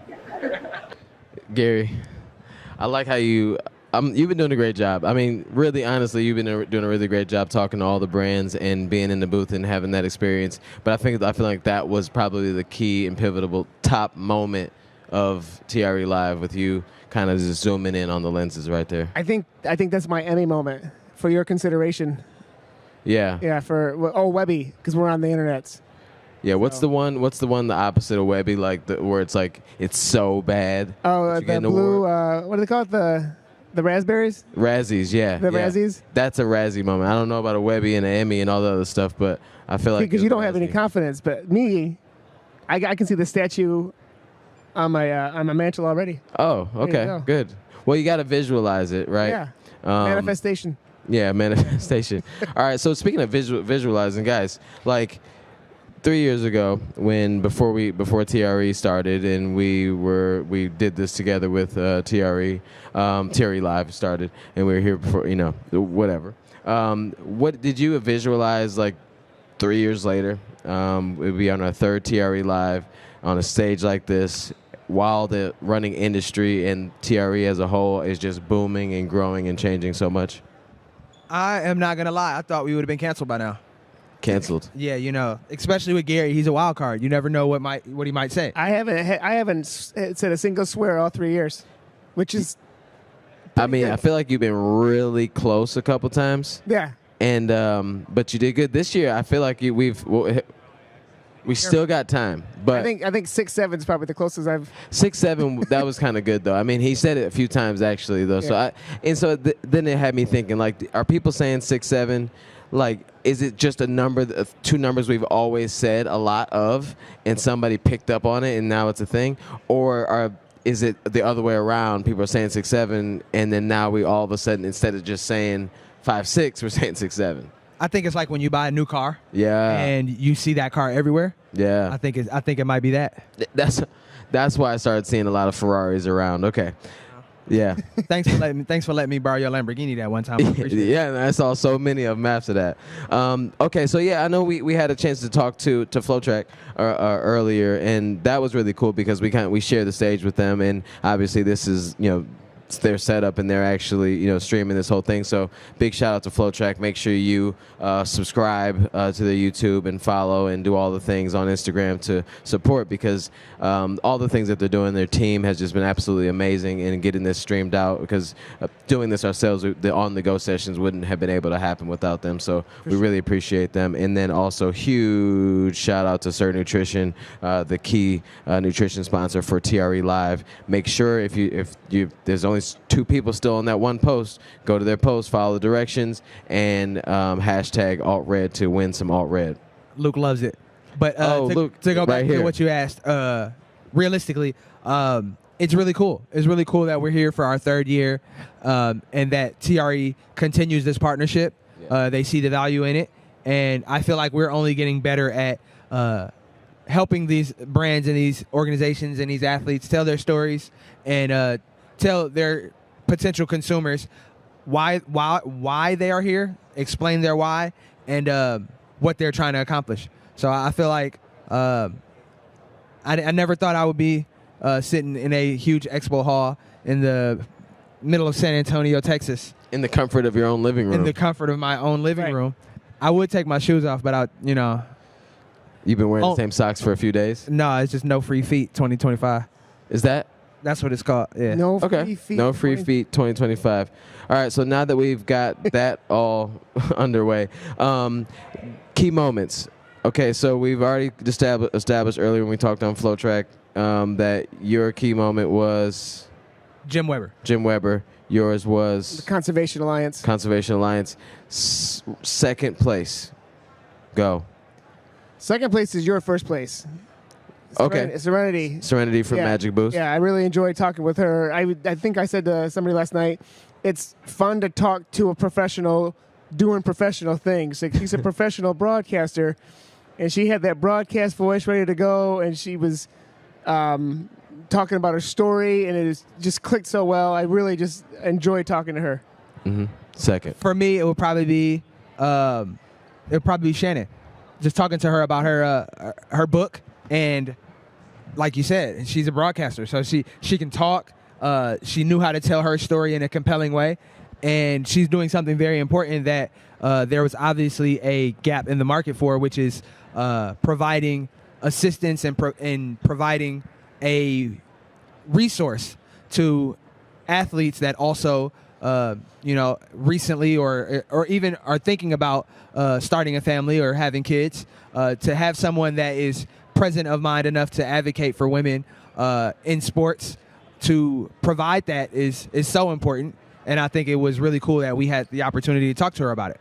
Yeah, and I think my second, I was going to say ACG because, You enjoyed saying Zagama? Zagama. No, that was Gary liked to say Zagama. But one of the things was like watching some. I love talking to professional athletes. I love the fact that we get to have that opportunity for them to sit down and do in our type of setting too, and kind of have some fun and ask some good questions. But to talk to somebody like I've been a fan of Western States as a race for since I started running, because that was kind of like my first introduction to running was on the trail side. I just didn't really get on many of them, but I watched Western States kind of through the live streams and stuff. And to talk to Caleb was really cool to watch or just sit and talk to somebody that just not destroyed the course, but really did well his first time, and then came back the second with more knowledge, more information, and then probably a little bit more tech underfoot because they probably developed a little bit more, but went in there knowing what he needed to do and then just really executed. And then to hear somebody say, like, yeah, it went out pretty fast, but I was okay with it, and I was ready to kind of compete and answer some moves. It's 100 miles. Right. When he said I went out pretty fast for the first 6 miles, I was like, and you still I'm not got sure. like 94 miles to go? Math. Yeah, like 93, 94 miles to go. But the first 5 miles of Western States is directly uphill. I think it's it might be 3,000-4,000 feet or 5. I don't know. I don't want to undersay it, but it's thousands of feet gain. It's not just a little quick start. Yeah. I just got hit with an idea. I'm sorry, I got zoned out. But yeah. Since you're Tommy Trails now and you're a race director, okay, let's put these things together. Maybe there's time for a Tommy Trails event somewhere in our neck of the woods. I think that might be cool. We might have to look into that. I don't think that I would mind doing that. I think that would be really fun. Would you race? That would be my first trail race. Yes. Okay. If you say that if I create a trail race in our area and you commit that if I do that you'll run the race, race the race, I'll do it. You got my word. All right. Next week we are meeting on our local trail to do a nice little race. But yeah, so we're gonna we're stalling. We just wanted to get some conversation going and get our vibe back, because this is what the PR project is about. I mean, we do this all the time, but we've been so busy with guests back to back, we haven't been able to kind of do our thing a little bit. So I appreciate this moment. So right before we bring it, I just want to give a couple shout outs. We got these. What around you is just like I see right away and it is exciting? It's the Shocks booth, man. They've been over there hustling. They've been over there working hard. We see you guys. Yeah. Open ear audio pioneer. Oh, that rhymes. Eyes are starting to glaze over. We're getting into the dog days of TRE. Yeah. But, a lot of meetings, a lot of touch points, a lot of corporate speak, a lot of connections being made. We love to see it. Synergy. We got Nathan. We got Tier. We got Gooder. Gooder had a good party last night. There was a lot of glasses Gooder involved. had a Gooder party last night. How many glasses did you take, Gary? Say it loud so they can hear you. I got kids. I had 3. I got kids. Blame it on the kids. That's crazy. All right. Before we admit too many things about the things that we took last night from the parties, let's get into our next guest. Our next guest is 910. Please come on up. We have Colin and Robert here to talk about all things 910. First I just wanna comment. Best shirts. Oh yeah. Best shirts in 2 days. Thank you. And there's been, you got more. Okay. Let's say Electric Jungle in the back. Yeah, Fantastic. so the creative concept for Fall Winter 25 was called Electric Jungle. Okay. All right. I'm digging it. All right. Well, okay. I was gonna say let's talk about Electric Jungle, but first, introduce yourselves to the folks, and then also a little bit about the brand. Cool. You want me to start? Yeah. All right. So I'm Robert Gotti, creative director at 910. 910's based out of Indonesia. We're the leading medal-winning brand in Indonesia, so we just won the Jakarta Marathon. I've been working for the brand for 2 years. I work on everything from the creative direction for colors, materials, even the retail space you see here today, the T-shirts. And I've really fallen in love with this brand. We're led by our fearless leader, Irene. She's our CEO. She also goes running with us. I think we've ran 3 5Ks in San Antonio together. Even this morning in the cold wind and rain, she was out there with us. So for me, it's a real inspiration to work for this brand. And I've been a footwear designer at countless brands. And in this brand, I really feel the passion for running and the passion for the human spirit. So they're a really warm, genuine brand. And then today, we've just met Colin. Colin is our sponsored athlete for the San Antonio Marathon. So we're really excited to get him on board 910. And I'm very confident that Colin's going to come home with the medal on Sunday. All right. So I'll give it to you, Colin. Yes. All right. No pressure. I'm Colin Micco. I'm a marathoner. I'm running for 910. I'll be racing the marathon, San Antonio Marathon on Sunday. I'm excited to wear the 910s. Exciting brand. So are you wearing this shirt?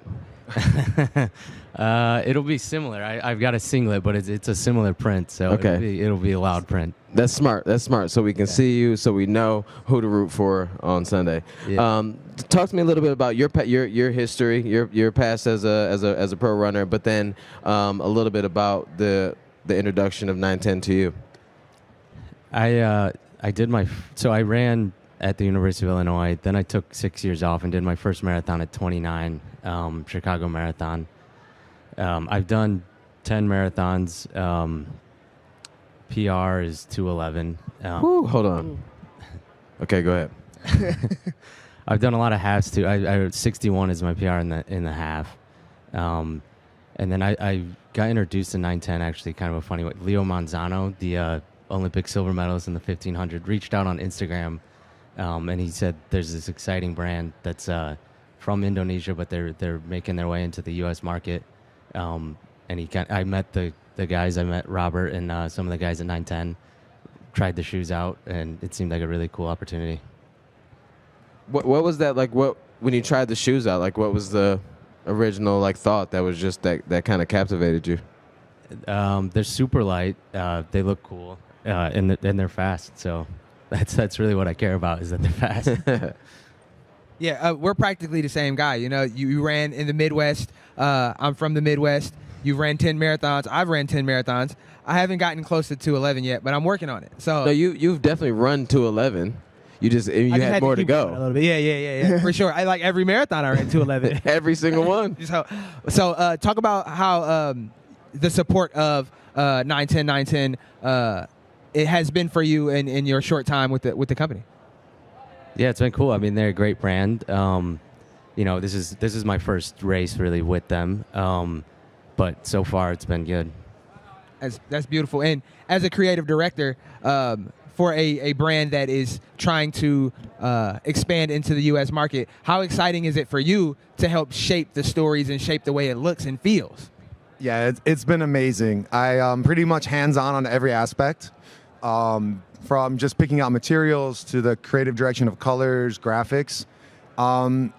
Yeah, and the thing I like most, I've spent 10 years in China working for numerous brands, but this brand, they're focused on innovation and telling their story.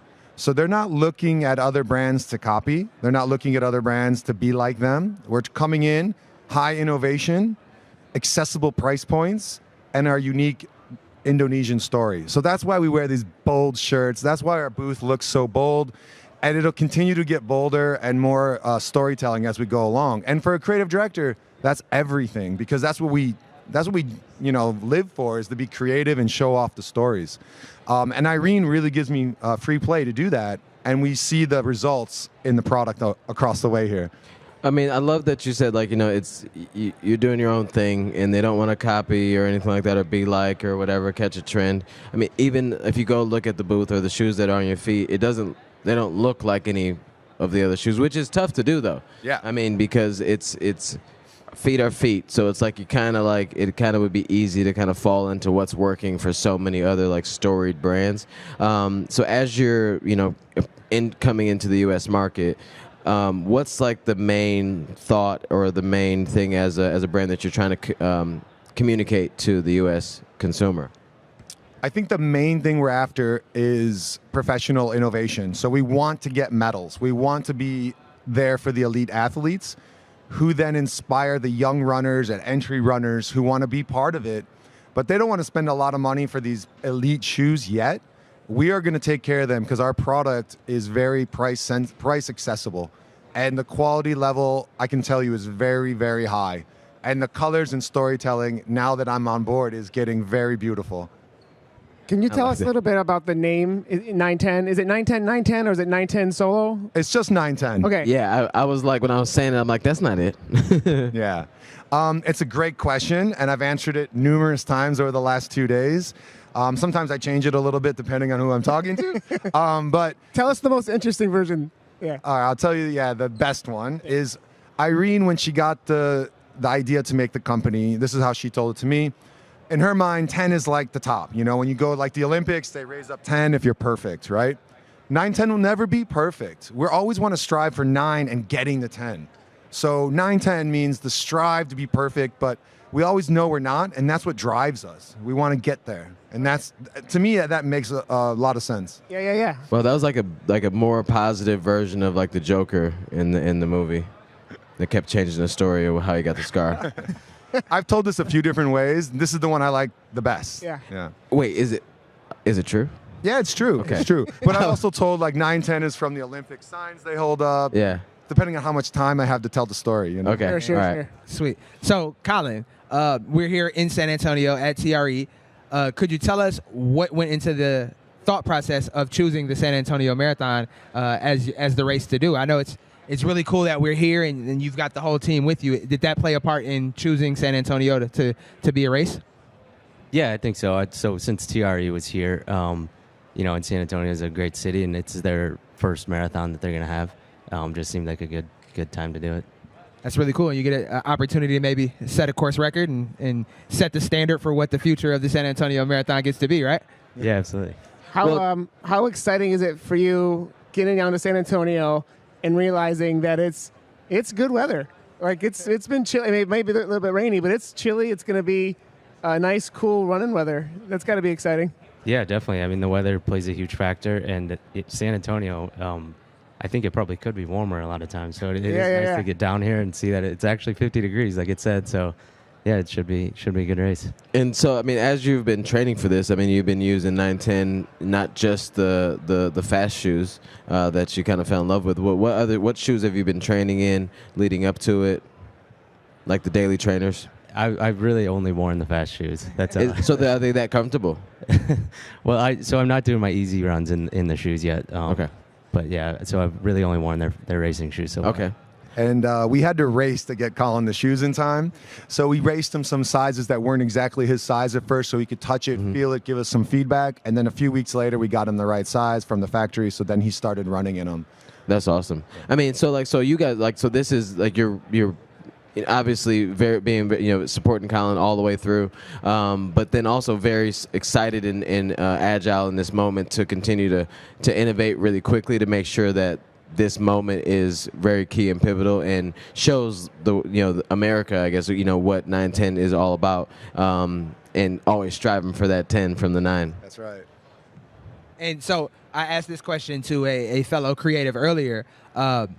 What drives your inspiration? Obviously, the ethos of the brand, the innovation, and the history in Indonesia. But what informs you as a creative director that you bring to the company, and what inspires you as a creative?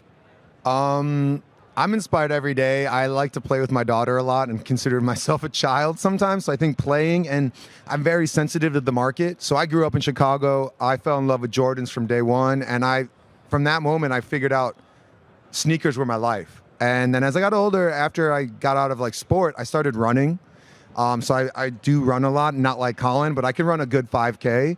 And then I just get inspired by what I see in the market. And then I'm a good storyteller.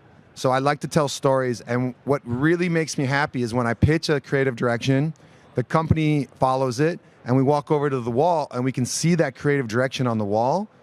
That, to me, is what I'm trying. If I can't see it, then I feel a little like I failed.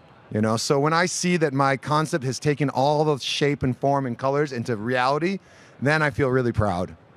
And as a creative, how important is it to you to have the trust of Irene, like you said, to bring your visions to life, and the fact that she trusts you to do that? How important is that to you?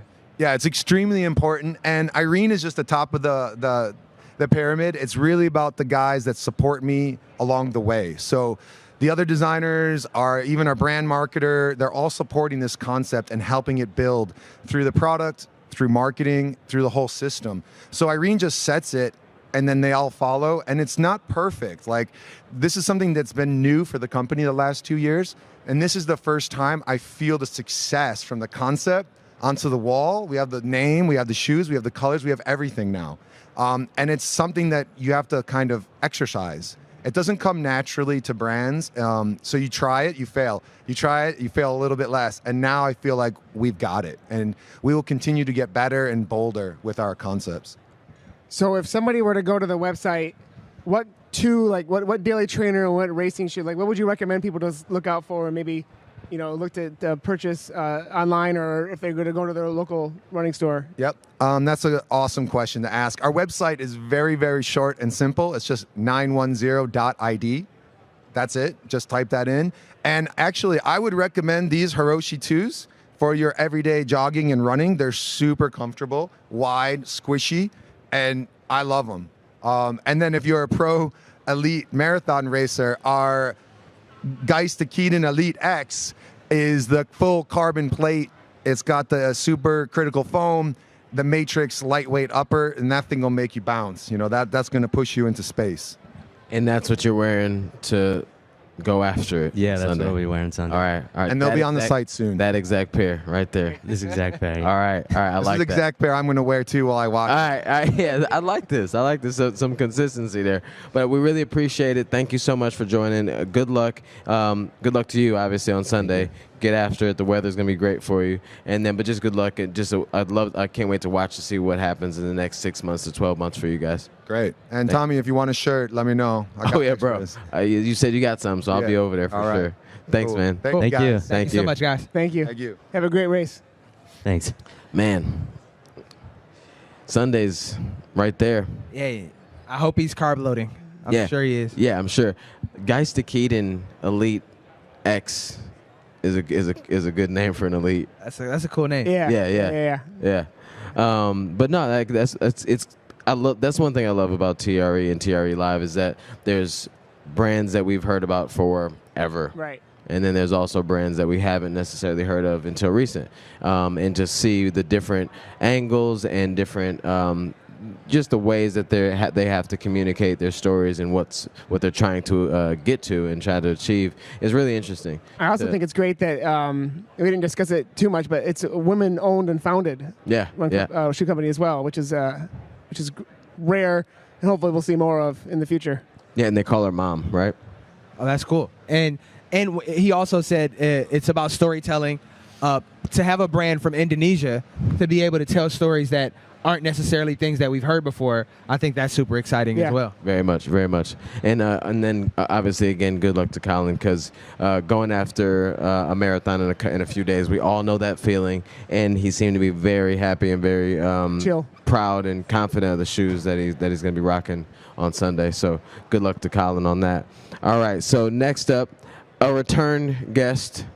Friend of the show. Family. Haraka Run. We have Jesse Holland, the owner of the store. Come on up, man. Come on up. Come on up. All right.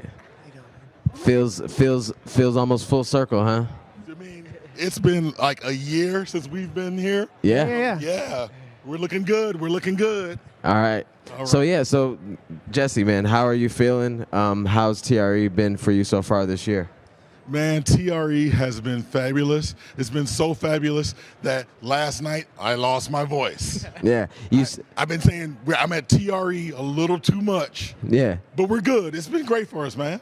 So you, I saw you earlier, and you sounded, I'm like, oh, man, you sending somebody else up to talk to. You said you were going to be fine by then, and you're delivering. We'll see if you can. 13 more minutes, we'll see how you sound then. There we go. We're gonna be good. We're gonna make it. That's an athlete right there. That's athlete mentality. We're gonna get it done. We're gonna get it done. That's right. You're not gonna talk for 3 weeks after this, but man. So let's, for the people that didn't watch TRE live last year, tell us why you were on the show last year. What happened to have you at that point, and kind of catch us up to see what's happened since then? Okay, so here's this Haraka Run and Walk story. At TRE last year, my wife Carol and I were the first recipients of the Running Industry Diversity Coalition's Run the Block grant. So we were the inaugural recipients of it. It was a $200,000 grant to open a new brick and mortar running store, African American owned. We're going to be based in Hyattsville, Maryland, which is about a mile north of Washington, D.C., and a mile south of the University of Maryland at College Park. When we open, cross your fingers, next week, we will be the sixth black-owned running store in the United States. So if God wills it and the creeks don't rise, we're going to do our soft opening next week. If God wills it and the creeks don't rise. Yeah. Can you tell I'm a Southerner? Yeah. I already know. I was going to say black, but you know what I'm saying? So your story is really cool. I remember your lovely wife, Miss Carol, she told us that you guys would just sit outside of track practice, and you guys came up with this idea that you were tired of driving so far out of your own neighborhood to find a running store to get the kids running gear. So talk to us about the importance of having a running store in your area, and that being accessible to people that look like us. So we live in Prince George's County, Maryland. Prince George's County, Maryland is the wealthiest African-American majority county in the United States. There are more than 1 million people who live in that county. There are more than 250,000 runners. There is no running retail in Prince George's County, Maryland. Quincy Wilson lives in Prince George's County, Maryland. He can't buy running shoes where he lives. That's crazy. My wife and my wife, first of all, was an amazing runner at the Naval Academy. She held the 800 record for more than 20 years at the Naval Academy. They named a sports award after her, and she couldn't buy running shoes in the county where she lives. We're surrounded by great running shoes. We have Pacers in Virginia. We have Charm City Run in Baltimore. We have Fleet Feet in Annapolis. we had to drive to another state or to another county to buy running apparel for our son who runs cross country now. So what we said was it didn't make sense for us to be in a majority minority and a relatively affluent county and to have more than 250,000 runners and not have anyone to serve them, not to have anyone to serve the high school market, not to have anyone to serve people like us. So we said, when we saw the opportunity for the Run the Block grant, we said that we would put our names into it and we would try to serve the people in our county. And I have to say, those other stores I named, Pacers, Fleet Feet, Charm City Run, have been totally behind us. Great. They've been willing to help us. In fact, Pacers is even training some of our employees for us as we try to get open. So what we've discovered is that the running industry, they are totally behind us expanding the market. And we've said that our goal is to increase the health in the county where we live. So we're going to open right in the middle of Prince George's County, and we're already working with some of the high schools to provide them with gear, to provide them with running shoes, to do an exchange program between some of our wealthier private schools and our more needy public schools with equipment and with training. So our whole goal is to be able to help increase the health of our county and to serve the runners who live in our county first and foremost. Yeah, and it sounds like it's way more than just providing running shoes and running gear. It's about building community.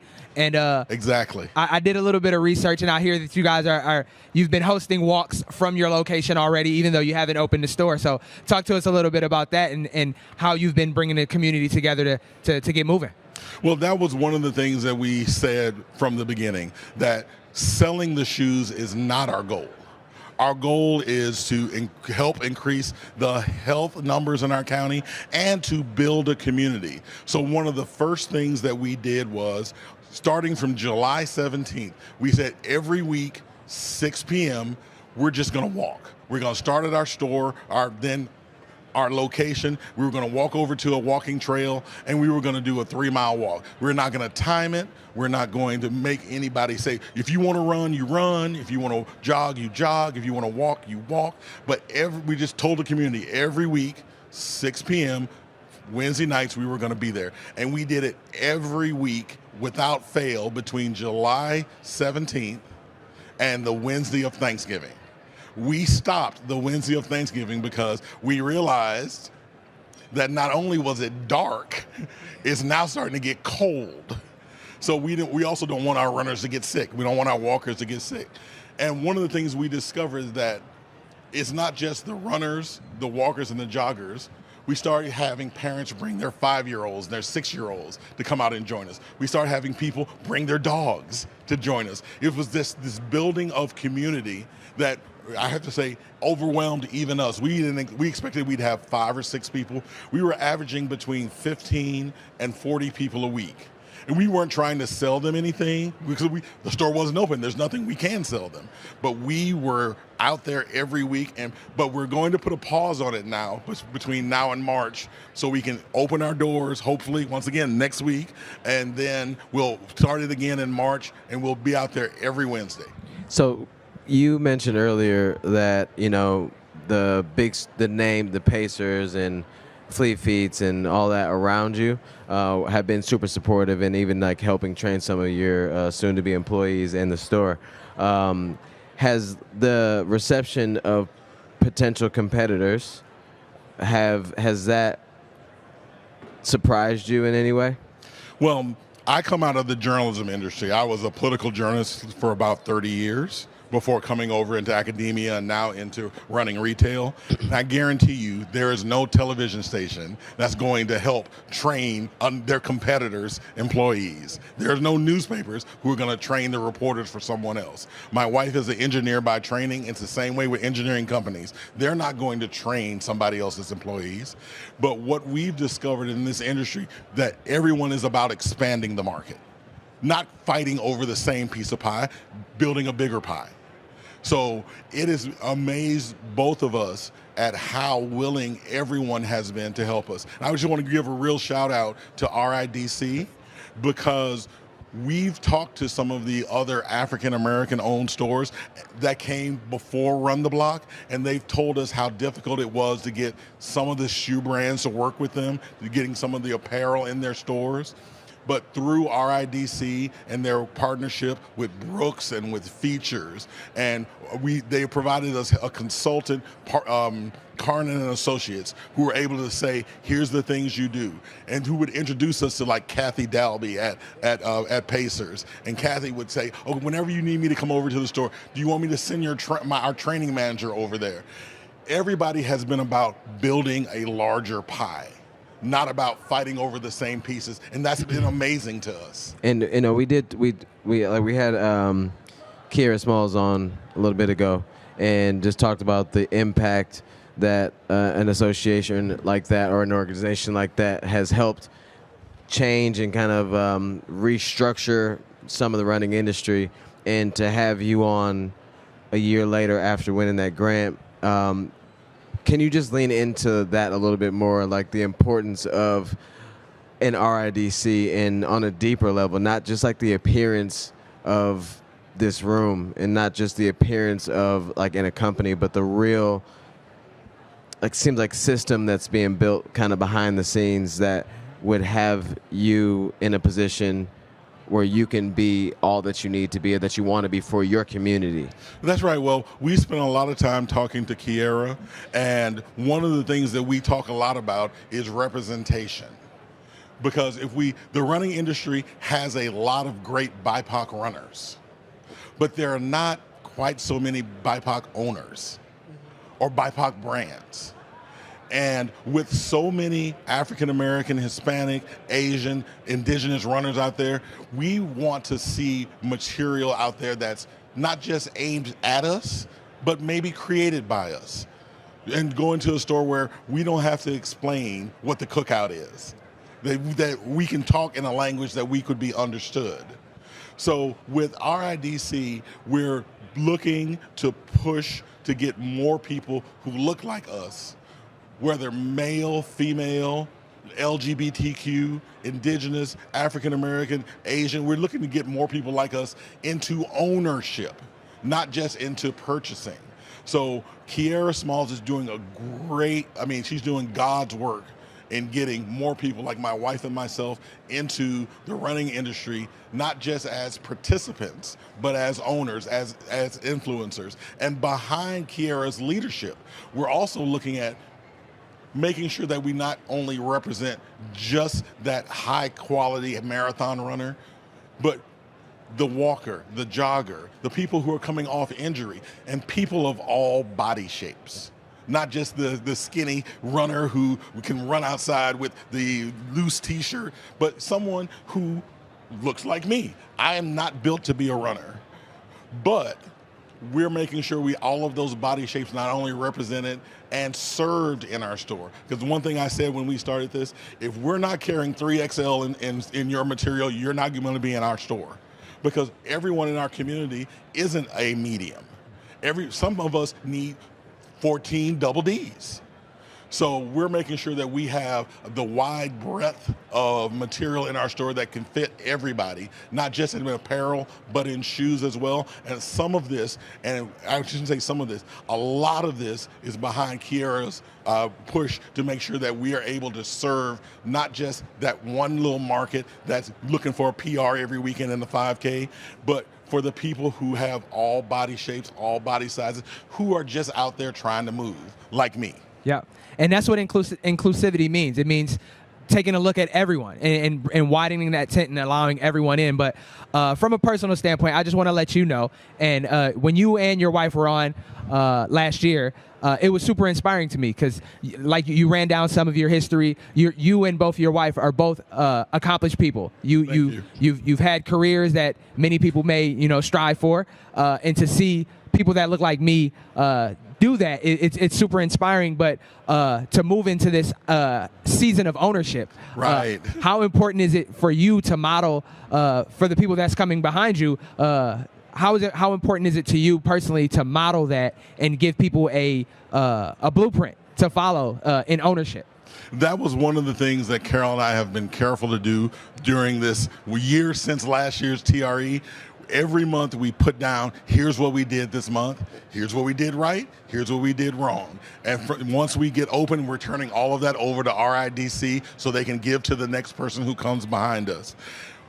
For a lot of the people who follow us, sometimes we don't know what's possible until you see someone like you doing it. So we're making sure that we're not only just doing this for ourselves, but we're helping create that blueprint for the person who comes behind us. So we're trying to be extra careful in documenting everything we're doing. And just on a personal note, we're also writing down the challenges and rewards of a husband and wife working together full-time 24/7.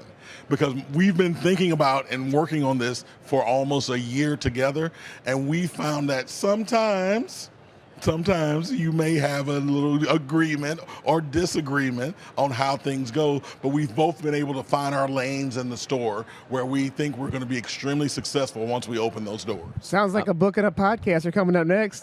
Well, we've been talking about that, but we're trying to get the doors open first. Yeah. Once we get the doors open, we're good from there. I got a feeling it was you that probably had to learn what your lane was in that stuff. Okay, we'll just. There she go. Yeah, she's snapping back there. I'm just saying. So talking about I needed to learn how to. The most important words I learned in opening this store was "yes, dear."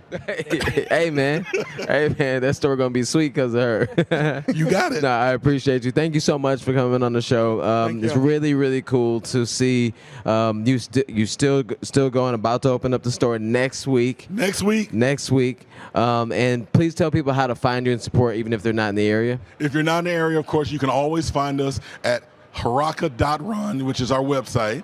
We're mostly on Instagram, so you can always follow us at Run Haraka on Instagram. And of course, once the doors open at 5501 Baltimore Avenue, number 106, Hyattsville, Maryland, across the street from Bus Boys and Poets. We want you to come in and see us when we get those doors open next week. Oh man, so you can get a run in and go get some good music and eat some good food. I like that. I've been to Bus Boys and Poets. Yeah, if you're in the DMV area, get down. Yeah, come find us. We'd love to see everybody. Well, thank you so much for being on the show again, and congratulations to both of you. I can't wait to be in the area and pull up on y'all. And I can't wait to come here next year and tell you about how great that year one was. Yeah. Look forward to hearing. That's what's up. Thank y'all for what y'all do as well. Thank you so much. Absolutely. Thank you so much. Appreciate it. All right. Well, thank you so much, guys. So what we're going to do next is we got to, the theme of the show is kicking it to Gary in the field. So next up we have Gary had the opportunity to catch up with Emix, which is a nutrition company, and he got to try all the stuff and all the things and have some pretty good tasting gels and stuff like that. So let's see what Gary talked about with Emix. Thanks, Tommy. I'm here at the Emix booth to talk to Gino here. We're talking sports nutrition, we're talking fueling, and we're talking really all sorts of products that are kind of made to work together as one. Gino, tell me a little bit about Emix. So the idea is we want to make fueling easy again, and we want to do it by having consistency in all our products. So in all our blue products, you will find 30 grams of carbs. Okay. So you never have to go look in the back of the product. They all have the same amount of energy in there. Okay. You can mix and match them. If you do a short ride or run, you go to like 60 grams of carbs. You take 2 products. If you go longer, you take 3, you go to 90. Okay. It's that easy. And that's the blue. That's the blue. And then you have the black here as well, which Yeah. also mixes together with the gels and the... Yeah, so the idea is with the black ones, if you have longer than 4 hours, if you go really long, you go up to 120 grams of carbs. You take 3 units, it can be a chew, it can be a gel, it can be a drink. You mix and match how you want, and you get to 120 grams of carbs. Talk to me about how you got into to formulate your blacks and your blues, and how you really got into the fueling industry. Yeah, so back in the day, I was a cyclist myself, I was riding, and I found that there was not consistency in brands. So there was sports nutrition, but you always had to calculate, okay, I have to use that brand, I have to use that brand, those amount of carbs.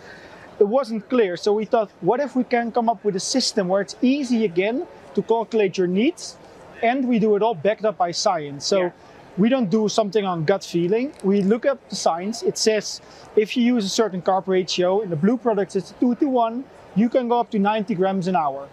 okay, how do you get to 90 grams an hour? That's by combining 30 grams of products. Yep. 30, 60, 90. It's that easy. You take one bottle, you drink one bottle an hour, you use 2 pieces of food, can be, while you're running, probably gels, the juice goes down easy as well, you mix and match them. Then we found out that with the black products, you can go to 120 grams of carbs in a 1:8 ratio. Same idea, 3 products an hour, but just higher dose products. Okay. How long have you been? Yeah. How long has Emix been around? So the brand was founded in 2010, way before me. But yeah, it's just putting it out. But in 2021, that's when I joined and where we did a full rebrand of the product. So we did a different logo. We changed the whole category of products. And that's when we said, like, let's do something different and make it fun again to eat sports nutrition. And how has it been received here or in Europe? Yeah, it's so interesting. Like in the US, it's different flavors that go well. So we started in the US with products that did really well in Europe. For example, oat bars, that's flying in Europe. In the US, people, they're more into gels and drink mixes. Like, so it's a completely different set of products, but we're now settling in. We're now 2 years in the US and it's going well, yeah. And what are your more popular flavors? In terms of gels and chews and nougats and whatnot. So I think if we look at this one, it's the Turbo Gel Cola Lime. Yeah. It's like super popular in the US, together with the watermelon. Like, I gotta say, like, you're Americans, you love a watermelon. Huh? It's crazy. Everyone jumps on it. These are the top sellers by far. Oh yeah, okay, cool. Yeah. Then also it's super interesting. 2 years ago we launched a cherry juice. This is for recovery. Like this product's been flying. Like everyone wants to get their hands on cherry. It improves your sleep, improves your recovery. Like, yeah, what not to like? That's great. Yep. Yeah. And then I see you have beet juice as well. Yeah, we got a beet juice, 500 milligrams of nitrates. Like, so you can compare this to 1 liter of beet juice, but then in a shot. This takes time of your marathon, even if you're a half marathon. You can load it 3 to 7 days before the event, but you can also take it on the day of the event. It gives you just 3 minutes. Okay. Oh, that's good to know. Imagine that, like 3 minutes in a bottle. 3 minutes? That's a PR for a lot of folks. Easy. Yeah. So at TRE here, what are you looking to accomplish? Aside from getting into more retail shops, you know, what's the message here at TRE? That sports nutrition is not hard. It's not. You don't need to calculate. It's crazy. It's not hard on the stomach. Like. This is whole gimmick from the past years that gels are hard on the stomach, the nutrition is hard. It's normal, it's fun, you need energy. Like also for your recovery, it's easier, it's better if you do proper fueling.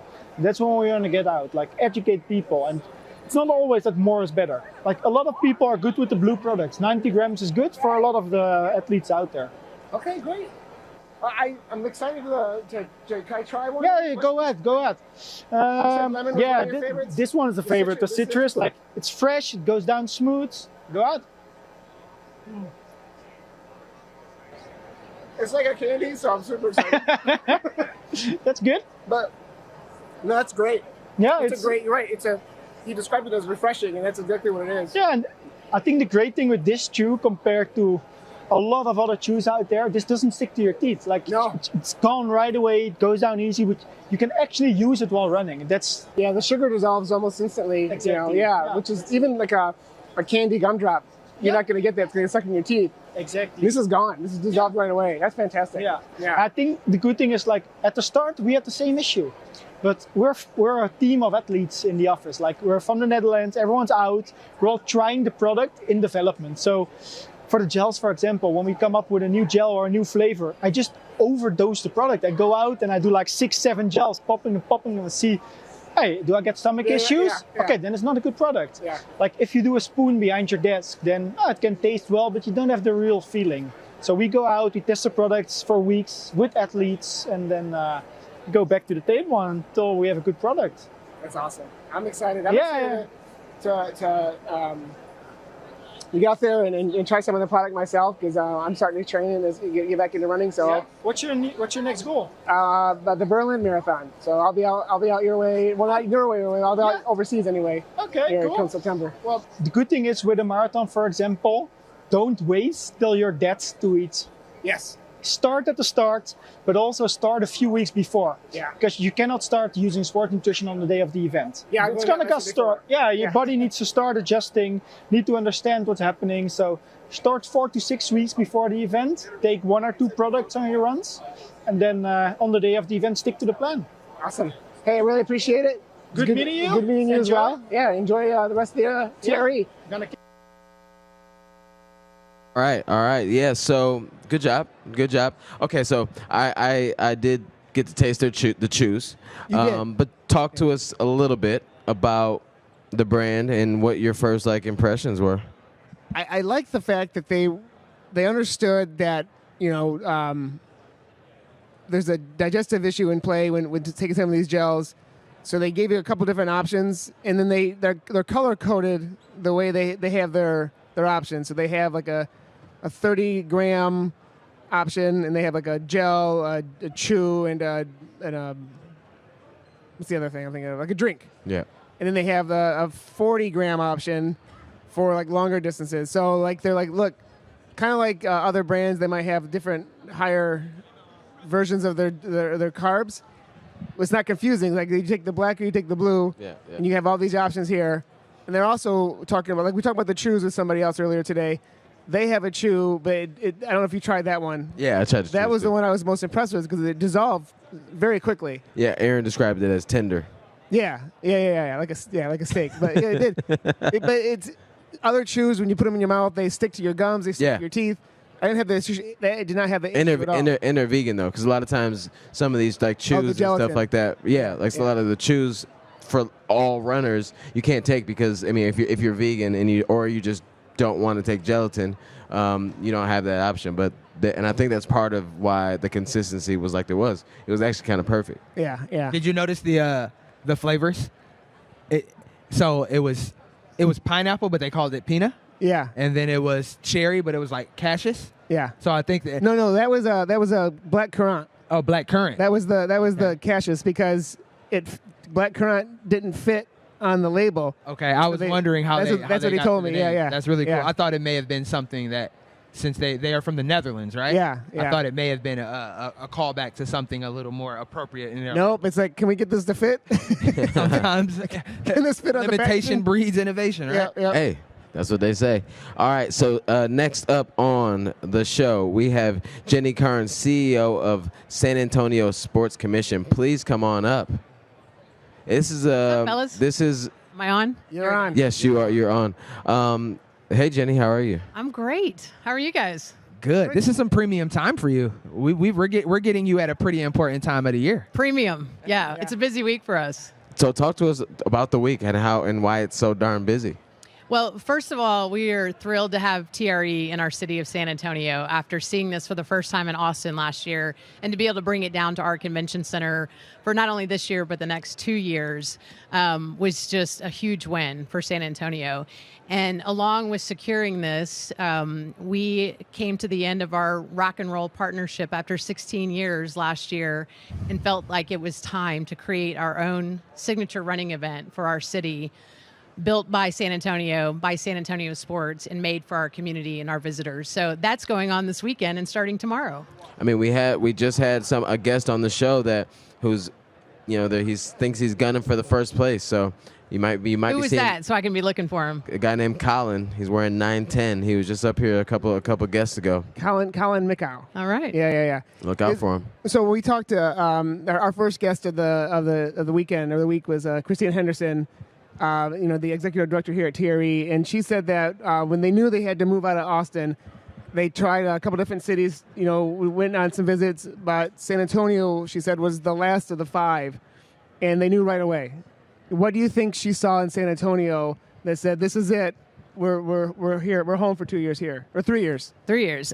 Probably to start with the people. I mean, we have a great community here of welcoming people that love San Antonio. We work very well together between our sports commission, between the city of San Antonio, our convention and visitors bureau. we all came together to sell the city and to convince Christina that this is the place they needed to move to. And then we're just a destination city. I mean, the weather wasn't great today, but this is a beautiful place to be during the middle of December and, going into the holidays with the Riverwalk, mild temperatures, great Mexican food. I mean, if I'm a marathoner, the weather is fantastic. Let's be honest. It's going to be great this weekend.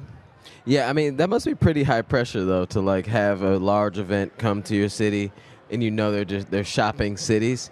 And it's like you go around and tell everybody, can you be on your best behavior just, like, for these 3 days, please? Yeah. Well, and we do it often. This is what we do. We sell the city for big events like the NCAA Final Four and other major events. And so this is a great place to be for big events because we do have wonderful volunteers, wonderful culture, wonderful destination to come to. You've got the Riverwalk. Everything's walkable downtown. The hotels are so close by. So we have the perfect combination that really wins these events.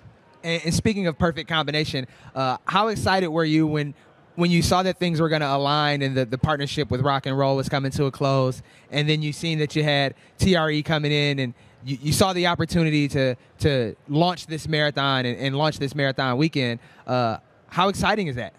Well, I think you just said it. The stars aligned all at the right time, and that's when we knew it's time to pull the trigger. We can do this on our own.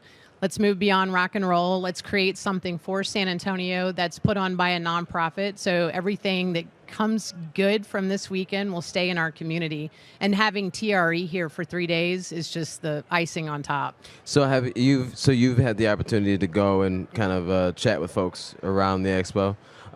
What's the energy around, like, maybe some folks came here very strictly for work and didn't realize like what was happening this weekend? Like, what have been some of the conversations that have been like positive for the future, maybe some future partnerships? Well, we started doing this in Austin last year, and we made the rounds for 3 days. We were promoting San Antonio and promoting this new marathon.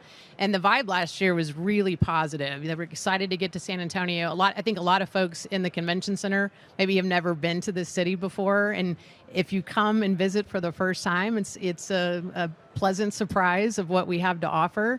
And then they learned about, hey, there's a marathon weekend that's happening and starting tomorrow at the tail end of TRE. And so we had a lot of the exhibitors that you see today register to run a year ago in Austin.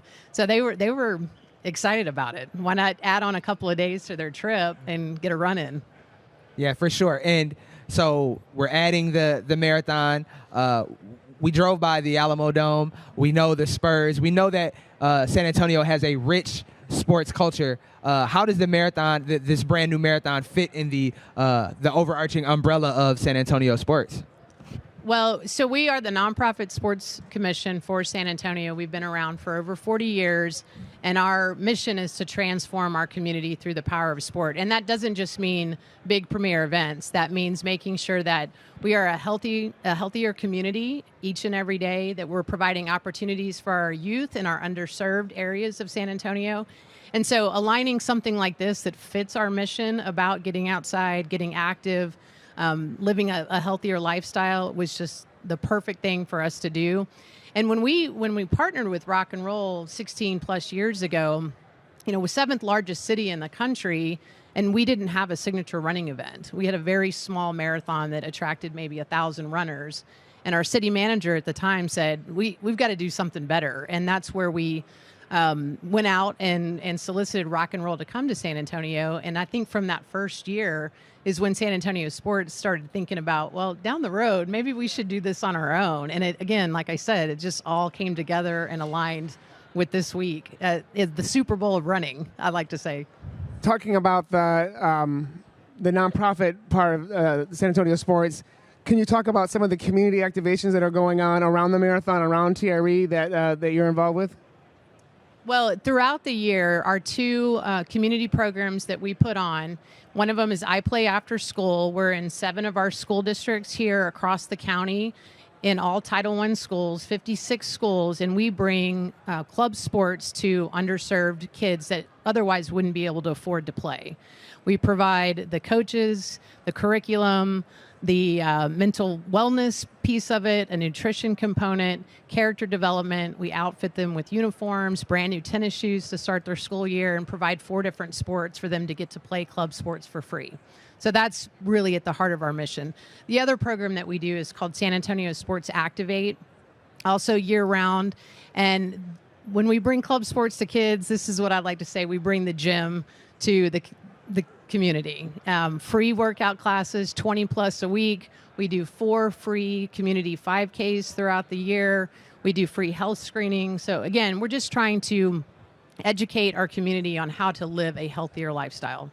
Yeah, and I feel like so many of the people we've talked to so far, community has been such a large portion of it. And I feel like your organization is clearly community first, community forward. So we really love to see that. But also to kind of harken back to what you said earlier about the city management saying that you need to address something about the marathon. I like to say that one of the best ways to experience a city is on foot.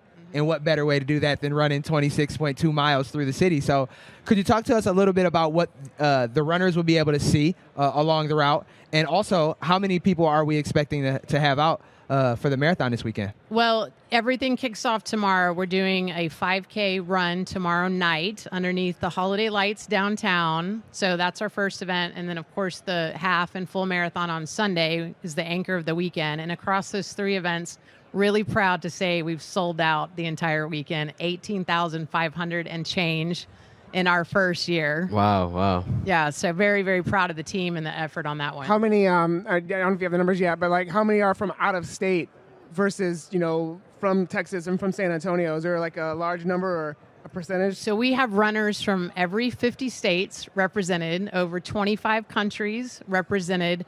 But here's the thing I think I'm most proud about. Out of the 18.5, 80% are local. And when we started in 2008 with rock and roll, that number was almost flipped with visitors. And that's what we like to see with big events. We love the visitors coming in and spending dollars downtown and eating out at our restaurants and staying in hotels.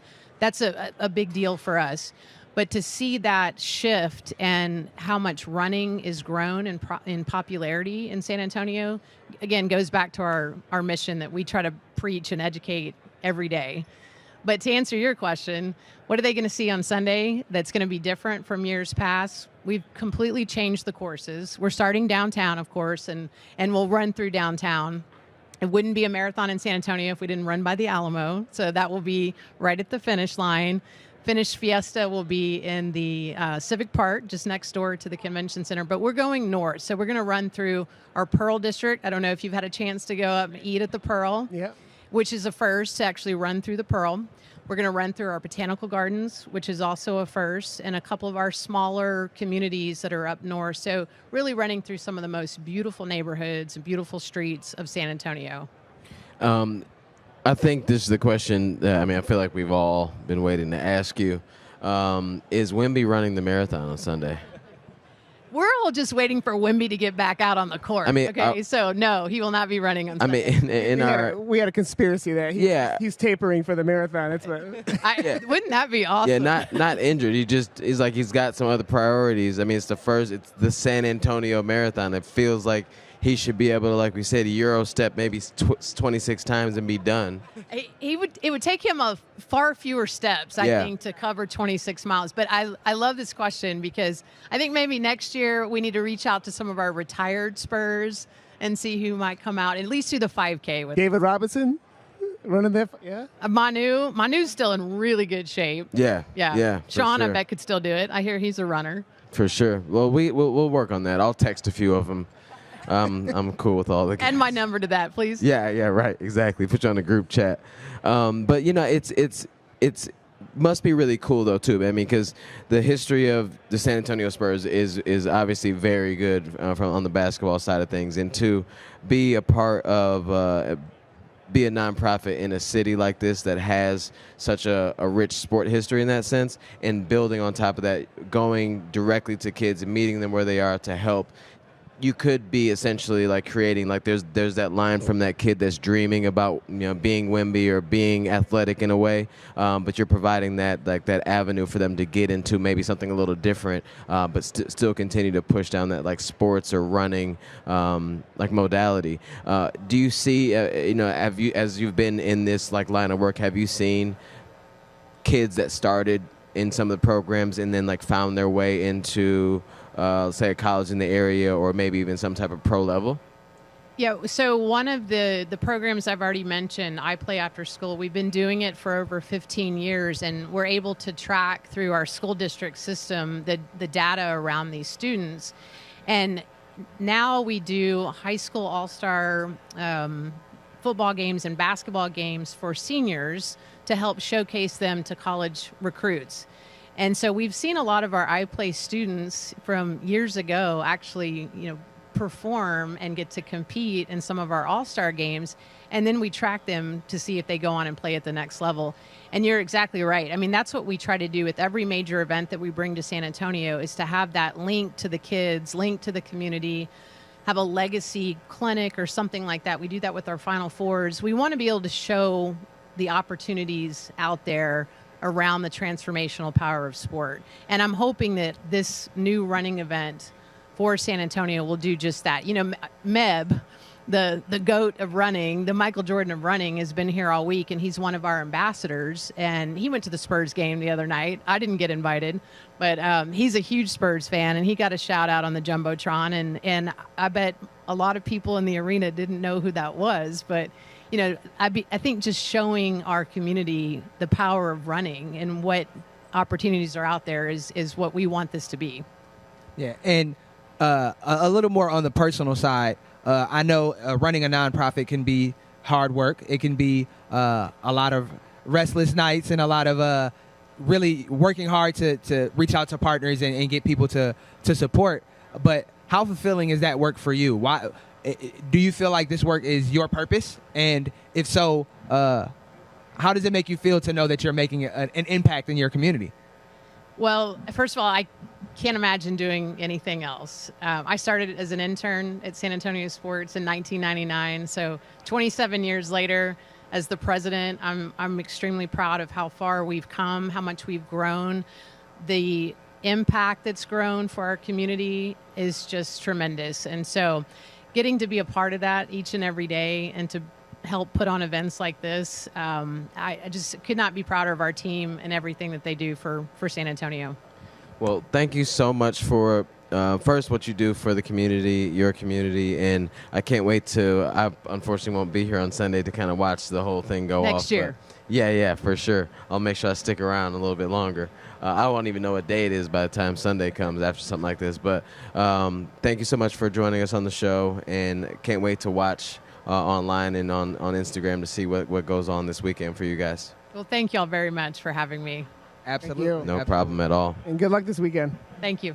And I'll throw you on that group chat for sure. I'll count on it. Yeah. I have an audience. Look. There we go. And the crowd goes wild. Yeah, for sure. Yeah, thank you so much. I mean, that's cool. I was just trying to convey that thought of like having in a city where the history, like the basketball history, at least for sure, is just so strong that I could just imagine all these kids of all different backgrounds, like just having some pinnacle thing to look at and strive to, and not everybody's gonna make it to the basketball court, in the NBA stage, but to have other avenues or somebody's like kind of helping you just stay fit, stay active, and stay tapped in physically can turn into so many different avenues. Like she said, Meb's out there, we don't know who he is until all of a sudden you maybe run the 5K and then you find out who this is and all that. So it's really exciting to see people very passionate about the future. Yeah, and you need people that are willing to do the work in the community and connect the dots and go out there and get their hands dirty to push the idea that movement is important, because unfortunately we're in a time where being sedentary is a little too common. So to have someone that is pushing to get people moving, especially children, you can't do anything but tip your hat to that.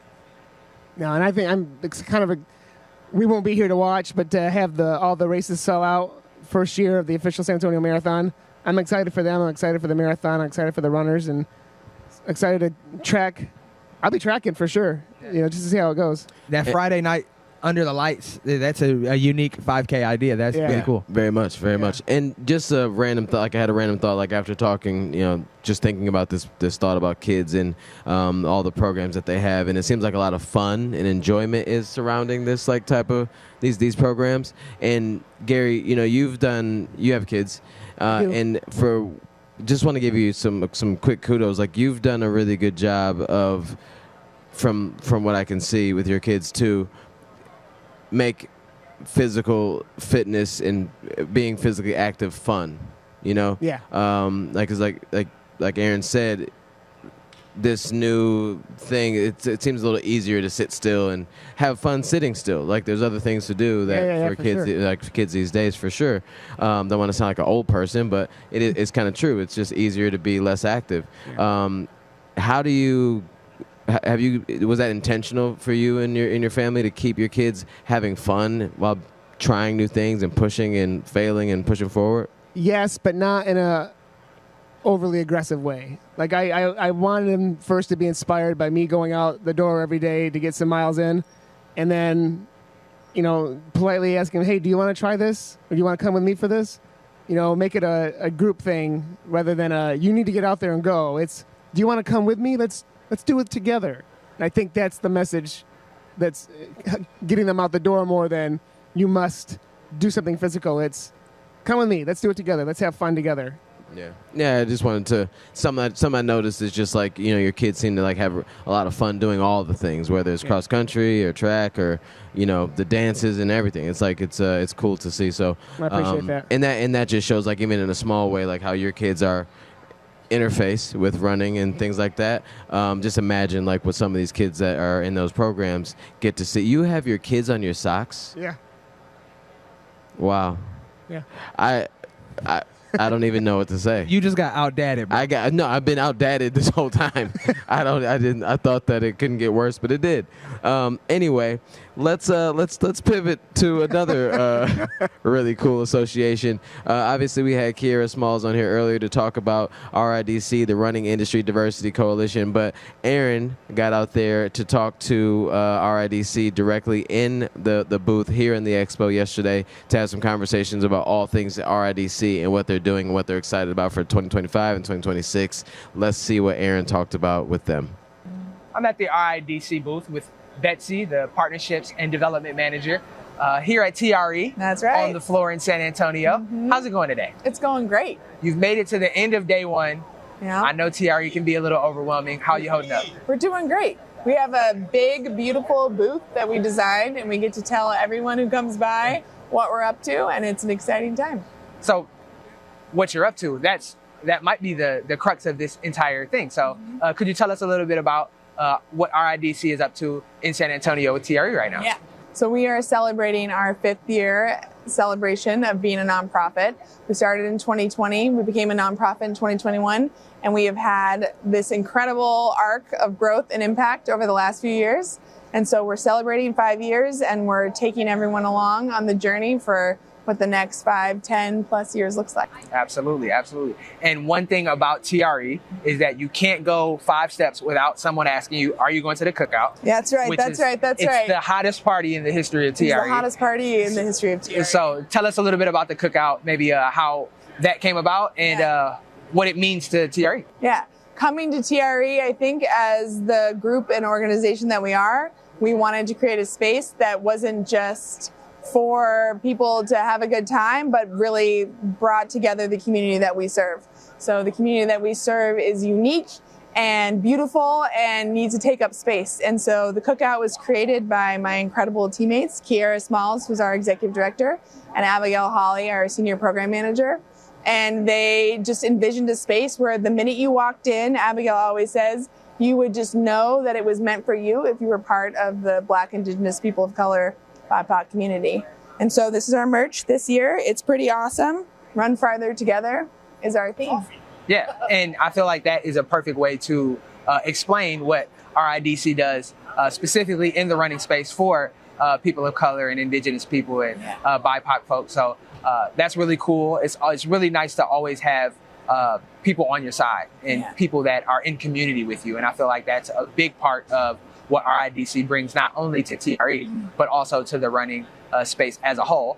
But as I said earlier, you are the manager of partnerships and development. So when looking for partners and different organizations to partner with, what do you in your role, what is some of the things you look for in organizations that you guys decide to partner with? Yeah, I think we sort of flipped the script on some of the partnerships that you see sort of around TRE in general. We are like first and foremost here to serve the community that we work with. And so we sort of get to be the bridge between the sport of running and the business side and bring along all the aspects that go into the incredible industry that this is in order to keep building more inclusive spaces for everyone to thrive, not only in the sport, but also the business, the hiring, the ownership, and all the benefits this industry has for our community.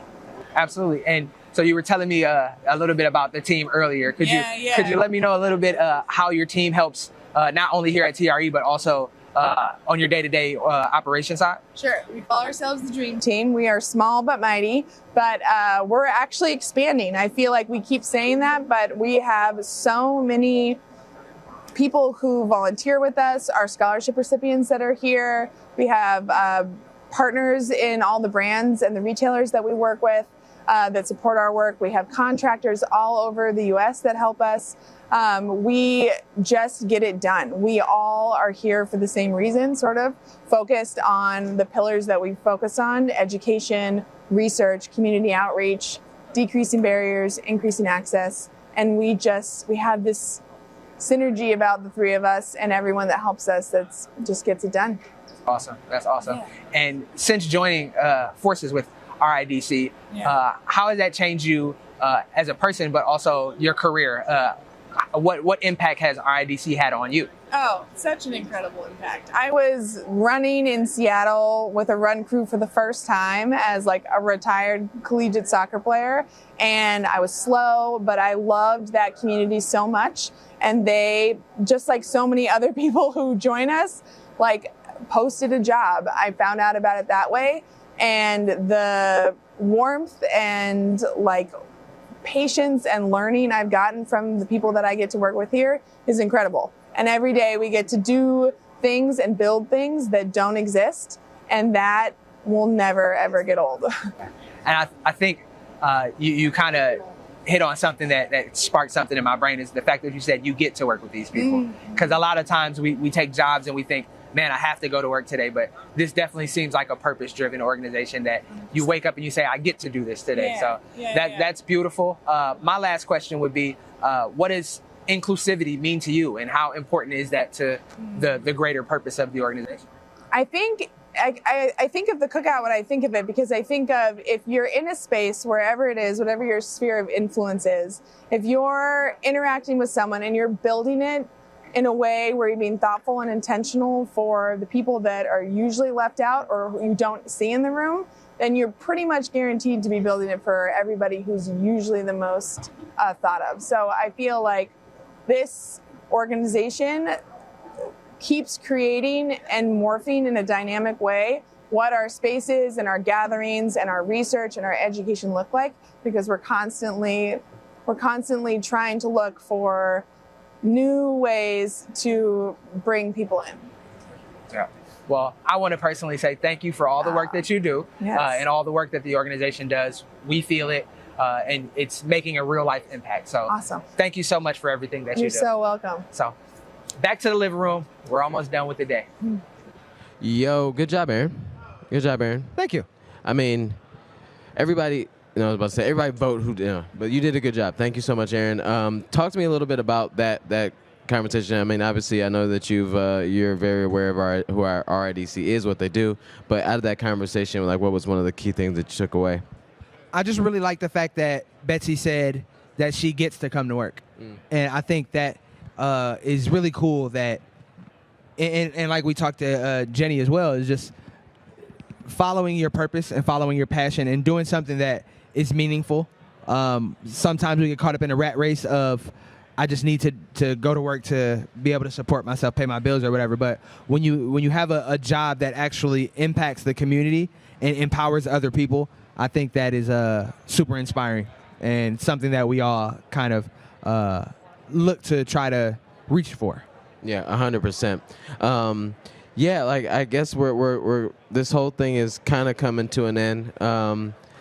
TRE Live is we're day 2, session 2 is almost rolling towards the end. We have one more guest before we finish off, but I guess like let's just take some time to kind of reflect a little bit about obviously how far how far TRE Live has come. That first year where it was just me and Gary on the thing because you had stuff to do, but we were there just like kind of figuring it out, trying to see if people were going to be interested in this concept, and it's worked out really well. And now FlowTrack is on board, and this is our second year with them. Like, how are you feeling, Gary? Because you've been sitting here 3 years now. It's been. I was just thinking about. It wasn't freewheeling that first year, but we're kind of sitting up and we're moving between chairs and whatnot. But I remember Kafuzi, Mike Coco, had come up towards the end of the session, and Tommy and I were trying to get snacks and we can, and there's just like trash all underneath the desk, and he called us out. He called us out on that. Yeah, there was a lot of. I don't know why that. I think it's just I don't know what we were doing actually. Like, why was there so much trash under the desk? Coffee cups and water cups and whatnot. Yeah, I think we were doing a little too much. We had coffee the whole time and water everywhere. Yeah. And now we're just. But now that we're in our living room, we know to take care of it. Yeah. Yeah. And yeah, I don't know if the world is ready for a highly caffeinated Tommy runs for 8 hours straight. I saw Tommy runs highly sugared up last night. Man, yeah, that guy was different. That was a. I don't know. I don't know what it is. It's like. It's like that moment when you don't have energy really, but then you do something that gives you energy that you didn't have like 5 minutes before. It's a strange shift, and all of a sudden, like, you got thoughts, and you got to figure out how to tell people about the thoughts, and they don't normally come out the way that you thought they were gonna think and sound. I was telling Aaron, he got all sugared up. But like in the cane sugar type of way, Huh? Move on. Wait, we've made it 3 years, and you're trying to get us canceled right now on the way out? That's crazy. But, before we bring up our last guest, we have had so many different guests on the show for 3 years now, but even just this time, everybody that came up on this stage was super passionate about what they do, why they do it, whether it was from Run Her, I say Run Her, but it's Runner magazine, all the way to Sir Nutrition, to ACG, to 910. Everybody's so tapped into this thing that we love so much, which is running, and having it so that we can know that the things that we're investing our money in, because it all comes down to like all these brands cost money. Everything in this room is just a bit more expensive potentially than it was years before, but knowing that all of them are working their best to provide like the highest level of material to give us the experience that if we're going to use and spend our hard-earned money on, that it's deserved, and we're buying into a brand that we feel like we know and trust. And that's the purpose of TRE Live, is so brands can actually talk and share instead of just being like a commercial, which is also cool because it kind of shows the energy of the brand, but to actually be able to hear their representatives speak about their jobs and what they do for that brand, it makes it feel much more worth it to me. Yeah, and I think I said this yesterday about the BAA, is it's easy to get caught up in the idea of an organization or a brand or a company, and you just see it as a logo or a swoosh or 3 stripes or a Puma or whatever it may be. But you realize when you come to a place like this that all of these brands, all of these organizations, all of these companies, they're real people behind the scenes that work really hard to bring not only the products to life, but also interface with their community, also tell these stories in compelling and interesting ways. So to have the opportunity to see some of the people that are responsible for that, it's really cool. And it gives you a behind-the-scenes look of just how much goes into that pair of everyday trainers that you just throw into your closet when you're done with them, you realize that's someone's life's work. That's someone's real passion, real sweat equity put into that. Sleepless nights, all of that stuff that it's easy to overlook, but it's a real thing, and it's real people that are working hard to make that come to fruition. So it's beautiful to be here at TRE to see all of that culmination of all that work. Exactly, for sure. Yes. Yes, you agree, Gary? All right. Scrabble words there, some college words there. All right. Well, day 2, session 2, final guest of TRE Live 2025 at the running event in San Antonio. We have Christina Henderson, the president of TRE. I almost want to give her the whole couch and just like put the pillow here and let her like lay down and just hang out. Yeah. All right. Hi, Christina. Hi, y'all. How are you doing? You've been talking for 2 days straight. Yes, we have. Hey, my 3rd grade teacher said I could talk for longer, so Okay. see if we could prove her right. So I know that y'all are used to asking the questions, but I wanted to ask you, kind of based on all the conversations that you've had over the past couple of days, what does 2026 look like for the running industry? What are you seeing? One word, one sentence. What are you taking away, and what can consumers take away from these conversations that you've been having? I think the consumer can get ready to learn trail. Yeah. Because so many of these brands are super dedicated to the future of what trail running looks like, and providing the consumer multiple different options for road shoes, gravel shoes, trail shoes, and everything from a cement path to a gnarly technical trail. They want to be able to cover all of that. So I think trail is actually the future of the running space. I think more so the trail, it's the options to run. I was talking to Ted Metellus earlier, and I was talking about when you first get into running, it's all about the 5K, and then you work your way up to the marathon. I think people want more. So that's where trail's coming in, why trail's getting a bigger boom. There's more options for people to start doing different types of events and runs beyond just a road marathon. I guess I would say like on a more like whimsical vibe, I guess maybe is like meaningful innovation. I feel like there was at some point there was like more like of a reaction to a fad, and a lot of brands flexed because of it and did things that maybe made sense, maybe didn't. But it seems like a lot of the brands last year, maybe we saw things that were just kind of like outer space kind of thoughts and maybe an extreme version of what was working. But I feel like this year we didn't see anything that was just so insane that just felt unrealistic. And that's a good thing. And I think along with the trail and like that, the push towards the response to the market of like what people are doing, and if trail's booming, then we need to figure that out. They're also not throwing like the kitchen sink at everything. Was only a couple brands that did something that was just like, oh, that's strange and different. Let's see if that works. Everybody was more so about figuring out like how do we refine this a bit, and it didn't mean more. You know, some of it looked like less actually, and better looking. I think one of the coolest things, and I keep hearkening back to Mr. Jim Weber, but I think one of the most promising things we've heard on this stage is from somebody who's been in the running space for 20 plus years. He said, invest in running. Even in 2025, we're still at a point where running is worth investing in, and it's a growing space, and it's an exciting space. So that made me happy to know that he sees that there's still so much more room for growth. Absolutely. What about you? You've been all around. I know. Yeah, I think walking the floor, gosh, yeah, it just feels like running it's going to be everywhere. It's like growing, but I'm not quite getting like it's in culture. It is like everybody wants to be in the running space, and you can feel that, and it's such a good energy, and I just think that's going to continue in 2026, and I think collectively we'll bring it even further. So I'm leaving TRE feeling excited for the future of the running industry. All right, can I pivot real quick?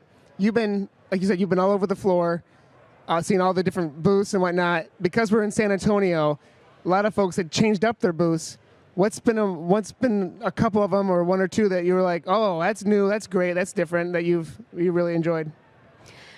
So I appreciate the question, but I hate I like giving specific answers because I just like leave people out.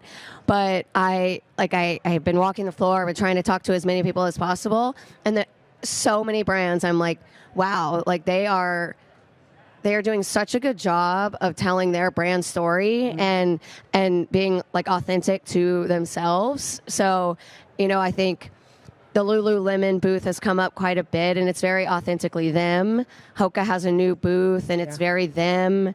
The Brooks booth is always amazing, and they've updated that. And so each one is specific to them, and each are amazing and helping them accomplish what they want to here at TRE. And I think that's kind of like back to like what I was thinking, like that meaningful push piece of it, because like even like North Face, like you walked into their area and they had like moss on the ground, like actual like rocks. Yeah. And it was like, that's very North Face, and that if you walked into a store and saw that would be really helpful. But then at the same time, when you think about who's here and who they're doing that for, that's even kind of more exciting, because if you're a buyer or you work for a retail shop, if you walk into a booth and you immediately like get the feeling of like who this brand is, and it makes you remember who Brooks is or something like that. And like, not that we don't know already, but just a reminder of like, okay, this is what this is again. This isn't about stack height necessarily. It isn't about the look of the shoe. It's about this is what this company is to their core.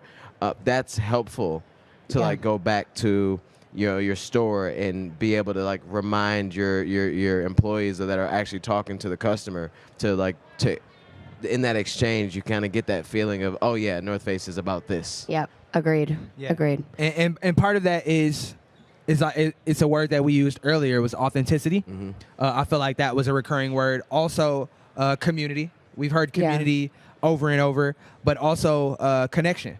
We talked to Ryan from FlowTrack, and he said one of the tenets of FlowTrack's ideals was connection, being able to connect people to the sports and to the personalities in sport that they love. And when I peel back the layers, I think those three words explain TRE in such a great way. It's an authentic place for people who genuinely care about the running space.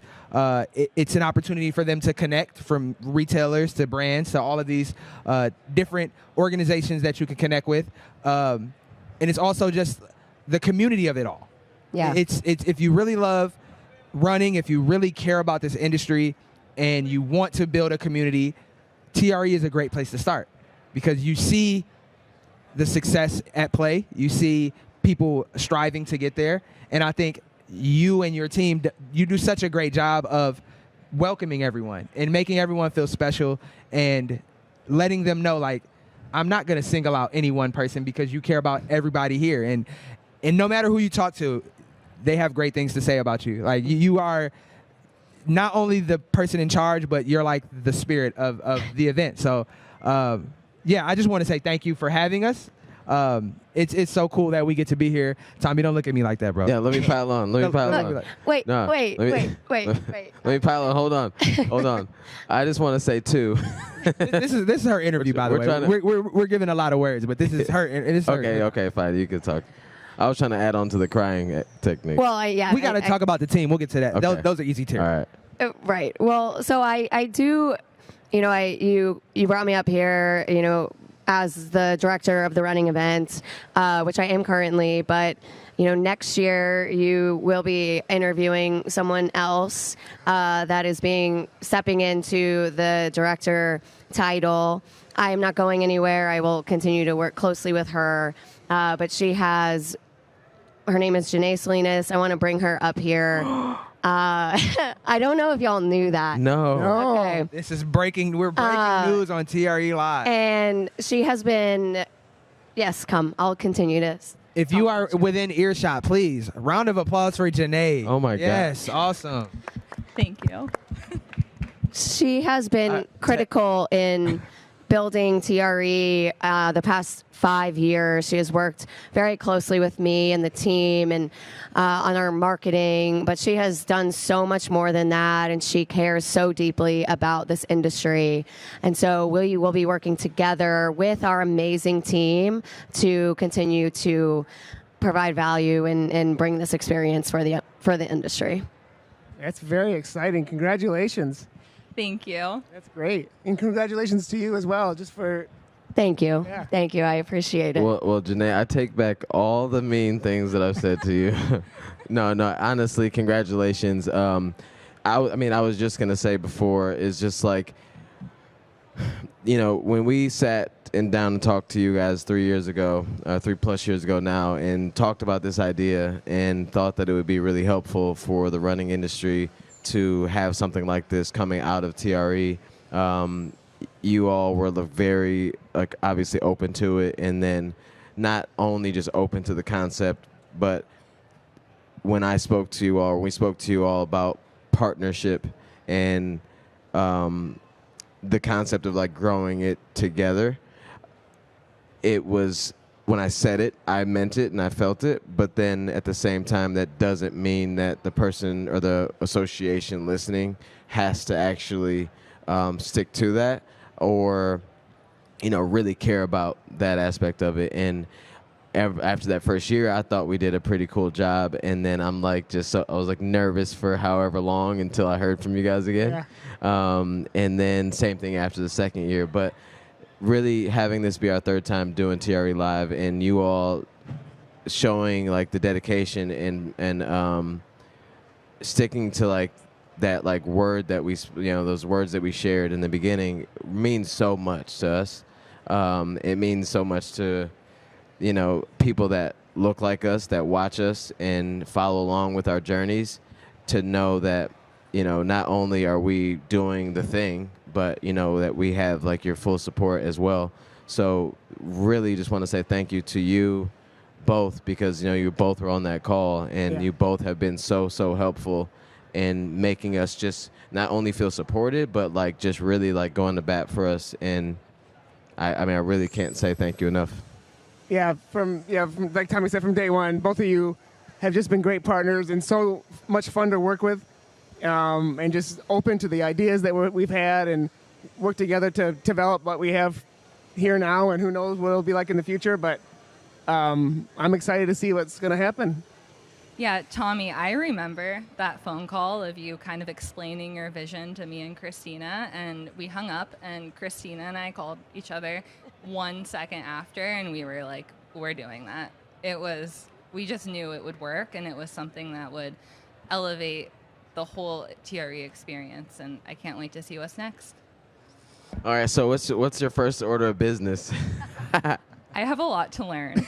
So I've been working closely with Christina for the whole 5 years I've been on TRE. And like she said, she's not going anywhere. So she'll still be very involved with TRE. But I have a lot to learn from her still. And it'll be a very collaborative transition.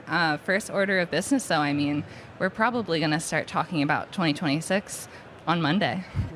That's insanity. But so, what we asked Christina, but what is one of the key things that, she actually asked us, what are one of the key things or feelings that you're taking away from this conference last couple of days?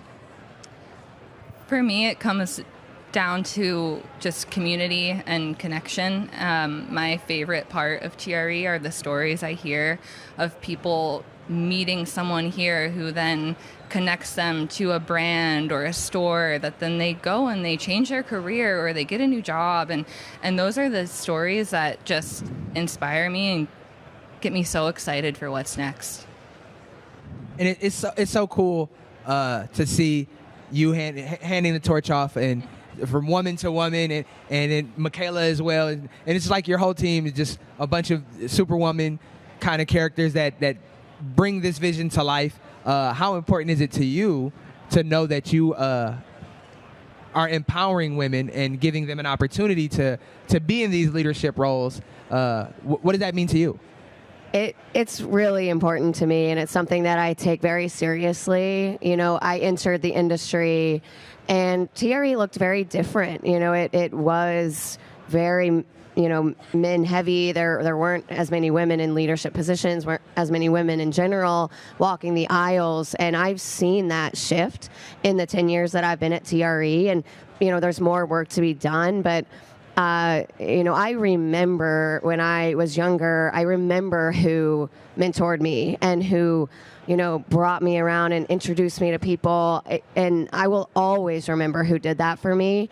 And I always want to do that for my team and anyone that I meet in the industry. It's something that I'm very passionate about.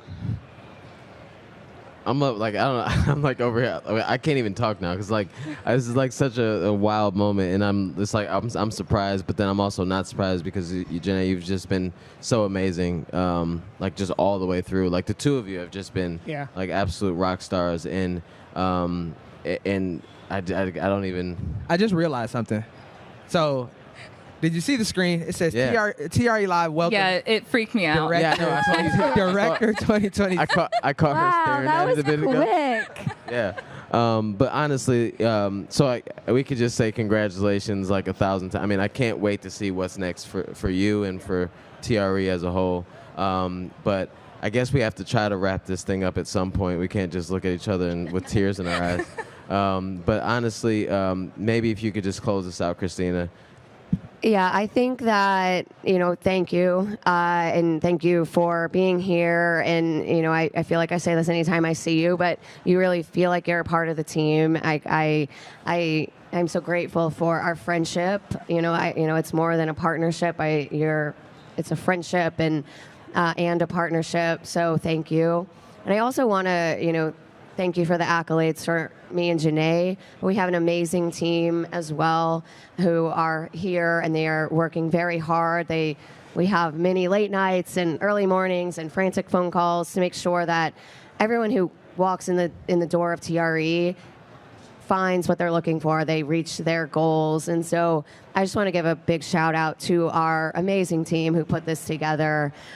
We work very closely with one another. So, you know, it's not just me and Janae. It's many people. So I just want to give a shout out to them and thank you again. All right. Well, thank you guys so much. Do you guys have something to close? You want to say something? Before we go, I just want to shout out the FlowTrack team. We aren't the only people up here working. Everybody has their own role to play. So shout out to, I'm going to try to name as many people as I can, but we've got Dallas, we've got Nico, we've got Tiffany back there, we've got we had Fred yesterday. Yeah, we had Fred yesterday. He was really running the show. Yeah, Fred was gone. He was really running the show. So, and so shout out to, they make us look good. Yeah, for sure. They make us look good. Gary, how about you? You got any shout outs? I just kind of off of that, between you and the whole TRE team, the whole FlowTrack team, I was always impressed with, we never got a no. It was let's find a way to say yes. And that really means a lot, especially when we're all on the fly, everything's changing. I don't know if people know, like, behind the scenes, like, schedules are being adjusted here and there, but it's always smooth and professional and cool. And I loved it, and I love being with you guys. Thank you so much for having us. Really, really means a lot. Of course. Thank you, guys. Mr. Nutrition. and to On from Mr. Nutrition for being our nutrition sponsor. On yesterday for being our apparel sponsor from day one. Thank you. Thank you. Yeah. And, all the thanks. that was beautiful, Gary, but they did say no to my $1 million. So with that, we are going to go ahead and close out TRE Live 2025 from San Antonio, sitting here with the ladies in charge. See you later. Thanks so much for watching. Cheers.